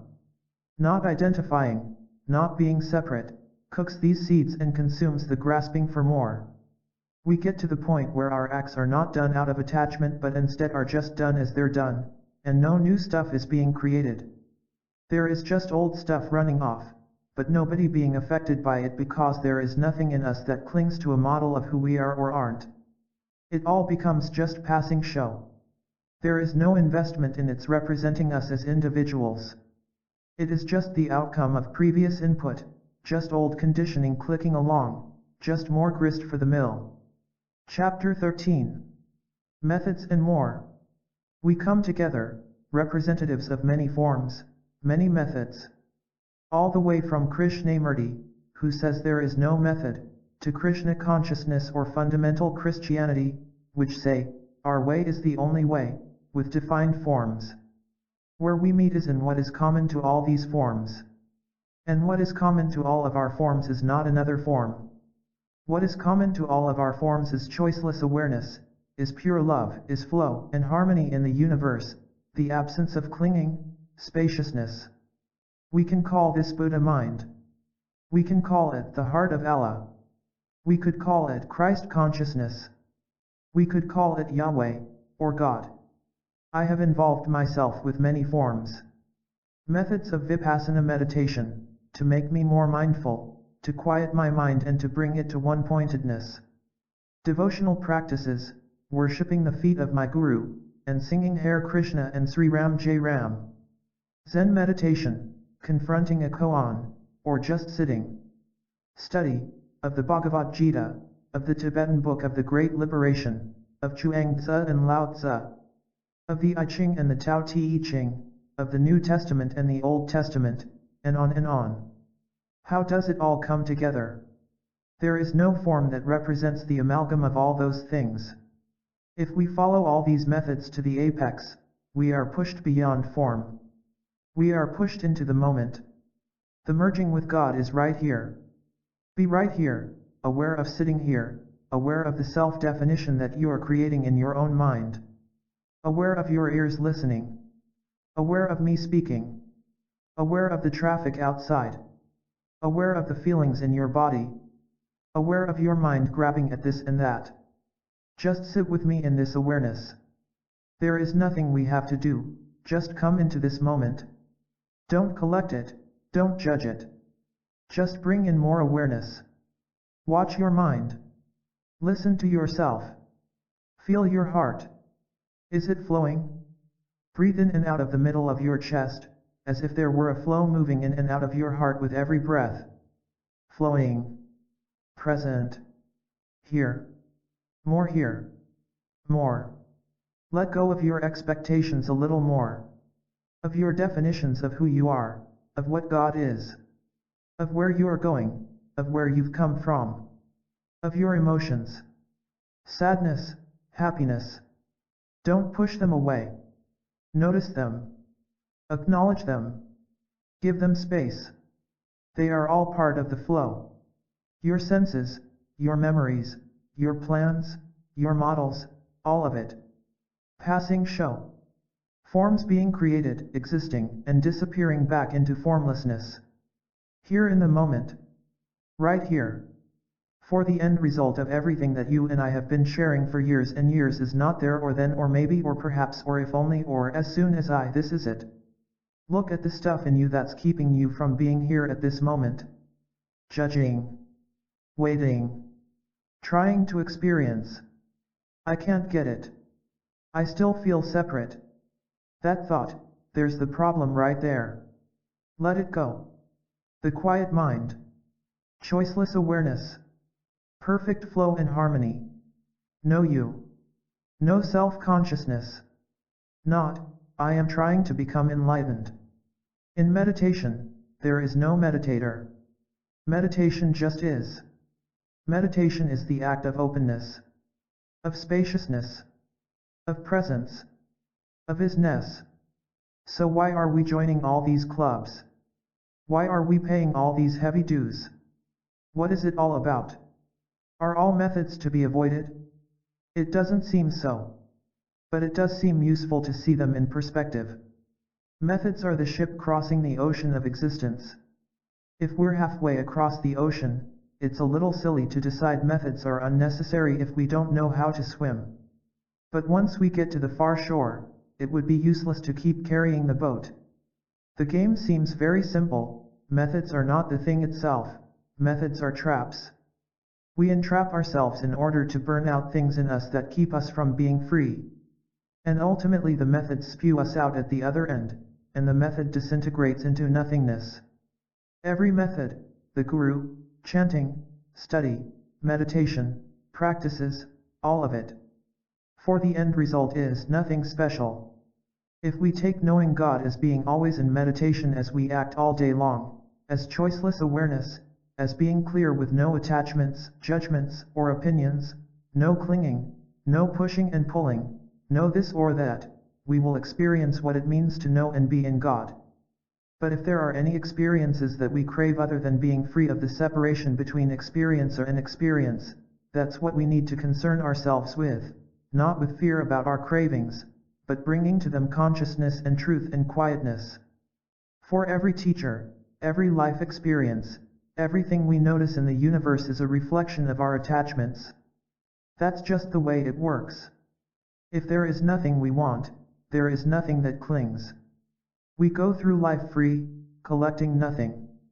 When we collect a sight, or collect a picture, or a record, or a relationship, or a teacher, or methods, it's just more clinging. Use them all, be with them, enjoy them, live fully in life, but don't cling.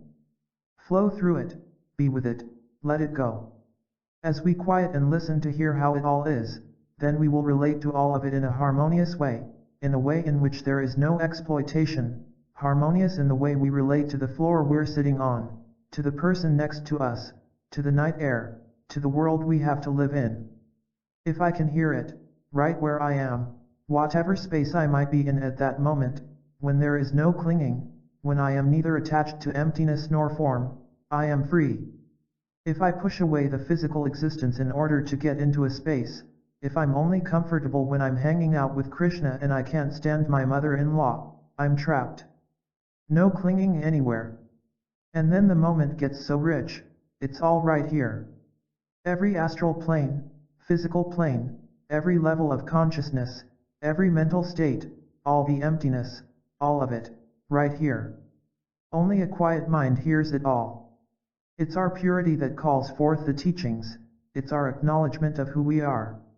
It's our quietness, it's just opening ourselves to the space we exist in. Instead of judging and pushing and pulling, opening to it, just consuming the stuff, letting it all flow through us and in and out of us, just allowing it to pass. If our method is Vipassana meditation, we're just noticing everything in the universe around us with bare attention. Maybe starting with the simple thing of noticing the breath go in and out of our nostrils, or go up and down in the solar plexus. The things we'll have to let go of are self-pity, feelings of unworthiness, feelings of inadequacy, clinging to a judging mind, attachments to desires that see things as objects, which push the universe away. There is simply awareness noticing each element of the mind-body process as it comes and goes, but nobody watching. If our method is the guru, then we look at the guru, and the guru keeps changing before our eyes. First we've got this form, and then this form falls away, and then that form falls away. It's like Chinese puzzle boxes. We keep opening them, and there's more inside. And we keep going until we realize we're just looking at a mirror. And all we're doing is cleaning, we're peeling ourselves like an onion. And as we get purer, we see more of our guru until, finally, it's just one mirror looking at another, and no dust anywhere. Then there's no mirror. There's nothing. Our guru disappeared into our own enlightenment. We and the guru became one in God. That's the way the game works. That's the method of the guru. We should be open to all teachers and all teachings, and listen with our hearts. With some we will feel we have no business. Others will pull us. We must trust ourselves. We have everything in us that Buddha has, that Christ has, we've got it all. But only when we start to acknowledge it will it get interesting. Our problem is we're afraid to acknowledge our own beauty. We're too busy holding on to our unworthiness.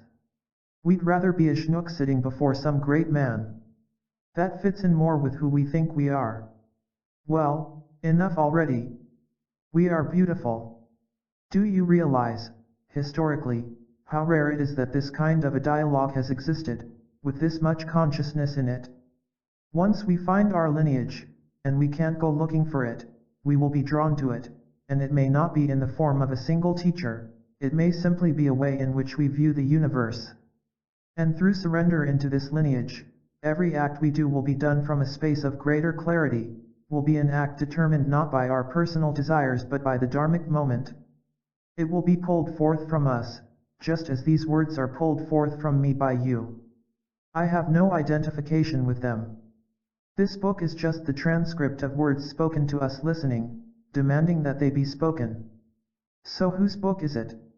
When beautiful music is played on a violin, would you go up and thank the violin? I'm just the mouthpiece for a process. What we're doing through this book is touching ourselves. Forget me, I am passing show. We're touching ourselves. Sooner or later we're going to have to acknowledge our beauty. But that acknowledgement isn't the end point. That's merely to override the acknowledgement of our ugliness, to which we've been clinging. Then both of them are going to have to go, for the end point isn't self-consciousness, sitting around like Narcissus saying, "Look how beautiful I am." The end point is just being in the present moment. When we finish with our lineage and we get spewed out the other end, then we'll look around, and we'll see that all methods get to the top of the mountain. And that we can find God in everyone. Then we no longer are Buddhists or Hindus or Christians or Jews or Muslims. We are love. We are truth. And love and truth have no form. They flow into forms. But the word is never the same as that which the word connotes. The word God is not God, the word mother is not mother, the word self is not self, the word moment is not the moment. All of these words are empty. We're playing at the level of intellect, feeding that thing in us that keeps wanting to understand. And here we are, all the words we've said are gone. Where did they go? Do you remember them all? Empty, empty.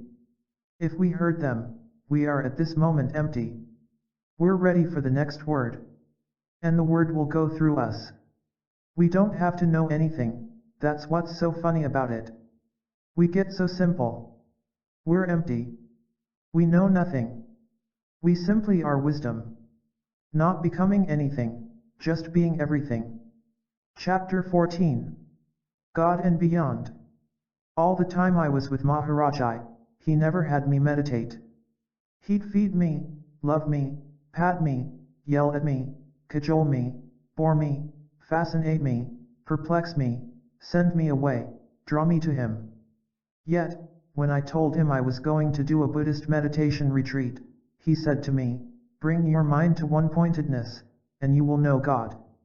When somebody showed him a book in which there was a picture of Kalu Rinpoche on one side and him on the other, he pointed to one picture and said, Buddha, and then pointed to the other and said, Buddha. One morning when I was in Allahabad at a house where Maharaj-ji was staying, maybe 15 or 20 Indian devotees came to see him. About 30 Westerners sat around the outside of the circle. One of the Indians who came in was obviously a very important man. I never could get clear whether he was a Supreme Court judge or an administrative director of the court. When he came in, I was very content being in the back with all of the Westerners and watching the whole process. Suddenly Maharaj-ji started to build up my image to this man, saying, this is Dr. Alpert from America. He is a professor at Harvard, a great saint. And the Supreme Court judge turned and said, well, perhaps you'd like to visit the court. Now, I come from a family of lawyers, and I've spent more than enough time in courts. I was in India to be with Maharaj-ji and didn't want to visit the court, but I was caught in my social propriety, so I said, well, that would be lovely. And then he said, well, tomorrow at 10. And I felt I was being trapped from the abstract to the concrete, so I said, well, you'll have to ask my guru, figuring that he would get me off the hook. But Maharaj-ji said, if Ram Das said it'd be lovely, it'll be lovely. He'll go at 10. And then he pointed at me like, watch it, baby, you lie, you'll pay. Captain Karma will get you. So I went to the court and watched a murder trial and then went to the law library, and the librarian was a great student of the Ramayana. We talked about Ram and Hanuman, then we went into the bar review room where all the lawyers hang out. And all the lawyers saw me, a Westerner, being escorted by this very important man whom they were all being very obsequious to. So they came over and tried to discuss Nixon's China policy with me.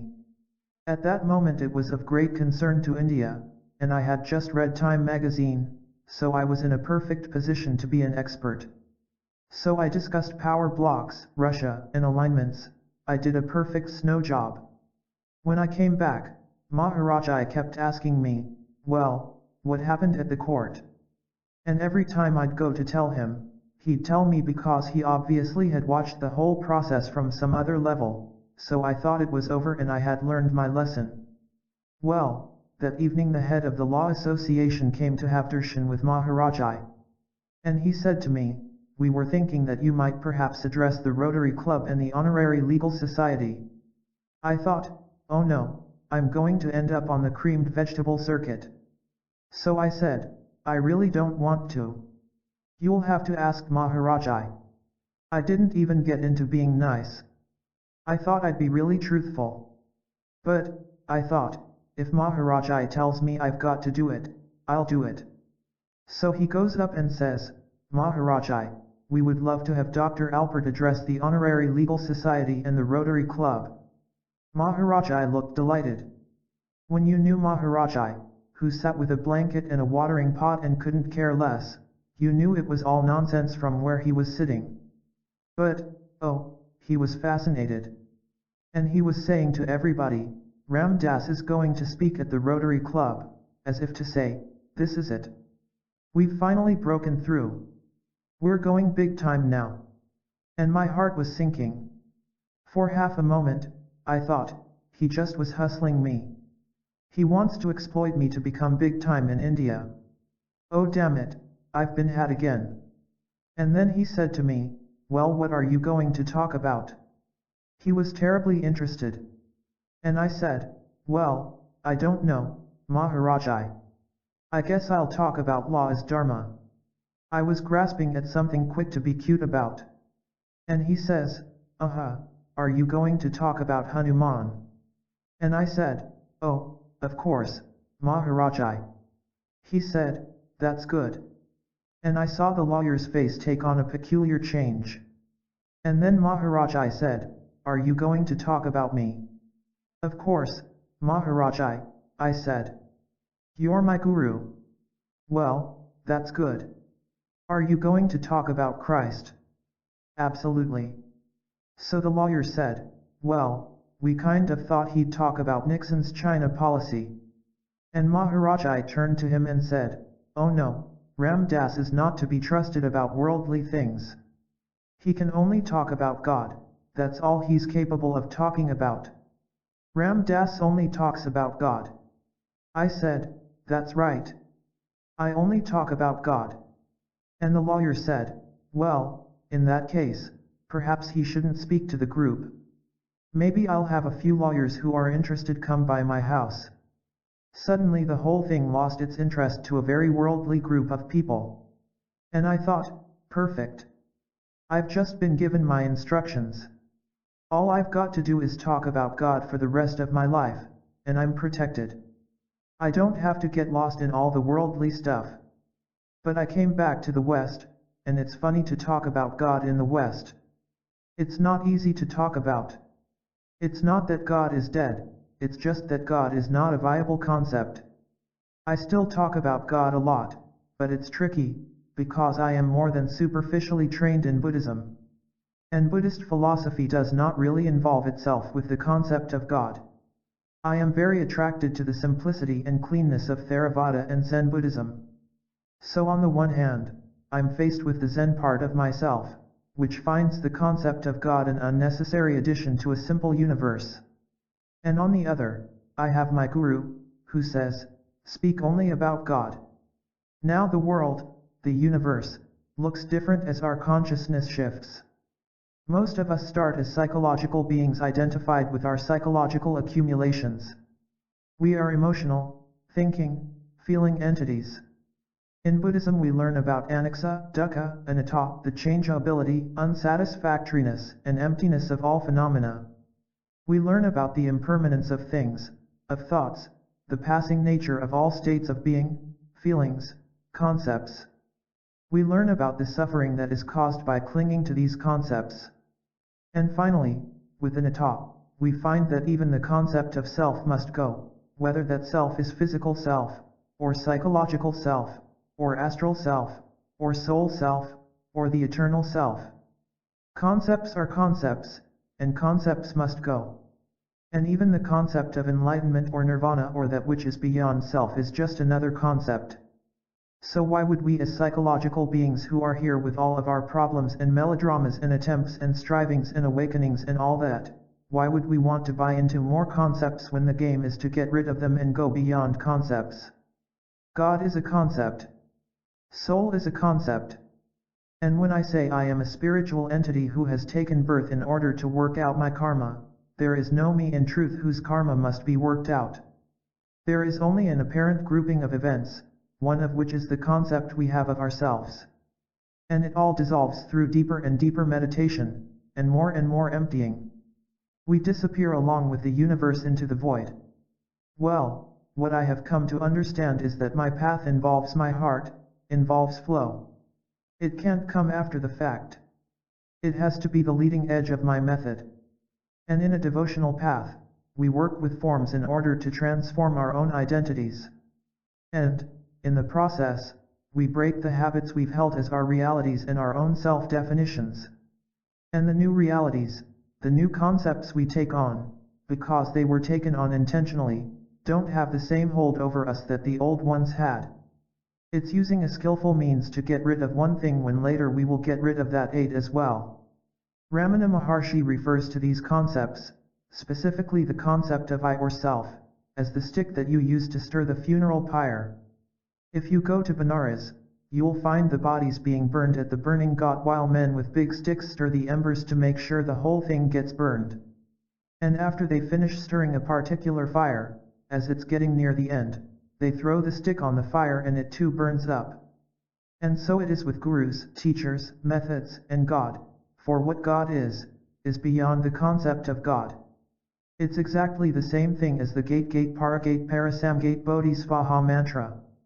It's beyond the concept of beyond. Now in Judaism, except in the Hasid tradition a bit, the closest you get to God is coming into His presence, but dualism remains right to the end. It's ultimately still dualistic, I and thou. It is blasphemy within traditional Judaism to conceive of merging with God, for God is unknowable, it's God, it's unspeakable. It's the word that can't be spoken. From my point of view as a heart being, as a devotional being, I have a guru, and there is Hanuman, there is Durga, there is Krishna, there is Ram, there is Jesus, there is Buddha, there is Ramakrishna, there is Ramana Maharshi. My universe is peopled with these beings. They are no less real than we are. The only difference between them and us is that they know they are not real and are free. We are still thinking, attached to what we think. And they aren't. They are what's called the Sangha in Buddhism, or Satsang in Hinduism, the community of beings that I hang out with. There is nothing that comes out of them that is going to entrap me because they know it's all Lila, all just the cosmic dance of being. I sat before Maharaj-ji, before this man in a blanket, just loving him. All I wanted to do was caress his foot. It's extraordinary to love somebody that much. I was in ecstasy just looking at him. I'd been doing that for months and months, and finally I thought, maybe this is just the veil, I've got to go beyond the veil. One day I was sitting across the courtyard from him, and everybody was up around him, and I thought, I don't have to be around him. This is just form. Look, they're all worshipping the form. The form isn't it. I don't have to be here. Just then Maharaj-ji turned and looked at me, and then sent an old man over to touch my feet. I asked him why he did it, and he replied, Maharaj-ji said, go over and touch Ram Dass's feet because he and I understand each other perfectly. Because at that moment I was seeing through the method that I was using. I wasn't stopping my love for him, but I wasn't trapped by it anymore. Now, I could talk about the Dharmic law, but it's very hard for many people to fall in love with the Dharmic law. But it's very easy for me to fall in love with God. But the concept of God is very much the same as the concept of the Dharmic law. It's the law of the relationship of things. It's the original consciousness, it's the one mind, it's the ancient one. It's that which at its heart is empty. I'd sit before Maharaj-ji and think, I'm not going to be taken by the form. So while he'd be handing out stuff, I'd be meditating with my eyes closed, focusing on my third eye, and I would start to feel this change coming over my body, and I'd feel more and more energy. And suddenly, with my eyes closed, I would meet him on a different astral plane. Now, you can get fascinated with that. That's the whole world of the occult, all those forces and beings to play with.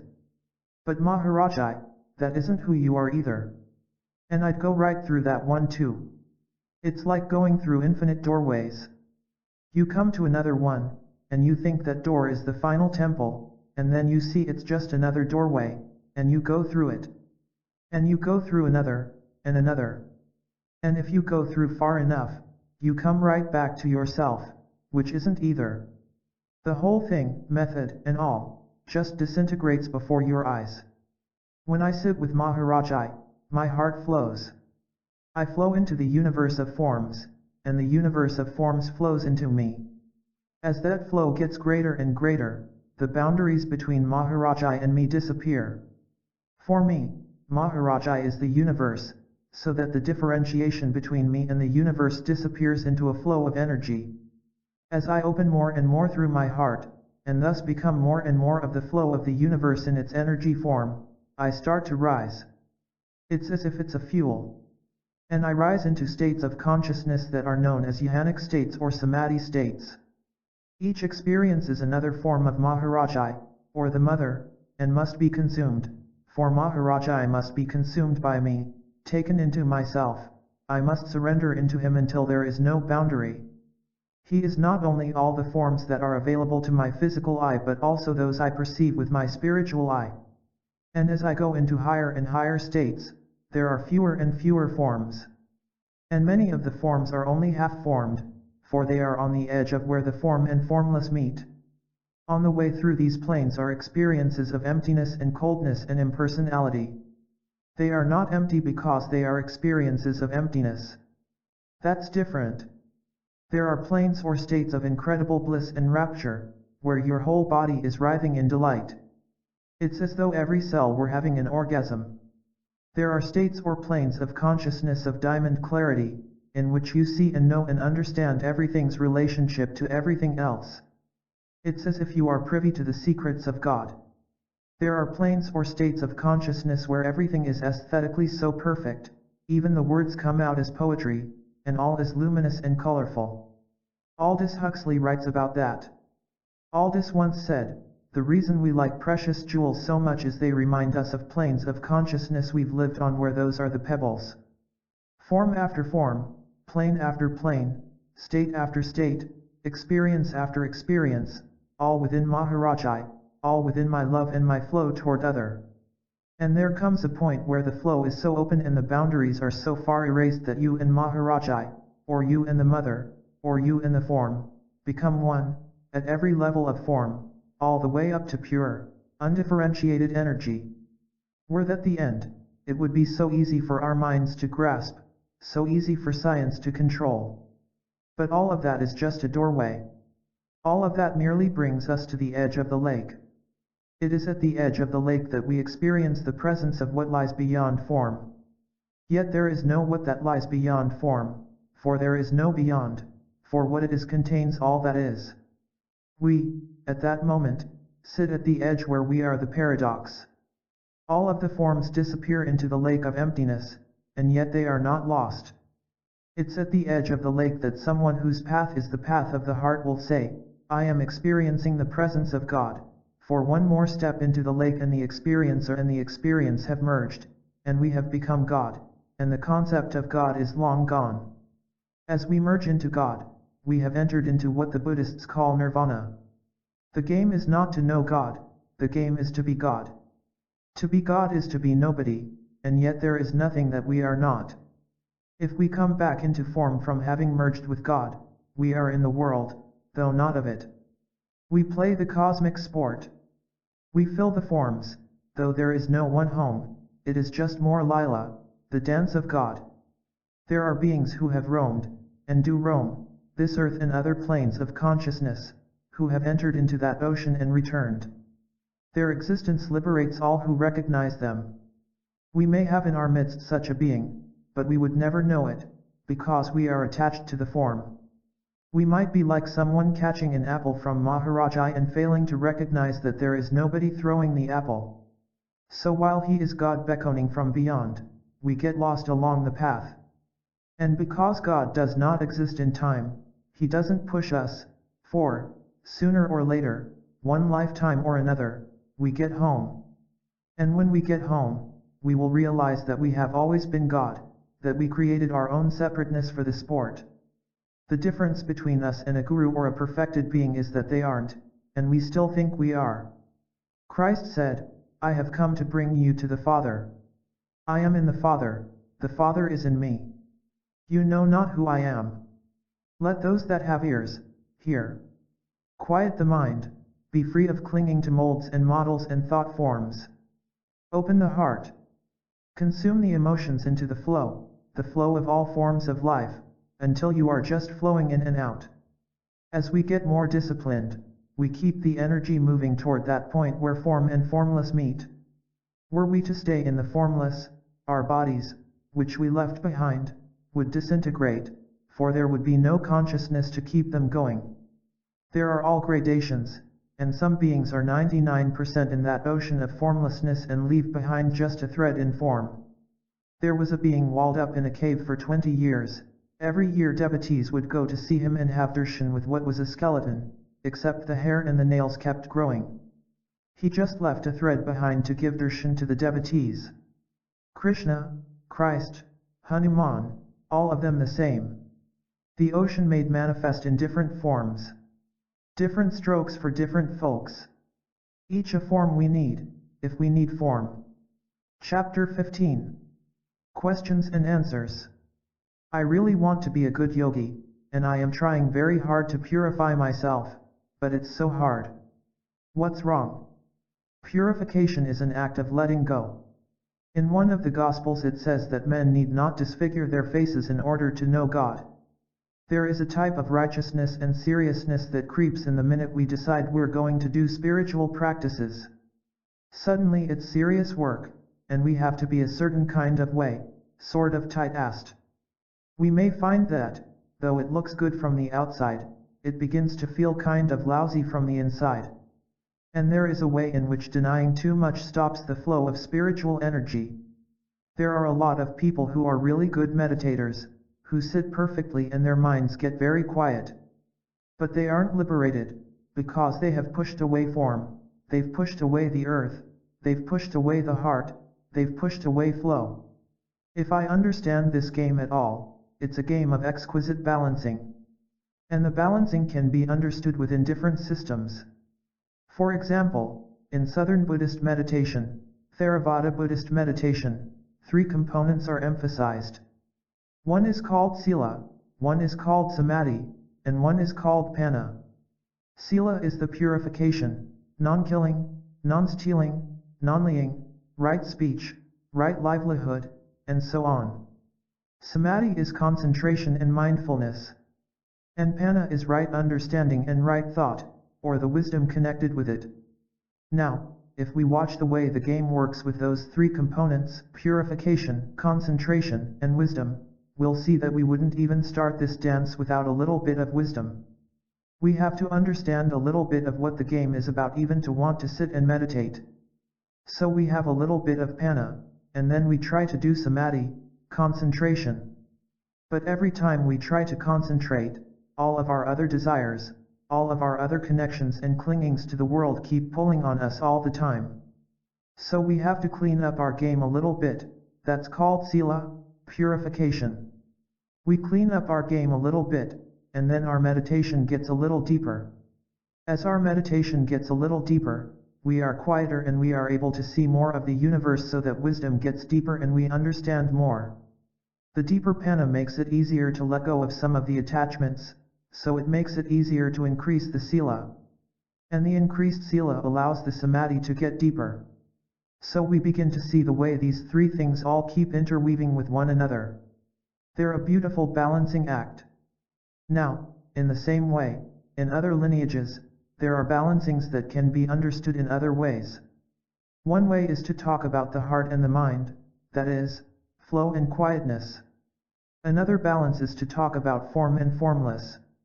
Another way of saying that is to talk about the mother and the father. Still another way of talking about a balance is talking about Shakti and love or power and flow. Some people get symptoms of Shakti, pressure in the head, shaking, movements, twitching, nausea, pains in the back, all kinds of symptoms, because of the lack of the balance, because they're too much into the Shakti realm without the flow. But we begin to be able to diagnose our own predicament in our own bodies, in our own beings, to ascertain what is out of balance and to come back into the flow. Because getting the powers, the yogic powers, the siddhis, without the love, without the flow, without the compassion, makes you just another power tripper. Our society is full of people who have siddhis, who have powers. They have power of the intellect, and they have power of the mind to control others. But the compassion isn't there. The heart isn't open. On the other hand, people who have heart, lots of love but no control, no discipline, no one-pointedness tend to get very mushy. They're like soft earth, there's nothing firm in them, and that lack of firmness keeps allowing them to go only so far, and they keep falling down again. There's no backbone in the process. The way to approach the whole sadhana is with firmness and with lightness. Not hysterical ha, ha, ha, but with a lightness, a delight, enjoying the light of it all, making it light. Somewhere I remember a line that goes, "The angels can fly 'cause they take themselves lightly." People tend to get very lost in their own melodramas, romanticizing their own spiritual journey. I'm getting enlightened. And they tend to take themselves very seriously. They've got themselves a storyline. And they begin to look like yogis, and they begin to smell like yogis, and they come on as they imagine yogis should. They have a whole image of themselves becoming yogis. That's all going to have to go. We come back into the present moment. We are what we are. We let go of the romantic storyline of our own predicament, because that one's just keeping us from being wherever we really are at the moment. I'd just like to point out that righteousness, being very good, does not necessarily bring us to truth. Once we are wedded to and immersed in truth, in the sense of formlessness, then we will be righteous. It's like the 10 Commandments. We can do them out of a goody-goody place, with anger in our hearts, and righteousness, and fear of punishment, or we can come into the space of our own being in relation to God, where we look and see why things are the way they are, and it just flows out of us and we just can't act in ways that create more karma or lay trips on other human beings. Then we begin to understand the 10 Commandments from a different angle, righteousness coming out of truth, rather than truth coming out of righteousness. My son has developed a neurotic habit that worries me and my wife quite a bit. What should we do? To the extent that you are free of the attachment to how it ought to be with your son and with your identity as a father, with being able to be a father perfectly, I'm not talking about abrogating responsibility for safety and survival, just about not getting lost in fatherness. You can see him as a being who is living out a certain incarnation in which this neurotic pattern is showing. By contacting that being behind the neurotic pattern, you can help him drop it when he's ready to drop it. My understanding of the way a child grows is that you create the garden, you don't grow the flower. You can merely fertilize the earth and keep it soft and moist, and then the flower grows as best it can. You create a space with your consciousness that determines whether the neurotic pattern gets deeper into that child or whether it's seen as something that can be cast off when the time comes. If you define this being as my child who has this habit, and that's the major reality of the relationship between you and the child, that's catching him in the habit. The minute you see him as a soul who's incarnated in this situation in which he's working through this stuff, he's free to drop it whenever he needs to, because you are not attached to his having it or not having it. It's an interesting one, because people get guilty that they're not doing enough about their children, and they tend to get caught in this sort of predicament. You don't change your wife or your child. You just keep working on yourself until you are such a clear mirror reflection, such a supportive rock of love for all those beings that everybody is free to give up their stuff when they want to give it up. Your wife, her anxiety, your child, that habit. You keep creating a space in which people can grow when they're ready to grow. The predicament is that a child and a parent may be at very different levels of evolution in terms of their ages of being. A child could be much older than the parent, or much younger than the parent, in an evolutionary sense. There are many old beings being born into this culture at this moment. They have been looking to take birth in a conscious environment, so that some of you have babies that don't particularly want to be incarnated because they're almost beyond it. They're just doing some little clean-up operation. The minute we do a take of beings as souls rather than personalities and bodies, we don't cling to the incarnation that hard. We understand its function, and we don't demand that the incarnation be other than it is. We understand that births are consciously chosen to work out specific karmic necessities, and we don't get as lost in the melodrama on this plane. It's very tricky which level of reality you climb into. The power of conscious beings is that they don't use one against the other. They keep all those levels of consciousness going simultaneously. So if somebody is brought in on a stretcher to see me, and she's in terrible pain, and she has been for years, and at one level I can see that she's doing a tremendous amount of work in this life, and at another, God, this person is suffering so badly. Can I do anything to relieve the suffering? Both of those thoughts occur at the same moment consciously. And if that person who is brought to me is somebody who says, I wish to awaken during this lifetime, Ram Dass, help me, then I say to her, well, you're really feeling sorry for yourself. You've really got a good birth, you're cleaning up a lot of stuff. Let's work on how to convert pain. And if she is somebody who didn't say that, but we just happen to meet, like somebody's aunt or something like that, I say, God, it's really rough how much you're suffering. Here, let me fix the pillow for you, or are you having proper medical treatment, or what can I do for you? It's very interesting how you deal with problems and suffering depending upon which plane of consciousness is the dominant theme, although you never forget the other one. A strong consciousness keeps it all going at the same time. You do everything you can to help your son feel more loved, calm, supported, and ready to get rid of the neurotic habits, and at the same moment, you are not attached and you understand that it is the karma of this being that is being lived out, and you work on yourself until you are a perfect environment for that being to do what it needs to do. How do you interpret dreams? In general, I'm inclined to suggest we shouldn't do too much analytic work in this dance, because our minds play too many tricks. If the dream has an immediate significance that affects you emotionally, work with it. It may help click into place something you needed to understand about yourself. Fine. But if you say, I wonder what that meant, forget it. It fits under the category of things that when you're ready to know, you'll know. Don't sit and analyze or wonder or get preoccupied with it. It all has meaning. It's all work you're doing on other planes. It is significant spiritually, but you don't always have to understand it. You exist on many planes simultaneously at this moment. The only reason you don't know of your other identities is because you are so attached to this one. But this one or that one, don't get lost, don't stick anywhere, it's all just more stuff. Go for broke, awake totally. You say every life situation is a perfect lesson. How is that so? The universe is made up of experiences that are designed to burn out our reactivity, which is our attachment, our clinging, to pain, to pleasure, to fear, to all of it. And as long as there are places where we're vulnerable, the universe will find ways to confront us with them.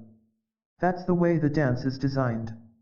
In truth, there are millions and millions of stimuli that we are not even noticing, that go by, in every plane of existence, all the time. The reason we don't notice or react to them is because we have no attachment to them. They don't stir our desire system. Our desires affect our perception. Each of us is living in our own universe, created out of our projected attachments. That's what we mean when we say, you create your own universe. We are creating that universe because of our attachments, which can also be avoidances and fears. As we develop spiritually and see how it all is, more and more we keep consuming and neutralizing our own reactivity. Each time we see ourselves reacting, we're saying, right, and this situation too, and this one too, tattivam aci, and that also, and that also, and that also. Gradually the attachments start to lose their pull and to fall away. We get so that we're perfectly willing to do whatever we do, and to do it perfectly and without attachment. It's like Mahatma Gandhi gets put in jail and they give him a lice-infested uniform and tell him to clean the latrines, and it's a whole mess. And he walks up to the head of the guards and he says, in total truth, thank you. He's not putting them on or up-leveling them. He's saying, there's a teaching here, and I'm getting it, thank you. What's bizarre is that we get to the point where somebody lays a heavy trip on us and we get caught, and then we see through our caughtness and we say, thank you. We may not say it aloud because it's too cute. But we feel, thank you. People come up and are violent or angry or write nasty letters or whatever they do to express their frustration or anger or competition, and all I can say is thanks. When an oppressor, or an oppressive economic system, is causing people suffering, it seems to me not enough to love the individual who is oppressing along with those who are being oppressed. It seems that if one were to really love them, one would speak out. I fear that many of us who seek, feel that it is no longer necessary to criticize in such a manner. You are raising the question about our social responsibility for political inequities, social inequities. Where is our responsibility? Is it enough to meditate? Is it enough to become a loving person? Well, our predicament is this: we are in an incarnation. We can't make believe we're not. We must honor the attendant responsibilities that go along with that incarnation: parents, political identities, social identities, and work. Inform, in order to alleviate the suffering at whatever level we find it. Now, the peculiar predicament is that when we see any kind of injustice in the world, if we are attached to anger about it, or are attached to it being any other way, we are at one level perpetuating the polarization even as we are working to end it. In Patanjali's Ashtanga Yoga, it says there is no giving and no receiving. Does that mean that nobody gives and nobody receives? No. It means that when we give, we are not attached to being the giver. Thus, we do not force the other person to be the receiver. Their political inequities are our political inequities. There is no them in the universe. There is only us, more or less pure. And we, as a collectivity, must purify ourselves. Each individual must hear her or his dharma, that is, the way in which the manifestation must come forth in order to relieve suffering. Until we are enlightened, all action is an exercise in working on our own consciousness. The forms, however, will differ. For example, if somebody comes up to me as my friend Wavy Gravy did once and tells me that it only costs 10 cents a day to keep a starving person alive in a third world country, his coming along and telling me that creates a new situation in which I now exist. That situation elicits from me a set of behaviors to do what I can do, so I do a benefit to raise money to help and have that money go to help feed starving children. If Wavy had not said that to me, I probably would not have done that. We can't walk away from life on this plane. For instance, I feel it is dharmic for me to be involved in politics to the extent that I vote, make my opinions known to my congressional representatives, and sometimes join political actions. There are 1,001 ways in which humans are unjust to fellow humans. Which ones will we work to change? Which are our particular dharmic paths?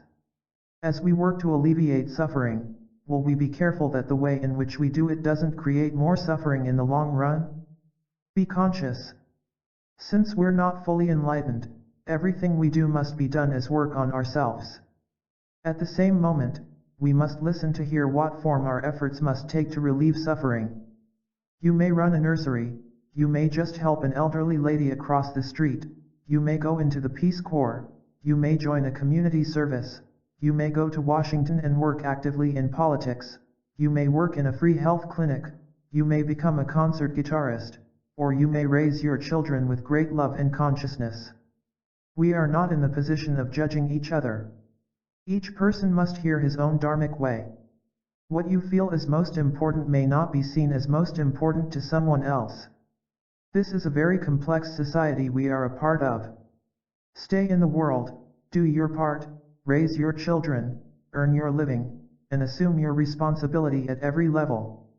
Do it all as an exercise to bring you to God, because until you are one with God, every act you perform will both liberate and entrap.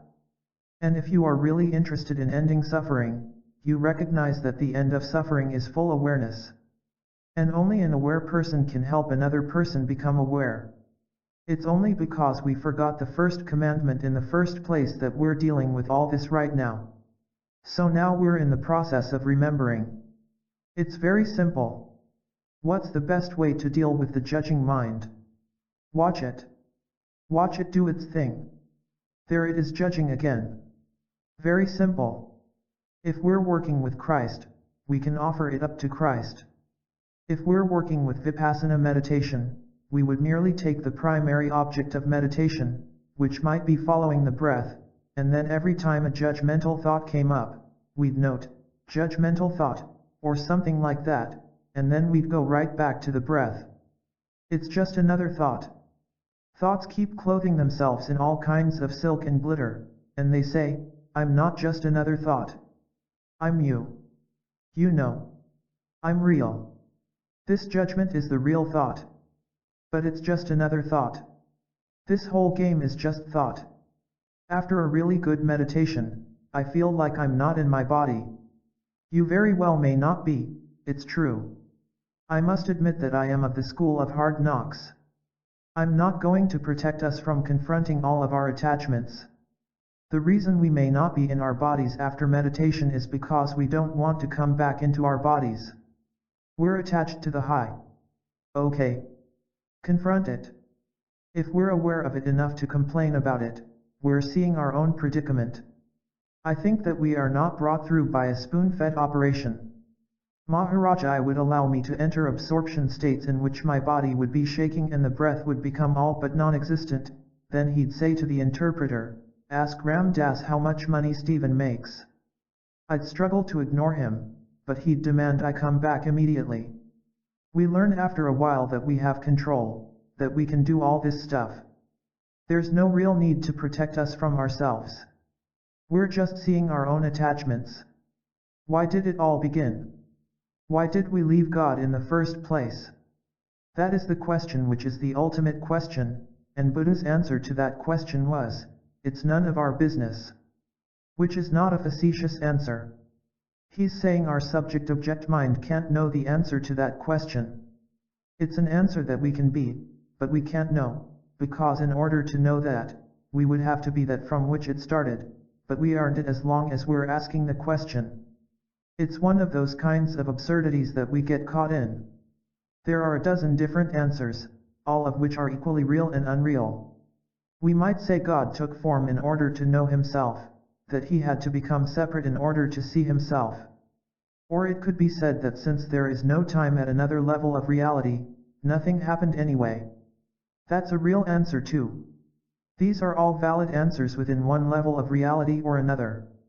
Every level has its own answer to that question, but the answer is not truly knowable until we have transcended those levels, because any answer we give is just feeding our minds from one level or another, and they're all only relatively true.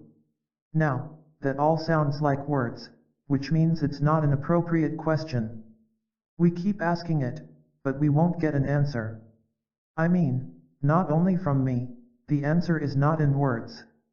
What is Shakti, or prana? Shakti, or prana, is the universal stuff from which it all comes. Everything here is Shakti, it's all just Shakti, patterns of Shakti. It's the stuff of the universe, finer than quanta of energy in the physical, scientific realm. We can ignore it if our method does not involve focusing on energy, or we can work with it, draw it in, mobilize it, direct it, and use it as a force. We can use it in the same way we might use electricity, we can collect it in the same way. It feels the same, except it is much finer. We can draw it in and draw it in and draw it in, and we will experience new realms of perception and new powers. Before we are done, we will be subject to, or must surrender to, intensities of energy that grow and grow and grow, until they are nothing short of all of the energy of the universe, and to the extent that there are impurities within us, or paranoia, or a body that is not kept in a good shape, when we start to tune in on these higher energies, we can really blow our circuits, or shake ourselves very badly. When we see people shaking, all that bouncing energy stuff, that doesn't have to be. That is because the person is trying to put 220 volts into a 110-volt system. The process of purification is preparing ourselves as containers to handle more and more energy, more and more love, and for that we need quieter and quieter minds, and stronger bodies, and more open hearts. There are a lot of different traditions, some of which are very much oriented around Shakti, Kundalini Yoga, for instance. Others recognize and use these energies in another manner. When we just work with Shakti, we get great power. But unless that Shakti is perfectly balanced with wisdom, and the empty mind, and love, it can be extremely destructive. Similarly, if we only work with our intellect and with the emptying of our mind, as in some yogas, and we fail to open our heart, our journey becomes very dry and brittle. Ultimately, no matter what our methods, we have to get a very even balance between our energy, heart, and mind. How does LSD affect the spiritual journey? My first struggle with that was in a correspondence with Meher Baba back in 1965, in which he said that very few people can use it positively, for many people it will make them insane. And I wrote, "It's strange, Meher Baba, but the only reason I read your books is because I took acid, and that's true of many devotees that follow you in America." And he wrote back and said, "I know you're a good person, and for a few people it can be helpful, but for most it's not helpful, and you can take it 3 more times." Well, I didn't listen to Meher Baba, I took it a number of times more than that. Then in 1967 or 68, Maharaj-ji asked me about that medicine that I used in the West, and he took 900 micrograms, as you may know from Be Here Now. Nothing happened at all to him, which was impressive. I must admit, though, that because nothing happened, I went through a little doubt. I thought maybe he threw them over his shoulder, maybe they never got in his mouth. It all happened so fast, and when you're around somebody like that, you're so stoned, who knows? So I had this little doubt, but I came back and told everybody he took 900 micrograms. In 1970, when I was in India the next time, he said, Ram Das, did you give me some medicine the last time you were in India? Yes, I said. Did I take it? He asked, with a little twinkle in his eye. I said, well, I think so. He said, what happened? And I said, nothing, Maharaj-ji. And he said, J.O. J.O. Go away. The next morning he said, do you have any more medicine? So I brought out what I had left, and he took 1,200 micrograms this time. He took each tablet and stuck it in his mouth and made sure that I saw, and he munched them up. Then he said, can I have water? I said, yes. And he asked, will the medicine make me insane? So I said, probably. So he said, how long will it take? I said, an hour at the most. So he got an old man up there with a watch, and he was holding it and looking at it. And he drank a lot of water. And about halfway through, he started to look really weird. He even went under his blanket, and he came up looking totally insane. Oh my God, I thought. What have I done to this sweet old man? He probably threw it over his shoulder last time, and he wanted to show me what a big man he is. At the end of an hour, he looked at me and said, you got anything stronger? Because nothing had happened, obviously. Then he said, this was known in the Kulu Valley long ago, but most yogis have forgotten it. On later questioning, he said, well, it could be useful, in a cool place, where you are feeling much peace, and your mind is turned toward God, and when you're alone. He said that it would allow you to come in and pranam, or bow to Christ, but you could only stay for 2 hours, and then you would have to leave again. He said, you know, it would be much better to become Christ than to just visit with him. But your medicine won't do that, because it's a false samadhi, which was exactly what Meher Baba had said to me. Though, he said, it's useful to visit a saint, it strengthens your faith. Then he added, but love is a stronger medicine. After that, once each year or two I would take LSD when I was peaceful and was alone and my mind was turned toward God, to sort of find out what was happening, and each time was profound in some way.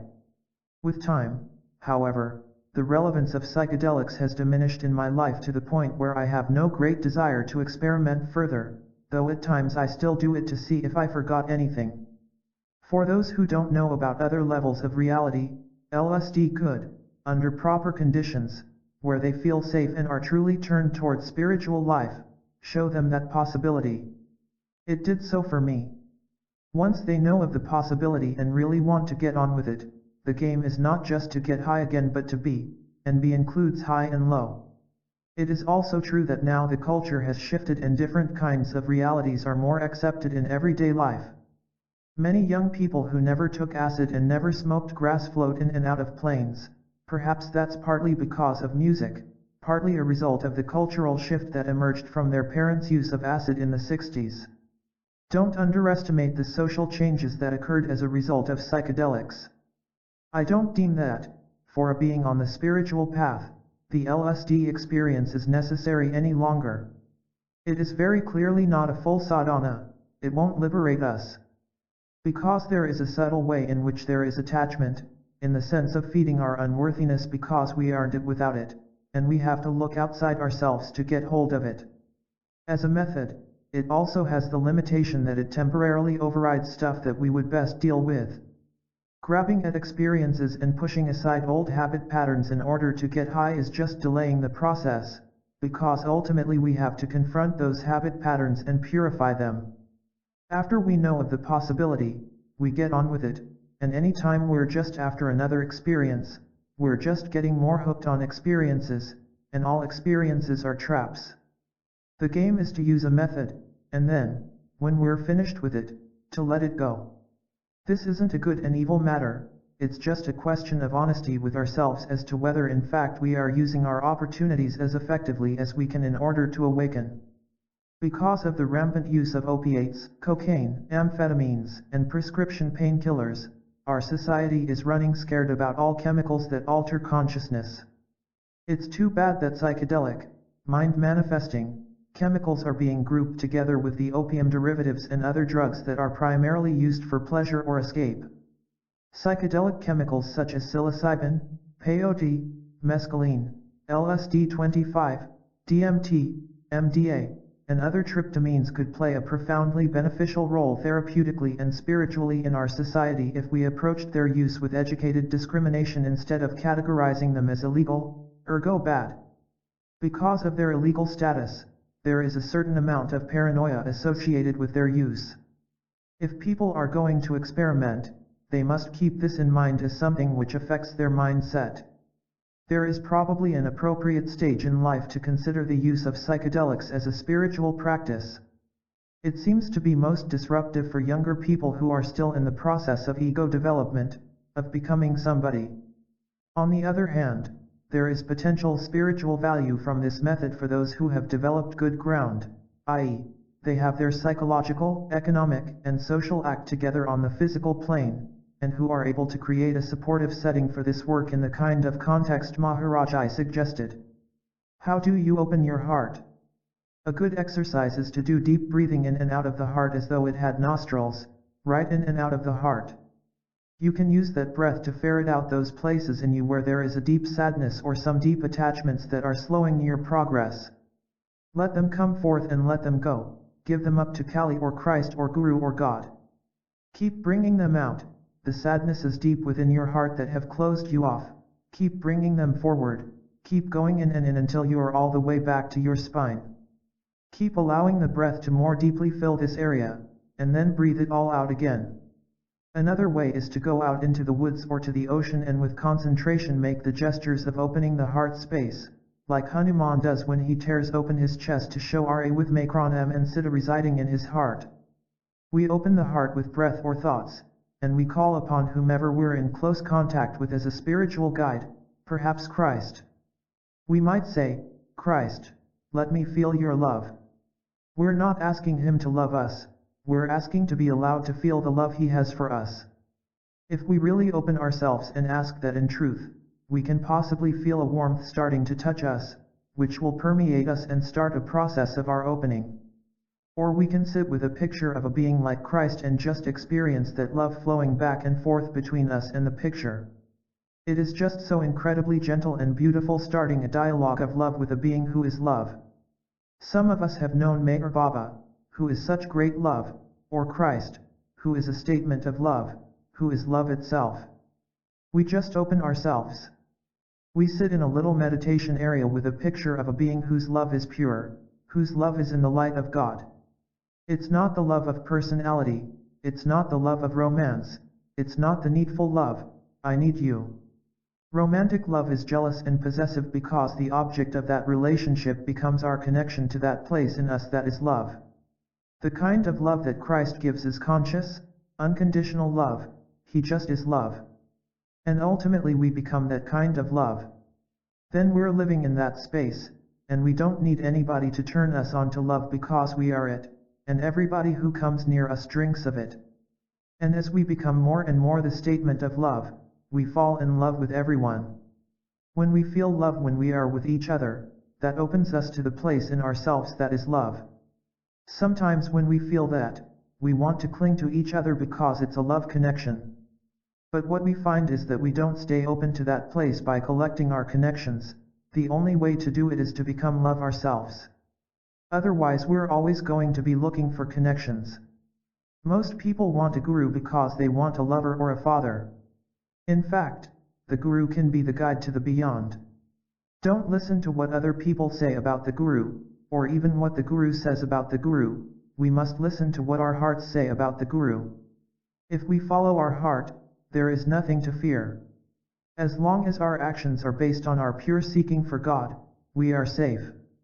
And any time we are unsure or frightened about our situation, there's a beautiful and very powerful mantra, the power of God is within me. The grace of God surrounds me, which we can repeat to ourselves. It will protect us. Grace will surround us like a gentle force field. Through an open heart, one hears the universe. How do you interpret statements like, "No man comes to the Father except through me"? In almost all holy books, and especially in the words of holy beings, we are dealing with transmissions to different levels of disciples and devotees who can hear different things. Who was Jesus talking to? Are these the words of Jesus or of the Christ? We have really at least two beings in that one being. One of them is Jesus, who is the Son, a form of the Father made manifest on earth. I am in the Father is in me. Then there is the Christ, which is the consciousness out of which that form is manifested, the consciousness that acknowledges the living Spirit. That's not necessarily Jesus, the man.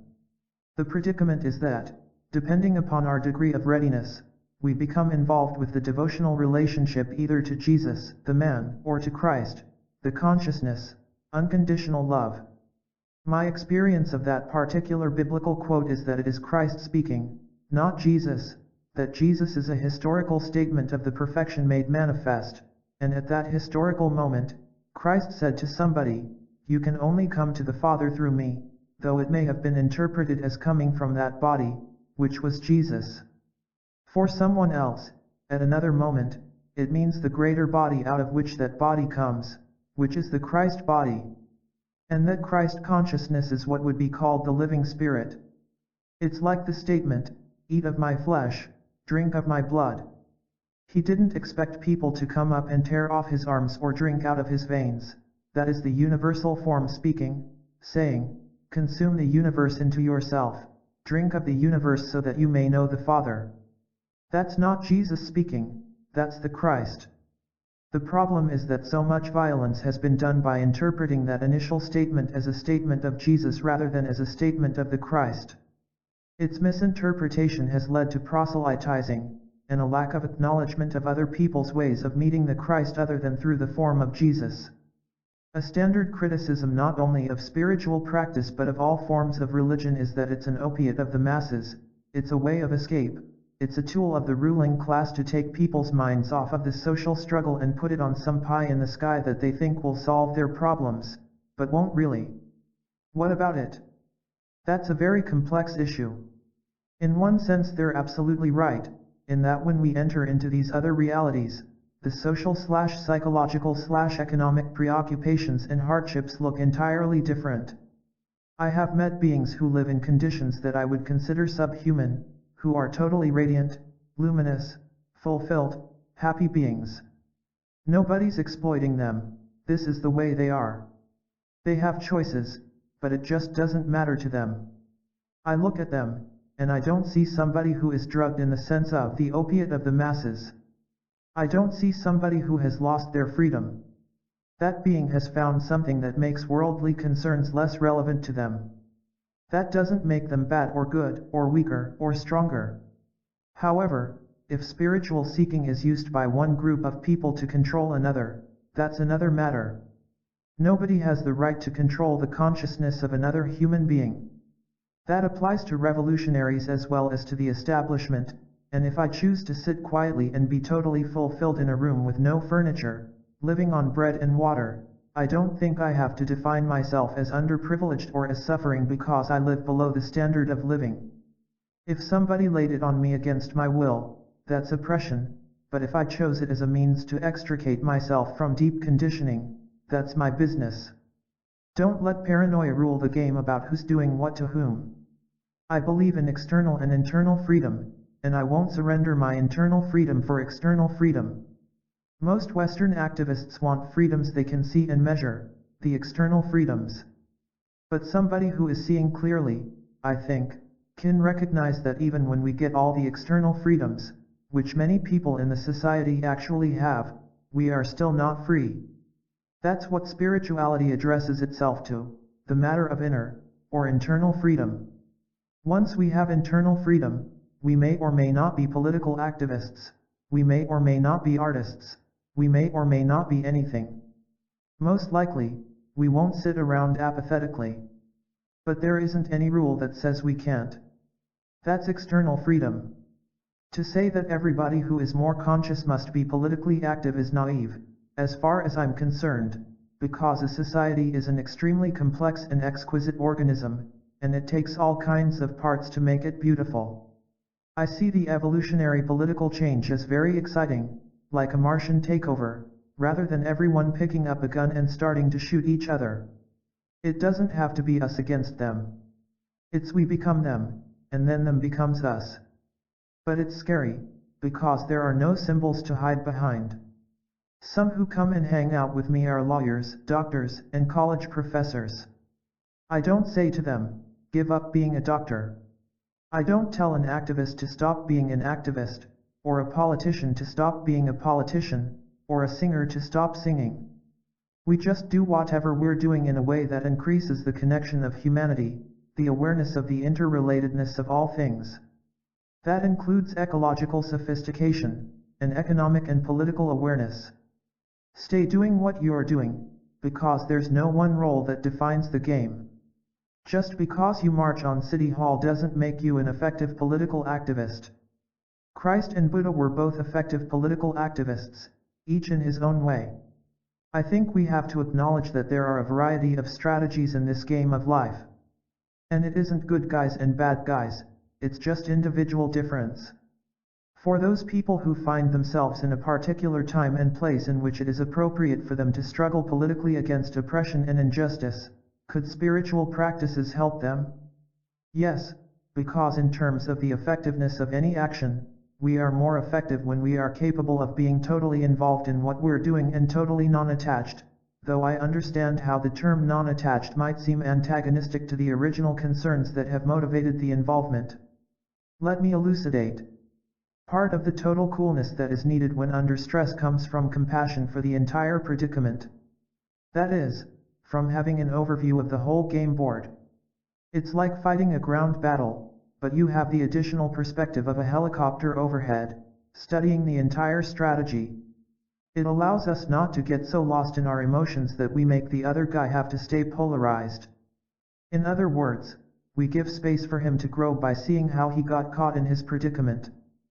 For instance, I can understand the position of, say, the Secretary of Defense, though I don't agree with it. I can protest his actions and say he shouldn't have done certain things, which I do. But at the same moment, I can hear his predicament. And that ability to hear his predicament gives him an opportunity to grow, because every human being has the right to get unstuck from his models. But the minute we take away people's opportunity to grow, even if they're bad guys, we've imposed on them exactly the wrongs we'd like to right. We can't create polarization in our zeal to override the bad guys, or we might create more. As was said in Be Here Now, the hippies were creating the police, and the police were creating the hippies. It was so obvious in the Haight-Ashbury. The citizens got frightened by the scene, so they demanded their police get more oppressive. The police got more oppressive, and that became a symbol against which the hippies mobilized to fight. The more the hippies mobilized to fight, the more the police got oppressive. Each force was creating the other. And nobody in that space was conscious enough to cut through that polarization, which could have turned it into a whole collaborative dance together. I think that spiritual awareness, compassion, and consciousness can clearly contribute to political effectiveness. You know, Allen Ginsberg was incredible at the 1968 Democratic National Convention in Chicago. He just went and chanted OM right in the middle of the scene. Now that's a very interesting mixed game. At the time, I was sitting in a temple in India. I read some clippings about Allen in Chicago. And I went through a few changes, like, am I copping out? I mean, here's my buddy right there being maced and beaten. What am I doing? I'm sitting in a temple in the Himalayas in this room huddled in a blanket and making tea for myself. Is this a cop-out, or am I confronting other subtle demons for all of us, which in a way is as difficult as the demons, the bad guys, of the external physical plane? What can I bring to my fellow man? And it turns out that I do have something to offer political activists, or perhaps anyone who might share these words. It seems that a lot of revolutionary tactics in this country have won the battle but lost the war. If we alleviate human suffering on one level but our act doesn't allow it to be alleviated at another level, then we haven't accomplished the goal of ending suffering. Like in getting economic benefits for people, if we deepen their attachment to thinking that economic benefits are going to give them total peace or happiness, then we are perpetuating the illusion that causes the suffering. That's why the nature of the consciousness of the revolutionary determines whether the revolution ultimately liberates or entraps those it was meant to aid. It's a really beautiful issue. Really, it's like the Europeans who originally came to America and thought that if they got political and religious freedom, they would have it made. Well, they came here and they got it, and they didn't have it made. How does one decide to get rid of sexual desires? I'd like to give them up, but I don't know how. We have finally found out in America that there really is nothing wrong with sex. We don't have to be Victorian about it. We've gone from neurotic sex to reasonably healthy sex, and that's really good. And if we're living in the world, sex is a very beautiful part of existence. However, if we in truth want to realize God in this lifetime, then we start to direct our energies toward getting there. The predicament with sexuality is that no matter how nice our intentions are, the act itself is so powerful that it catches us in the gratification that comes from our separateness, the extreme of sensual gratification. And in that sense, it's reinforcing our separateness. We don't give up sex because it's bad or wrong, no guilt, nothing like that. What we don't do is give up sex. What we do is acknowledge how much we want God, and we turn our hearts and minds in that direction without sounding like we're coming on for Barnum and Bailey. We can't get into a struggle against it, because every time we're busy struggling against something, we're reinforcing its reality. The game is just to go into the reality where sex is, like rubbing sticks together to make a fire. We get to the point where we're already existing in that place we were having sex to get to. At times couples have said to me, "What's happening?" As we get more into spirituality, our sex life means less and less to us. Something's wrong. Isn't sex divine? Yes, sex is divine, but the reasons for having sex were falling away. Later they could have sex without any opposition or drain on their inner work. High beings can have the most incredibly beautiful sex imaginable because their hearts are open, which most people having sex in this culture don't experience. The problem is that most high beings don't have any desire for orgasm because they are already sharing such intimacy. Tantra yoga is often played with by people who desire sexual gratification. They try to have their cake and eat it too.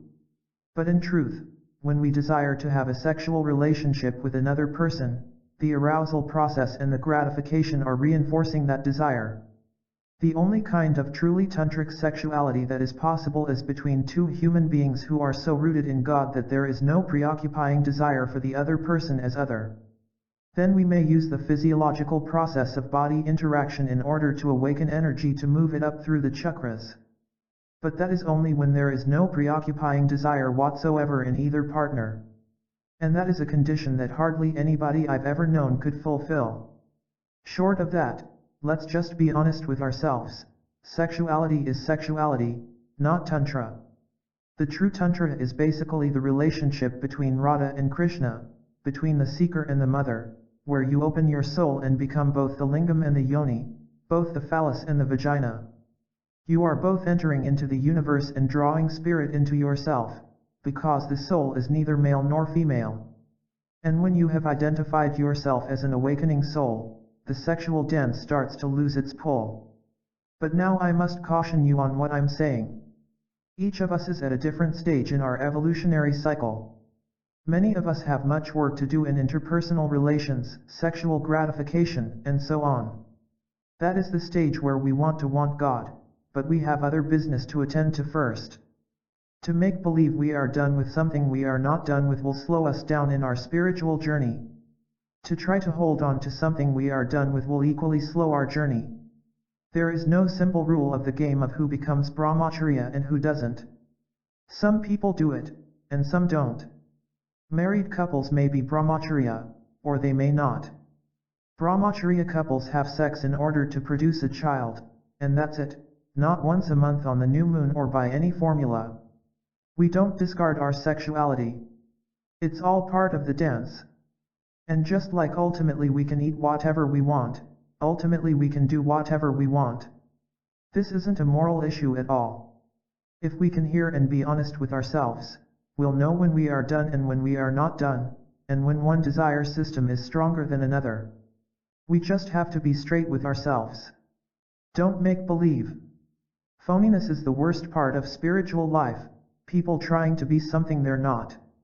While some folks I encourage to be brahmacharya, others I encourage to have sex. There are many horny celibates in this world who are not going anywhere except to psychiatrists. And there are a lot of people having sex who wish they weren't anymore but can't stop because they think they ought to be. They've already entered into planes of consciousness where it's irrelevant. Trust yourself, allow your desires to fall away when it's appropriate. What part does diet play in spiritual work? As I hear it about diet, at different stages of our sadhana, different diets are indicated. We start to be pulled toward them. These are not based on morality. They are based on what vibratory rates we can ingest and transmute. And there are stages where we can't handle meat because of the vibratory rate, the rajasic, active quality of it, the hot intense passion of the stuff. We can't get calm enough through it. So our diet starts to lighten up, to fish and eggs, and vegetables and grains, dairy products, and fruit. When we can't handle that, pretty soon we might get down to grains and dairy products, vegetables, and fruit. Then there are times when we can't handle anything but fruit. And then we may go through a stage where we are so connected and clear and beyond it that we can eat anything again. Certain diets will help purify the system when it's full of toxins from the kind of stuff we usually eat. They're really generally useful. Simple vegetarian diets often help. But don't get into a good and evil trip about it. It doesn't work. It's just getting caught in a lot of righteous morality. A lot of people are more preoccupied with what goes in their mouth than what comes out of it. I must honestly tell you that people have been liberated eating anything, so the game is clearly not going to be that simple. The Native Americans consumed buffalo, and there have been some very high mystics and saints among them. The Tibetans eat meat and honor the animals, and it is all part of the karmic working through for all of them. And the way they do it is not spoiling or wasteful or angry or anything. It is in the way of things. I remember meditating in Big Sur in a house that was loaned to me by E. Salin Institute, and it came with a cat. Every morning the cat would go out and get its prey to eat. And it would come in, and because it loved me, it would come over to me and sit between my legs as I meditated. There, it would chew on the skull of a mouse or a lizard, which would sometimes still be alive and flapping. And I wouldn't know who to hate or who to love, or what to do. I learned a great deal. I was taken through a tremendous understanding of one level of our existence. My diet has recently been modified vegetarian, that is, I eat fish and eggs, and now and then chicken. And I do that because it feels like my body needs a certain kind of protein, which I have to feed it because of my lifestyle. Just as I do, you too must listen to your own needs. As a woman psychotherapist, I'm having a difficult time integrating what you teach with my daily work with my patients. Could you reflect a bit on this condition? I think that the polarization of inner work and outer social action is a polarity that merely comes out of an attachment to a model in one's head. From my point of view, both of those come together very much in karma yoga, the yoga of daily life. Perform the daily actions of your life so as to come to a clearer state of consciousness or deeper peace or greater enlightenment or whatever metaphor you wish to use. The work you are doing becomes your practice rather than your practice taking you away from your daily life. That is, if you just start from where you are, not where you wish you were, and your givens are certain trainings and skills and responsibilities, then the game is to find within all that the path to enlightenment and the way to use it all as a method of working on yourself. I find myself spending almost all of my time serving, being available to people who are suffering in one way or another. It's hard to define who's suffering how, or who's suffering more than another. When people come to me, my interaction with them is from their point of view, allowing them to re-perceive their life strategies and their emotions and so on, but really they are my work on myself, just as arduous psychiatric patients are a psychiatrist's work on herself or himself. If you get lost in pity or anger or rejection or desire, sexual desire, or desire for power over your patients, then you become less effective as an agent of change. Part of your work is to deal with countertransference and your own emotional reactions to people. From my point of view, my work is to stay in a place of total involvement in the psychological plane with total non-attachment. I do what I do, and I do it as perfectly as my consciousness allows it to be done, though I'm not attached to how it comes out. I'm just doing it as best I can. It comes out as God wants it to come out, not as I think it ought to come out. That is, when I meet people, I don't immediately know if they ought to change just because they are in a mental hospital. I have no reason to say that how I think they ought to be is better than how they are. I just share my being with other beings, and they change to the extent they are capable and ready and can change, using my consciousness as an instrument. Your struggle happens because a model of being a psychiatrist or being a woman or being any label is entrapping, because labels are limiting. They are finite, they have suffering connected with them.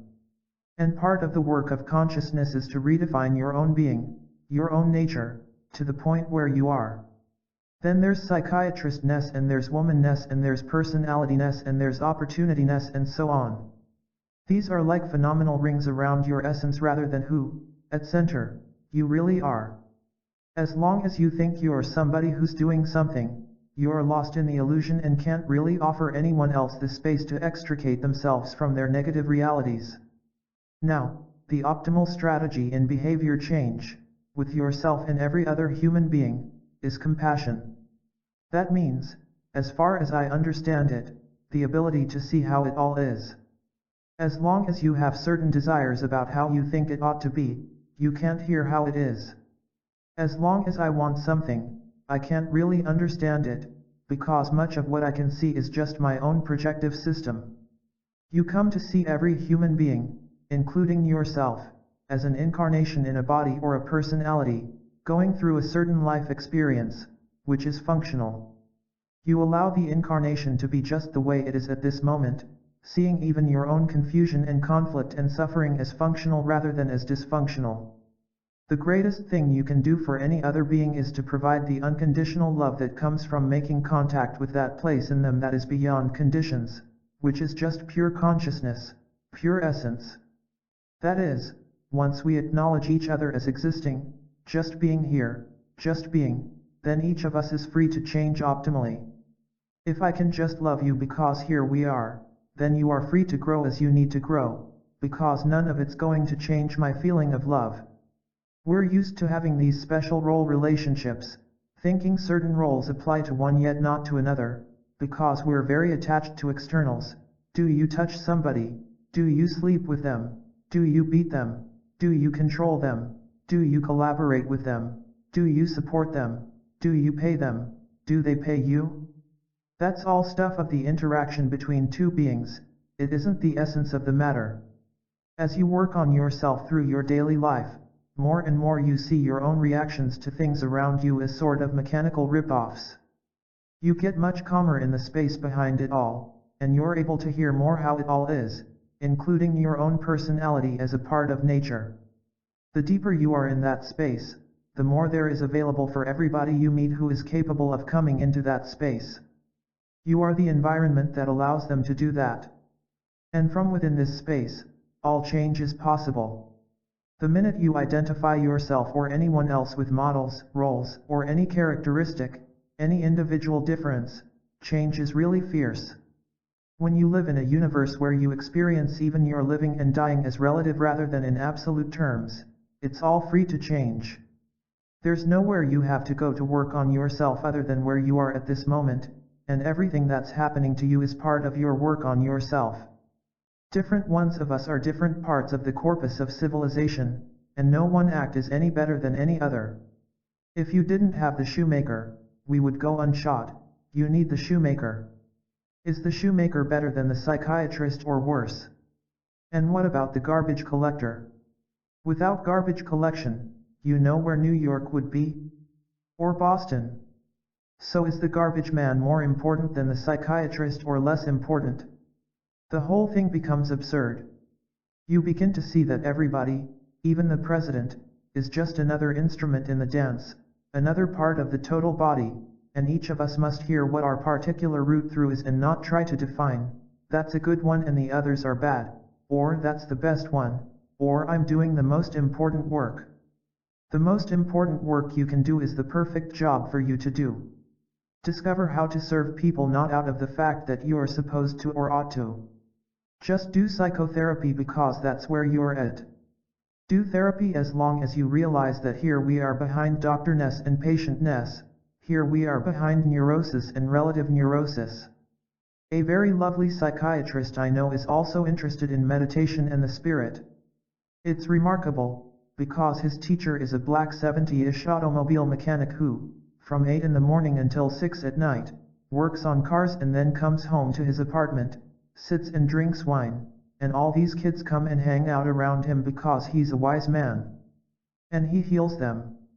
He works on their bodies, but all the time he's transmitting this incredible unconditional love because he's loving the place in them behind all their crap and all the stuff and all the divine dance. And here's a psychiatrist who's willing to sit at the feet of this automobile mechanic because he's knowledgeable enough to respect wisdom. I have 3 major instructions for my life from my guru: love, serve, and remember. Love everyone, serve or feed everyone, and remember God. My own yoga seems to be doing every day whatever it is that I do, being with people, sharing time with them in whatever way. I don't demand they call themselves patients.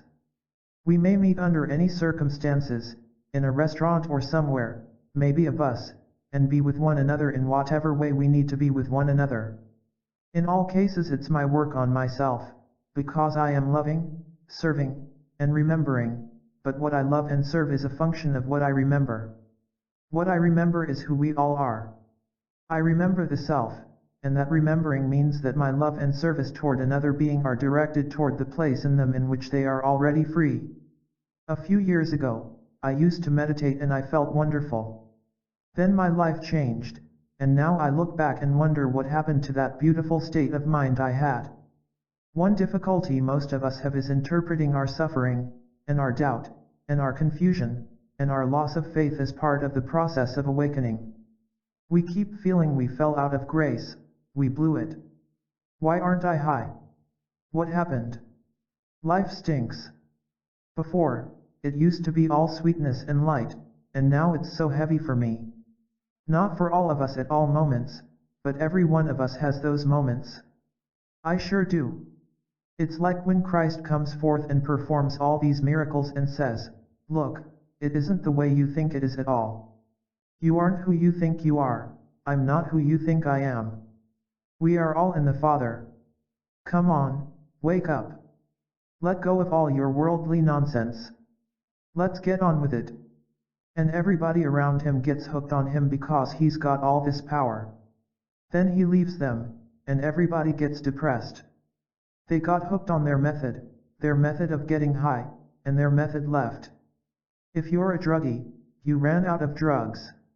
Or, for me, my guru left his body.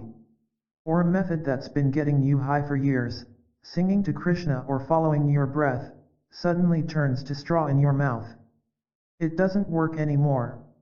What about all those lows? When you're angry. When you're getting fired. When you've run out of welfare. When your car breaks down. When there's an unexpected pregnancy. When there is a fight. When there is violence in the neighborhood. When there is racial tension in the community. When there is ecological disaster imminent at every turn. When there is a positive AIDS test. When politics all sound like lies. All of this does an interesting thing, it throws us back in upon ourselves for us to see where we're at. When all the pins get pulled away, we have a chance for a moment to see what resources we have. There are many stages on this path, many lessons, but don't stop anywhere. It's all part of the process of awakening. You have all the time in the world, but don't waste a moment. What is the Seva Foundation? which you helped form and are part of. The word seva in Sanskrit means selfless service. The Seva Foundation came into being in 1978 out of the inspiration of folks who served together in Southeast Asia as part of a World Health Organization, WHO, campaign that successfully eradicated smallpox from the face of the earth. SEVA was originally an acronym for Society for Epidemiology and Voluntary Assistance. SEVA's first project was to help reduce the burden of preventable and curable blindness in the world. 80% of third world blindness can be prevented or cured. Nepal, the small, rugged country nestled in the Himalayas between China and India, was the place SEVA began work. Here was a situation in which Western know-how could really help. SEVA undertook to help rid Nepal of its backlog of curable blindness and to develop an infrastructure that would enable Nepalis to become self-sufficient in eye care. SEVA collaborated in a Nepal blindness program by providing planning, expertise, administrators, assistance from ophthalmologists, medical supplies, vehicles, and support for training of the medical personnel. The program was directed at preventing potentially blinding diseases like trachoma, xerophthalmia, and keratomalacia through treatment and health education, and at reducing cataracts through surgeries via a network of hospitals, clinics, eye camps, and outreach programs. SEVA also collaborated with Aravind Eye Hospital, an extraordinary institution in Madurai, South India, that became a major source of inspiration for the work in Nepal. Its founder and a SEVA board member, the late Dr. G. Venkataswamy, grew it from a 20-bed clinic to a group of cutting-edge eye hospitals in South India that are a worldwide model for eye care. They do more cataract operations than any other institution in the world, and many Western ophthalmologists go there for internships. SEVA also supports Aravind's initiatives in child health and nutrition, which reach the poorest of the poor in Indian villages. Once the Nepal project was in place and work with Aravind was progressing, SEVA broadened its mandate to relieve other kinds of suffering. They have worked with native peoples in Guatemala and Tibet and on Native American reservations in the Dakotas. Besides medical projects, SEVA works to enable indigenous cultures to carry on ancient crafts like weaving and traditional agriculture to support themselves. They also initiated a series of small reforestation projects in Africa, South America, Nepal, and South Dakota. A sister organization, SEVA Service Society, was incorporated in Canada in 1982. Behind the projects lies a vision that impels SEVA to responsible actions that help to relieve suffering wherever possible, to create opportunities to grow spiritually and consciously through collaboratively cultivating the compassion of our own hearts, to acknowledge the earth as our home and our family, and to recognize that many of the problems facing humanity, hunger, poverty, physical suffering, fear, and violence, can be reduced through dedicated human effort and helping people to help themselves. From the beginning, SEVA has valued a rapprochement on conscious action between social activists and spiritual seekers, the DOERS and the BERS. Largely a grassroots organization, SEVA appreciates the wisdom of Gandhi's statement, "Whatever you do may seem insignificant, but it is most important that you do it." As an institution, they are helping to ring the bell of compassion and joy in a sometimes bleak world, believing it's possible to do good and to have fun doing it, to open our love to God's love through an understanding that each of us works for all of us. Who do you think you are? How do you view your role in the contemporary scene? How do you relate to it? The most honest answer is, I have absolutely no idea who I am. I am not even fascinated anymore with who I am. I used to be fascinated with Ram Dass. Wow, look at that. Isn't that interesting? I try to get a rush off it now and then, but it's just not happening. Once John Lennon and Yoko Ono came to visit me. And a few days later so did Governor Jerry Brown. The old mind thought, my God, a governor has come to my motel room. I must be somebody. And I tried to get a little leverage off it, but it was empty, it was just nothing. I'm an old power tripper, so why wasn't I getting rushes off power? I can speak to your question, and we can play this thing out. But most of the time, I'm just sitting pretty empty. It's quite incredible. It's the consciousness of other beings that draws all this stuff out of me. When I'm with you and you ask me who I am, I can give you a nice erudite answer. I might say I'm trained to be a wise man in this society. And I think that's a role that the society sure as hell can use. My guru said to me, Lincoln was a good president because he knew that Christ was president and that he was only acting president. I don't really have any personal identity, except when I'm busy getting in the way. I don't think it's me doing this work. Sometimes I'm like a perfect instrument in a way, an instrument for the flow of the universe. I can't think of anything nicer than to be an instrument for the flow of the universe. I'm perfectly happy to be a pebble on the bottom of the lake. That's what's fun about having fame when you don't particularly want it.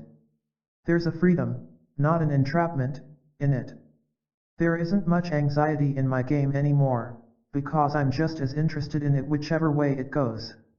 In the 60s I was really a bad guy in this society, an acid head thrown out of Harvard and all that. Now I'm a good guy in the society. Maybe I'll be a bad guy in the society again someday. It's just the flow, just the dance. I just notice it. All I really want to do is become free. And more, no matter what I'm doing, that's all I'm doing anyway. I'm sitting here, and it's just going through me. It's just nothing. It's totally beautiful, and the more nothing it is, the more beautiful it gets. All of the things I would share with you are unspeakable. It is only now that we have this book out of the way that we can start to dance into the realms where we look into one another's eyes and know what is not knowable.